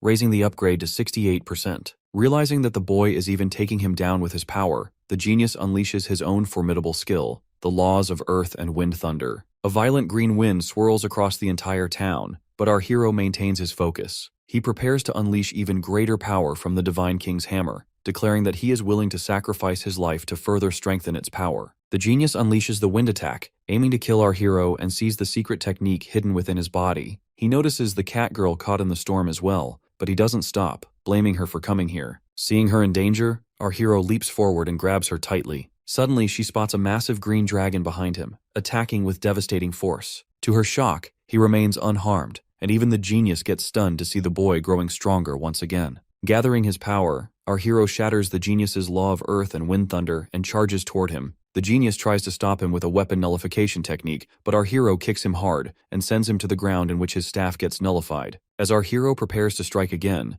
the genius warns him that even without his staff, the law's power still functions independently. He summons 2 massive green dragons to attack. In response, our hero calls forth his own lightning dragon. Striking with the Divine King's hammer, the lightning dragon tears the 2 green dragons apart, and the genius gets defeated instantly. At this moment, our hero's body damage reaches 100%, and he collapses. The system instructs him to absorb the energy of the defeated enemies to continue the upgrade. He agrees, and the system restarts, unlocking new functions. His level jumps from 12 to 18, and his combat power rises to 25,000. The next morning, the cat girl rests in a shelter in the middle of the forest. When she wakes up, she finds Sakura nearby. She curiously asks about the genius, and the beast girl tells her that he is dead, explaining that when she arrived last night, he had already been torn apart by Tsuyoshi's hand. Hearing this, the cat girl feels sad and then asks about our hero, feeling worried since he was also in danger the previous night. The beast girl responds angrily that it's not her concern and warns that if she hadn't helped him, she would have killed her along with the genius. She adds that she doesn't trust her and must leave. Just then, our hero's voice calls from outside, assuring the beast girl that she has nothing to do with what happened. Overjoyed, the cat girl runs out to see him, but gets shocked to notice that he now wields the same law of earth and wind power that the genius had. He explains that when he woke up, he already had this power. What seemed like misfortune turned into a blessing. Thanks to the law of earth and wind, the system upgraded his energy, saved him from certain death, and with the remaining energy, he leveled up 6 times. He has also transformed the copied skill into the law of earth and wind, and energy now surges constantly through his body. He curiously asks the cat girl why she was there last night, to which she asks if he really doesn't trust her. The beast girl points out that according to their information, the genius had ordered no one to approach that area, so why the cat girl was there. Reacting quickly, the cat girl steps closer and begins to use her magic. The beast girl immediately focuses and aims her sword at her neck, but to everyone's surprise, the cat girl simply pulls out a scarf and explains that she was only there to deliver it to him last night. She assures him that if he doesn't like it, he can throw it away. She adds that she feels sad, unsure whether the genius had misunderstood him, but she can't forget that he raised and trained her as a shaman. Now that he has killed the genius, she will never meet him again. Saying this, the cat girl leaves, and from behind, the beast girl reflects that perhaps the genius attacked her master because she had let her guard down, yet she's also puzzled about how her master defeated the genius while only at level 12. Our hero comments that last night the genius nearly killed him, but she healed him. The lesson he takes from it is not to trust anyone so easily. He adds that when he was under divine punishment and nearly out of hope, she encouraged him to survive, which is why he trusts her the most. He acknowledges that she might have a past she cannot share, but promises that when the time comes, he will listen carefully. With that, they continue on their way, and our hero wraps the scarf around his neck, the one the cat girl gifted him. Later, he returns to his original world, where Chairman Suzuki brings him to the public cave application center. Heroes from all over have gathered there. The chairman asks if he's sure about entering the cave alone, warning that once the application is submitted, there's no turning back. He adds that while there are many people, each has their own party. Our hero simply replies that he will be fine as he's strong enough now. Meanwhile, an S-class hero named Sandor, who has been observing our boy, talks on the phone with an older man named Dan while his team fights behind him. He explains that Chairman Suzuki scouted the boy recently, and that they've underestimated how quickly the hero's alliance moves. He adds that if the boy joins the alliance, they'll see his true strength in the rookie tournament. As he talks, another S-class hero from his team, Luca, arrives dragging an enemy. Sandor warns the enemy that if he had accepted their conditions before, none of this would have happened. However, the guy comments that even if they take them by force, they will gain nothing in the end. Sandor responds by launching a fatal strike, instantly defeating the enemy, and instructs his team to deal with the others alone. Meanwhile, our hero goes to the receptionist to register for solo entry into the dungeon. The girl gets surprised, warning him that he might not even make it out alive. He calmly replies that there's no rule against entering alone, and insists that she register him immediately, as he doesn't have much time to waste. At that moment, another girl arrives and agrees to his request, explaining that there are currently 6 public dungeons, 3 C-class, 2 D-class, and 1 B-class, which is the highest difficulty. Hearing this, he turns toward the entrance, aware that he has only 1 day to clear all 6 dungeons. As he approaches, he notices another party standing at the dungeon entrance, looking worried. One of their team members, a girl, has left her expensive wand inside the dungeon and is crying. The team comments on how exhausted they are and mentions that they cannot enter the dungeon again, so they need to offer a reward to anyone who can retrieve the wand. Seeing this, our hero asks them to step aside so he can enter. They agree, but the girl begins pleading with him to return her wand. The others apologize for her behavior, but assure him that they will reward him if he succeeds. They also ask about his party, and when he mentions that he is going alone, they get surprised and warn him that it is extremely dangerous to enter the dungeon solo. They explain that their party has 5 members, but even a small mistake in a C-class dungeon can be deadly, so he must be careful. Our hero thanks them for the advice and steps into the dungeon, knowing he doesn't have much time. Looking around, he realizes it is a stalactite dungeon,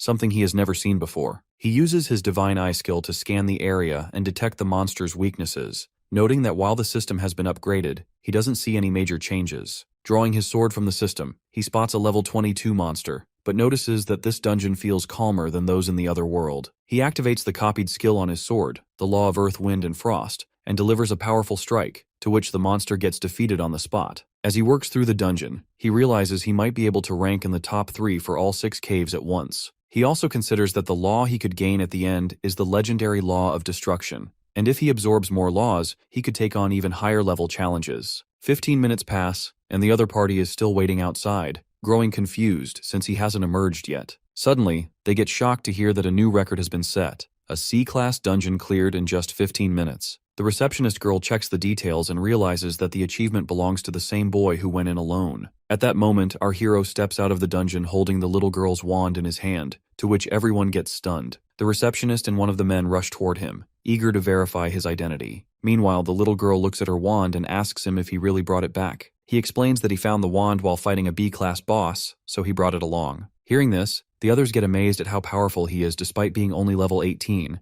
The receptionists approach him and explain that they need to verify him because he has changed his transformation. He tells them that he is running late and asks them to make it quick. Once they complete their task, they invite him to visit the Hero Alliance headquarters, saying that since he broke the record, he will receive a special bonus. However, he steps forward toward another dungeon, saying they can save that for later. One of them warns that he needs rest and points out that he doesn't even have a healing priest with him, but he replies that he doesn't need anything to recover since this is all just a warm-up for him. After spending 20 minutes in the second C-class dungeon and defeating several monsters, he comments that he needs to move faster if he wants to visit all the dungeons today. He realizes that after the system update, it seems he will have to discover the new functions on his own. Reaching the boss room, he sees a human-type lady monster, level 25, standing in the center of a pile of skeletons. He feels uneasy because she is not a darkness monster. Suddenly, she launches a radiation attack at him, and the system warns him that this attack often causes opponents to experience brief illusions, during which they are extremely vulnerable and can be killed. He quickly recognizes that it is a mental attack. At that moment, his minor defense skill activates automatically, a feature designed to counter this type of assault. The monster girl becomes confused,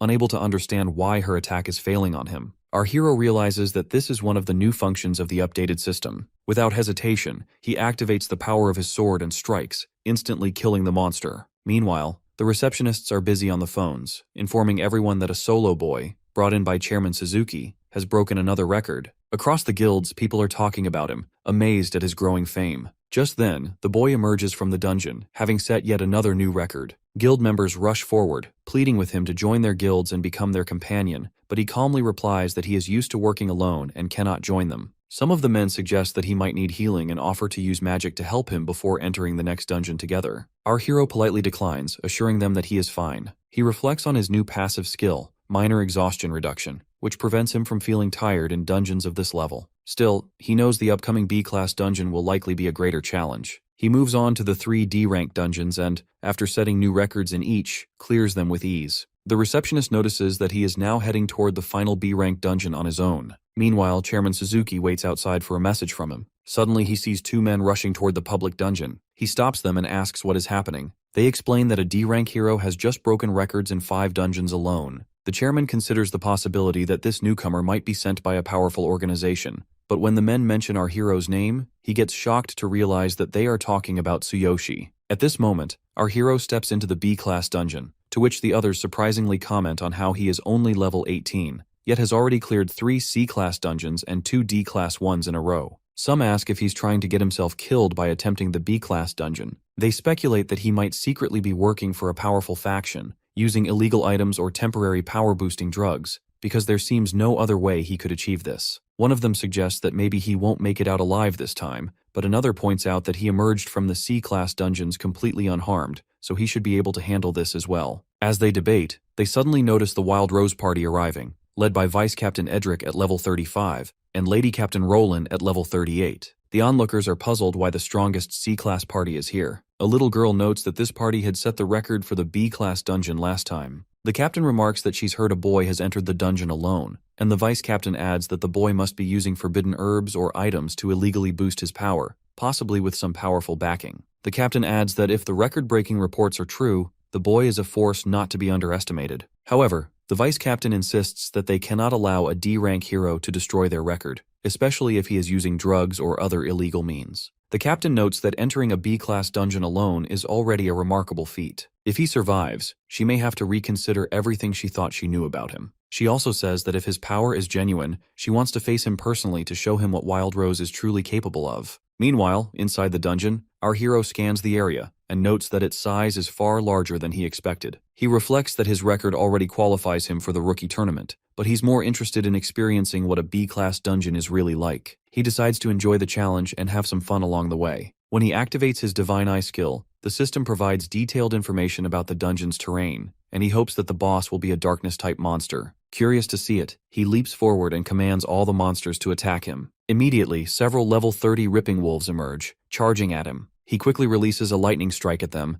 but noticing their incredible speed, he focuses and slices one of the wolves instantly. As the second wolf jumps at him, he activates a magic spell, defeating it in an instant as well. Encouraged by his success, he orders even more monsters to appear. This time, a variety of dangerous creatures, including dragons and other formidable presences, step out. Our hero defeats all the monsters with ease, but then he suddenly notices a massive stone rhino, level 32, blocking his path. Without hesitation, he leaps at it, ready to engage in battle. On his first strike, he realizes just how tough its skin is and how quickly it moves. As the rhino charges at him, he activates the Law of Earth, Wind, and Frost skill, aiming a powerful strike at its weak spot, the eyes. The attack hits perfectly and the rhino gets defeated instantly. After the battle, he reflects that against such a monster, his current equipment is nearly at its limit. Fighting without the divine selection system and relying only on his weapons is extremely taxing. He thinks to himself that he must hurry and upgrade his gear in this other world, or else he will face serious trouble when confronting the boss. Realizing this, he moves toward the dungeon's boss.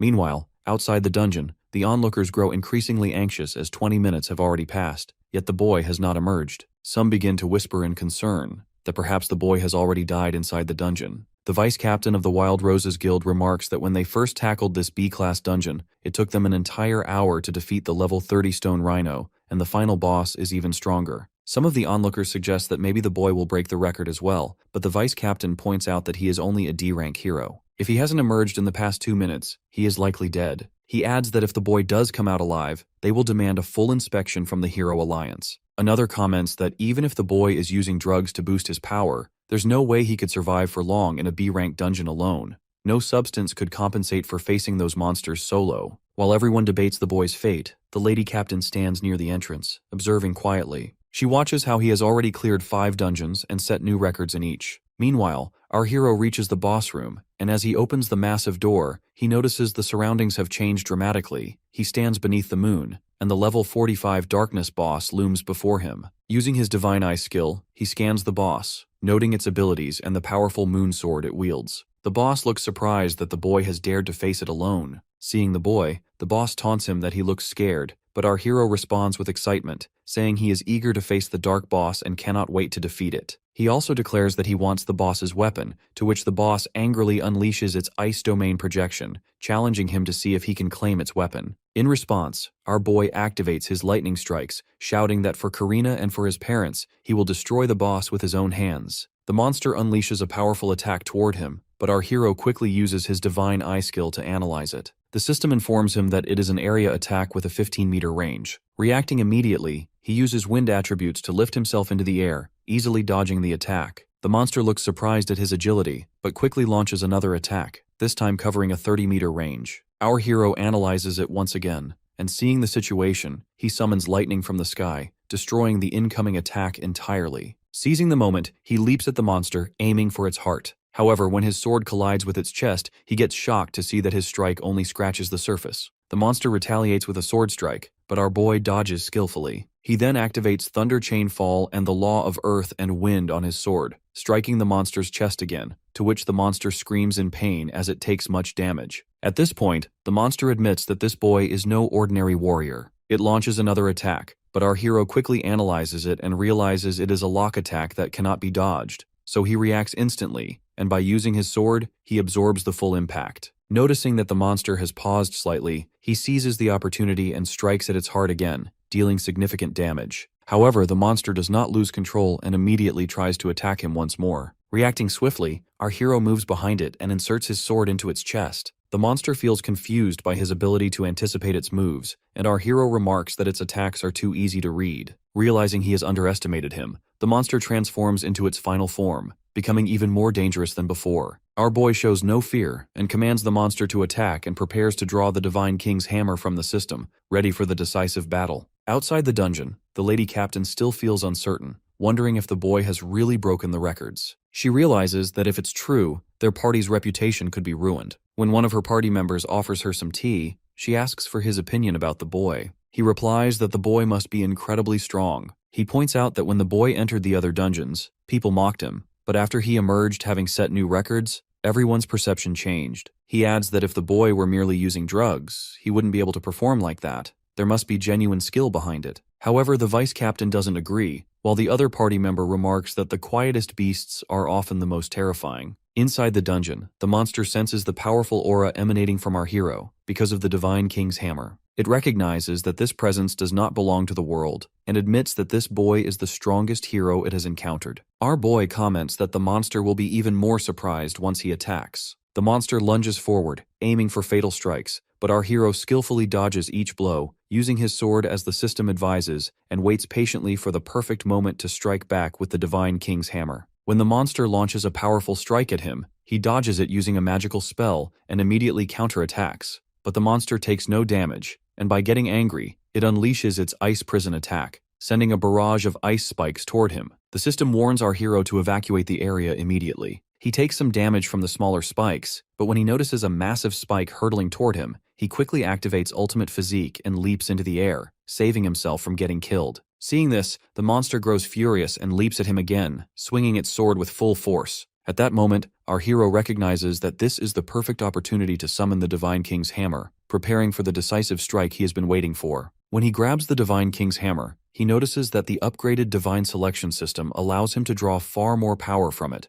rising from 3 to 10%. He can also infuse the hammer with the Law of Earth and Wind, adding wind and lightning attributes to his strike. Activating Ultimate Physique in both hands, he delivers a full power blow to the monster, to which the monster's sword falls away, and it gets defeated instantly. Our hero also gets some damage, but he drinks potions to heal his injuries. He also claims the monster's weapon as a new achievement. At that moment, the system announces that he has completed the dungeon in just 45 minutes, a new record, and that his level has risen from 18 to 20. When the others see the notification about our hero's new record, they get completely stunned. They all look toward the portal, and to their amazement, a strange power erupts from it as the hero emerges, holding his newly acquired weapon. He notices the crowd around him but realizes he cannot waste any time as he needs to meet the chairman and submit his application for the Supernova tournament at the Hero Union headquarters immediately. Before he can move, the vice captain steps forward, insisting that no one could possibly clear the dungeon solo and claiming the boy must have used drugs. The others also agree, but our hero replies that someone is waiting for him and he must hurry to the Union HQ.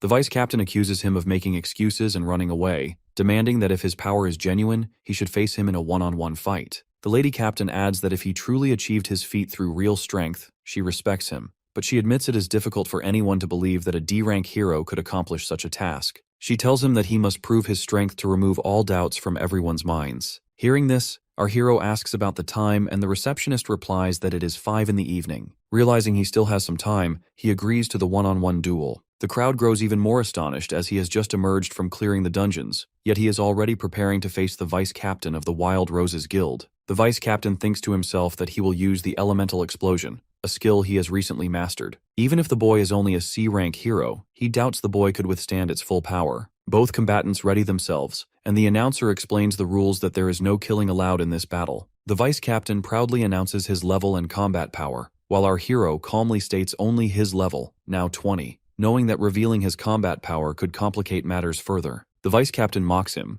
claiming he now understands why the boy is hiding his combat power, as it must be very low. However, our hero replies that if he revealed his true strength, everyone would be completely stunned. As the match begins, the vice captain immediately activates the elemental explosion magic on his staff. The lady captain watches nervously, feeling that using such a powerful skill right away seems unfair. But the attack has no effect on the hero. He stores his sword back into the system and activates ultimate physique in his right hand. With incredible speed, he leaps toward the vice captain, declaring that he is only a D-rank hero because he hasn't had the chance to level up yet. He delivers a powerful punch, sending the vice captain backward with many injuries, to which everyone watching gets shocked, including the lady captain, who wonders how she herself would have fared in his place. Then our hero turns to the crowd and asks clearly if anyone else wants to challenge him. The lady captain realizes that the boy's power is far from ordinary. One of her team members comments that this is exactly why he said the boy was strong. She orders him to hurry and take the injured vice captain for treatment. At the same time, she openly acknowledges the hero's strength,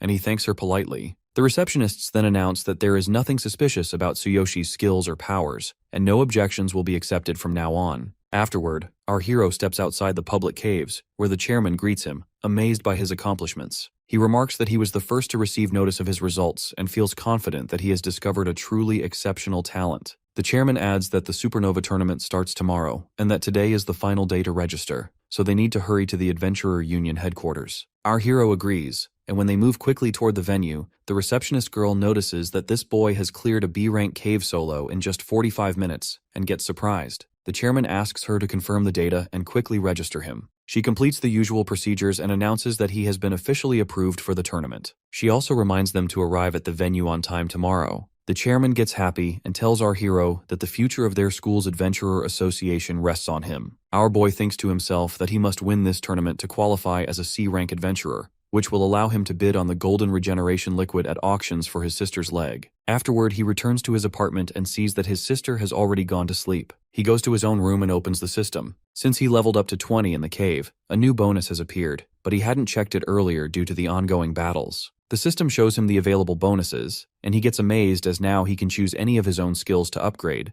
and his ultimate physique skill can be enhanced 60 times, resolving his physical weaknesses in combat. He presses the button to upgrade, and the system quickly enhances ultimate physique. Next, he selects the Thunder Chain Fall skill to upgrade. The system transforms it into Thunderbolt, drastically increasing its range by 100 times and allowing him to continuously attack a single enemy for 10 seconds. Closing the system, he comments that he needs to get a good sleep because tomorrow is the tournament. His thoughts then turn to Sakura, who had looked worried. He resolves that once things settle here, he will return to the Otherworld to help her. The next morning, he travels with the chairman to the tournament venue. The chairman explains that many young elites will be fighting in this tournament, risking their lives, so he must stay alert at all times. He also notices that the boy seems even stronger than before. The chairman adds that the venue is a cave inside a massive mountain, known as One Strike Mountain, because long ago, a legendary S-rank adventurer punched through it in a single blow. Our hero curiously asks if there are really S-rank adventurers in this world. The chairman replies that he has only heard about them in stories. When they arrive,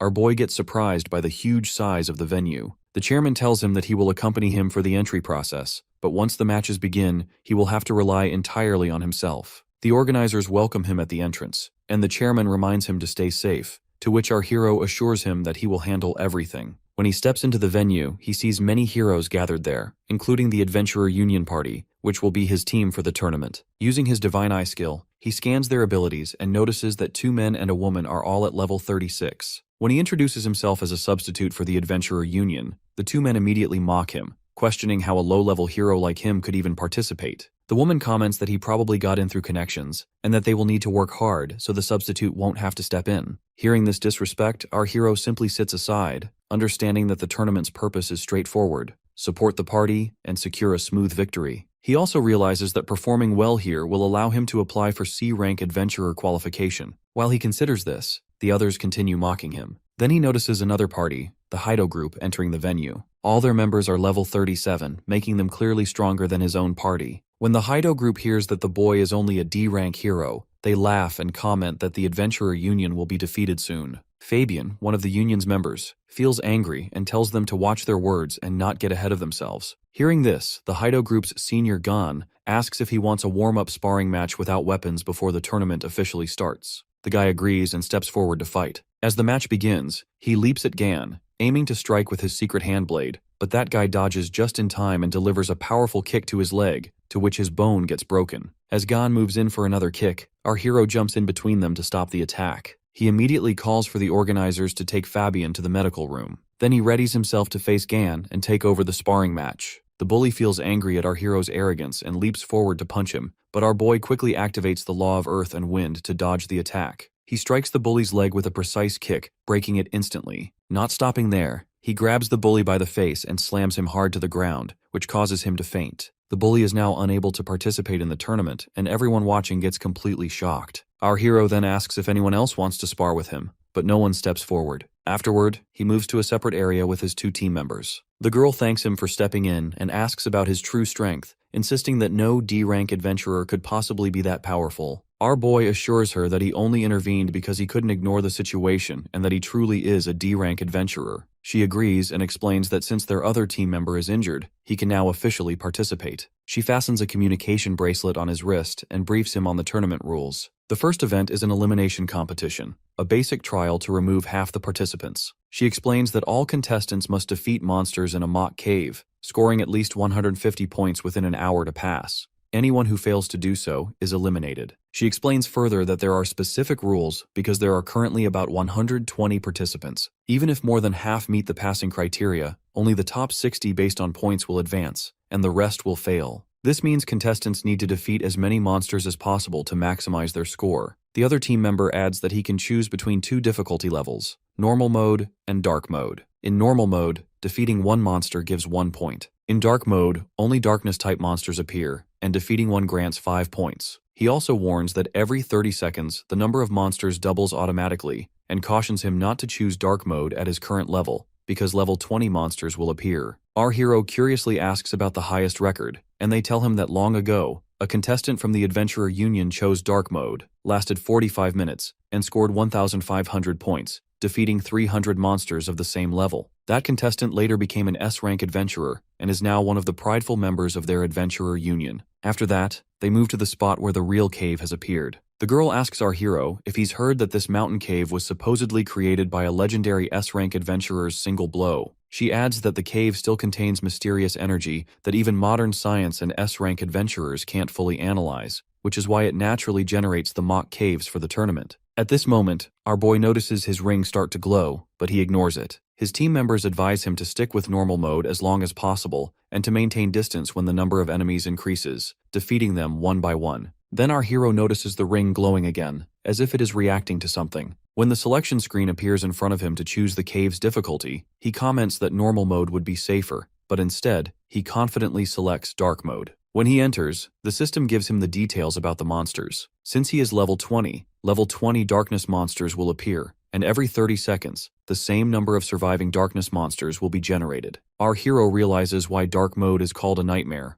Ordinary contestants have no chance, but he is different, and this is perfect for testing his new skills. He pulls the moon sword from the system, and a huge monster appears before him. Using his Divine Eye skill, he sees that the monster has 8,000 combat power, and its attacks include mental damage. He also checks his own skill, Thunderbolt, which has a range of 300 meters, and allows him to attack a single enemy continuously for 10 seconds within that range. Deciding to test the monster's reactions, he looks at the mountaintop 283 meters away. Using the law of earth and wind, he swiftly flies to the top. At that moment, the darkness monsters double in number, and our hero comments that now he will take them all down together. Using the Thunderbolt skill with the moon sword, he unleashes powerful lightning strikes from the sky, hitting both monsters. Their health drops rapidly, and he notices that from this distance they haven't detected him. He realizes it's safe to defeat all the monsters while keeping his distance. When the 10 seconds of continuous lightning ends, both monsters get defeated, and he earns 10 points. Outside the dungeon, the A-rank judges sit in a separate room, carefully observing all the heroes' performances. They comment that this basic trial will eliminate half the participants, and if everything goes smoothly, should conclude in about 30 minutes. They also note that only 18 out of 100 participants have chosen dark mode. Suddenly, they realize that 10 minutes have passed and the eliminations officially begin. At that moment, one of the judges gets shocked to see the data of our hero that this boy has defeated 98 darkness monsters in just 10 minutes, earning 490 points. When the others check, they also get confused. Noticing that he is from the Adventurer Union, they turn to the union's representative, a girl, and ask her to explain. She admits that she hasn't heard of anyone named Tsuyoshi, but when she checks her own tablet, she sees that he applied late and is registered as a substitute member of the Adventurer Union. Hearing this, the judges speculate that he must be using some special high-grade item, and some even suggest that this boy might break the record for the youngest S-rank adventurer. Meanwhile, our hero continues defeating the monsters in the cave using the Thunderbolt skill. After clearing the third wave, he drinks a potion to restore his energy, and notes that during this recovery, he only needs to wait for more darkness monsters to spawn, so it is still relatively easy to manage. He thinks about the Adventurer Union's S-rank adventurer record, which was 300 monsters in 45 minutes for 1,500 points, and decides that he will break that record now. 50 minutes later, another member from the Adventurer Union emerges from the cave after defeating 560 monsters. He considers that if he wins, he might receive better treatment in the Adventurer Union, and possibly even get direct guidance from an S-rank adventurer. He also feels curious about how many monsters Tsuyoshi and the girl have defeated by now. Just then, he notices a large crowd gathered in front of the results screen. When he approaches, he looks at the girl from his team standing nearby. He asks her how many monsters she has defeated, and she replies that she has earned 386 points in 30 minutes. When he asks about our hero, she explains that he chose dark mode, which makes the guy angry since he had told him not to select it, and he wonders if that disqualifies him. The girl reassures him that he is still in the middle of the trial. When the guy looks at the screen by himself, he gets shocked to see that our hero has defeated 588 darkness monsters and earned 2,140 points in just 53 minutes. She remarks that everyone is gathering because this boy has already broken the record for the youngest S-rank adventurer. 7 minutes later, our hero emerges from the cave, and his team members ask if he has seen his results. He confirms, and the guy exclaims that he has broken the highest record, achieving an astonishing 3,240 points by defeating 648 darkness monsters in 60 minutes. Our hero says that if he had more time, he could have defeated even more monsters. The announcer then declares him the winner of the round and the new record holder. The girl tells him he is truly the pride of the Adventurer Union, but warns that he has now become the greatest rival for everyone else. He reassures her that he expected this and can handle it on his own. Suddenly, their communication bracelets light up with messages announcing that the second event is about to begin, where they will enter the caves with their respective parties.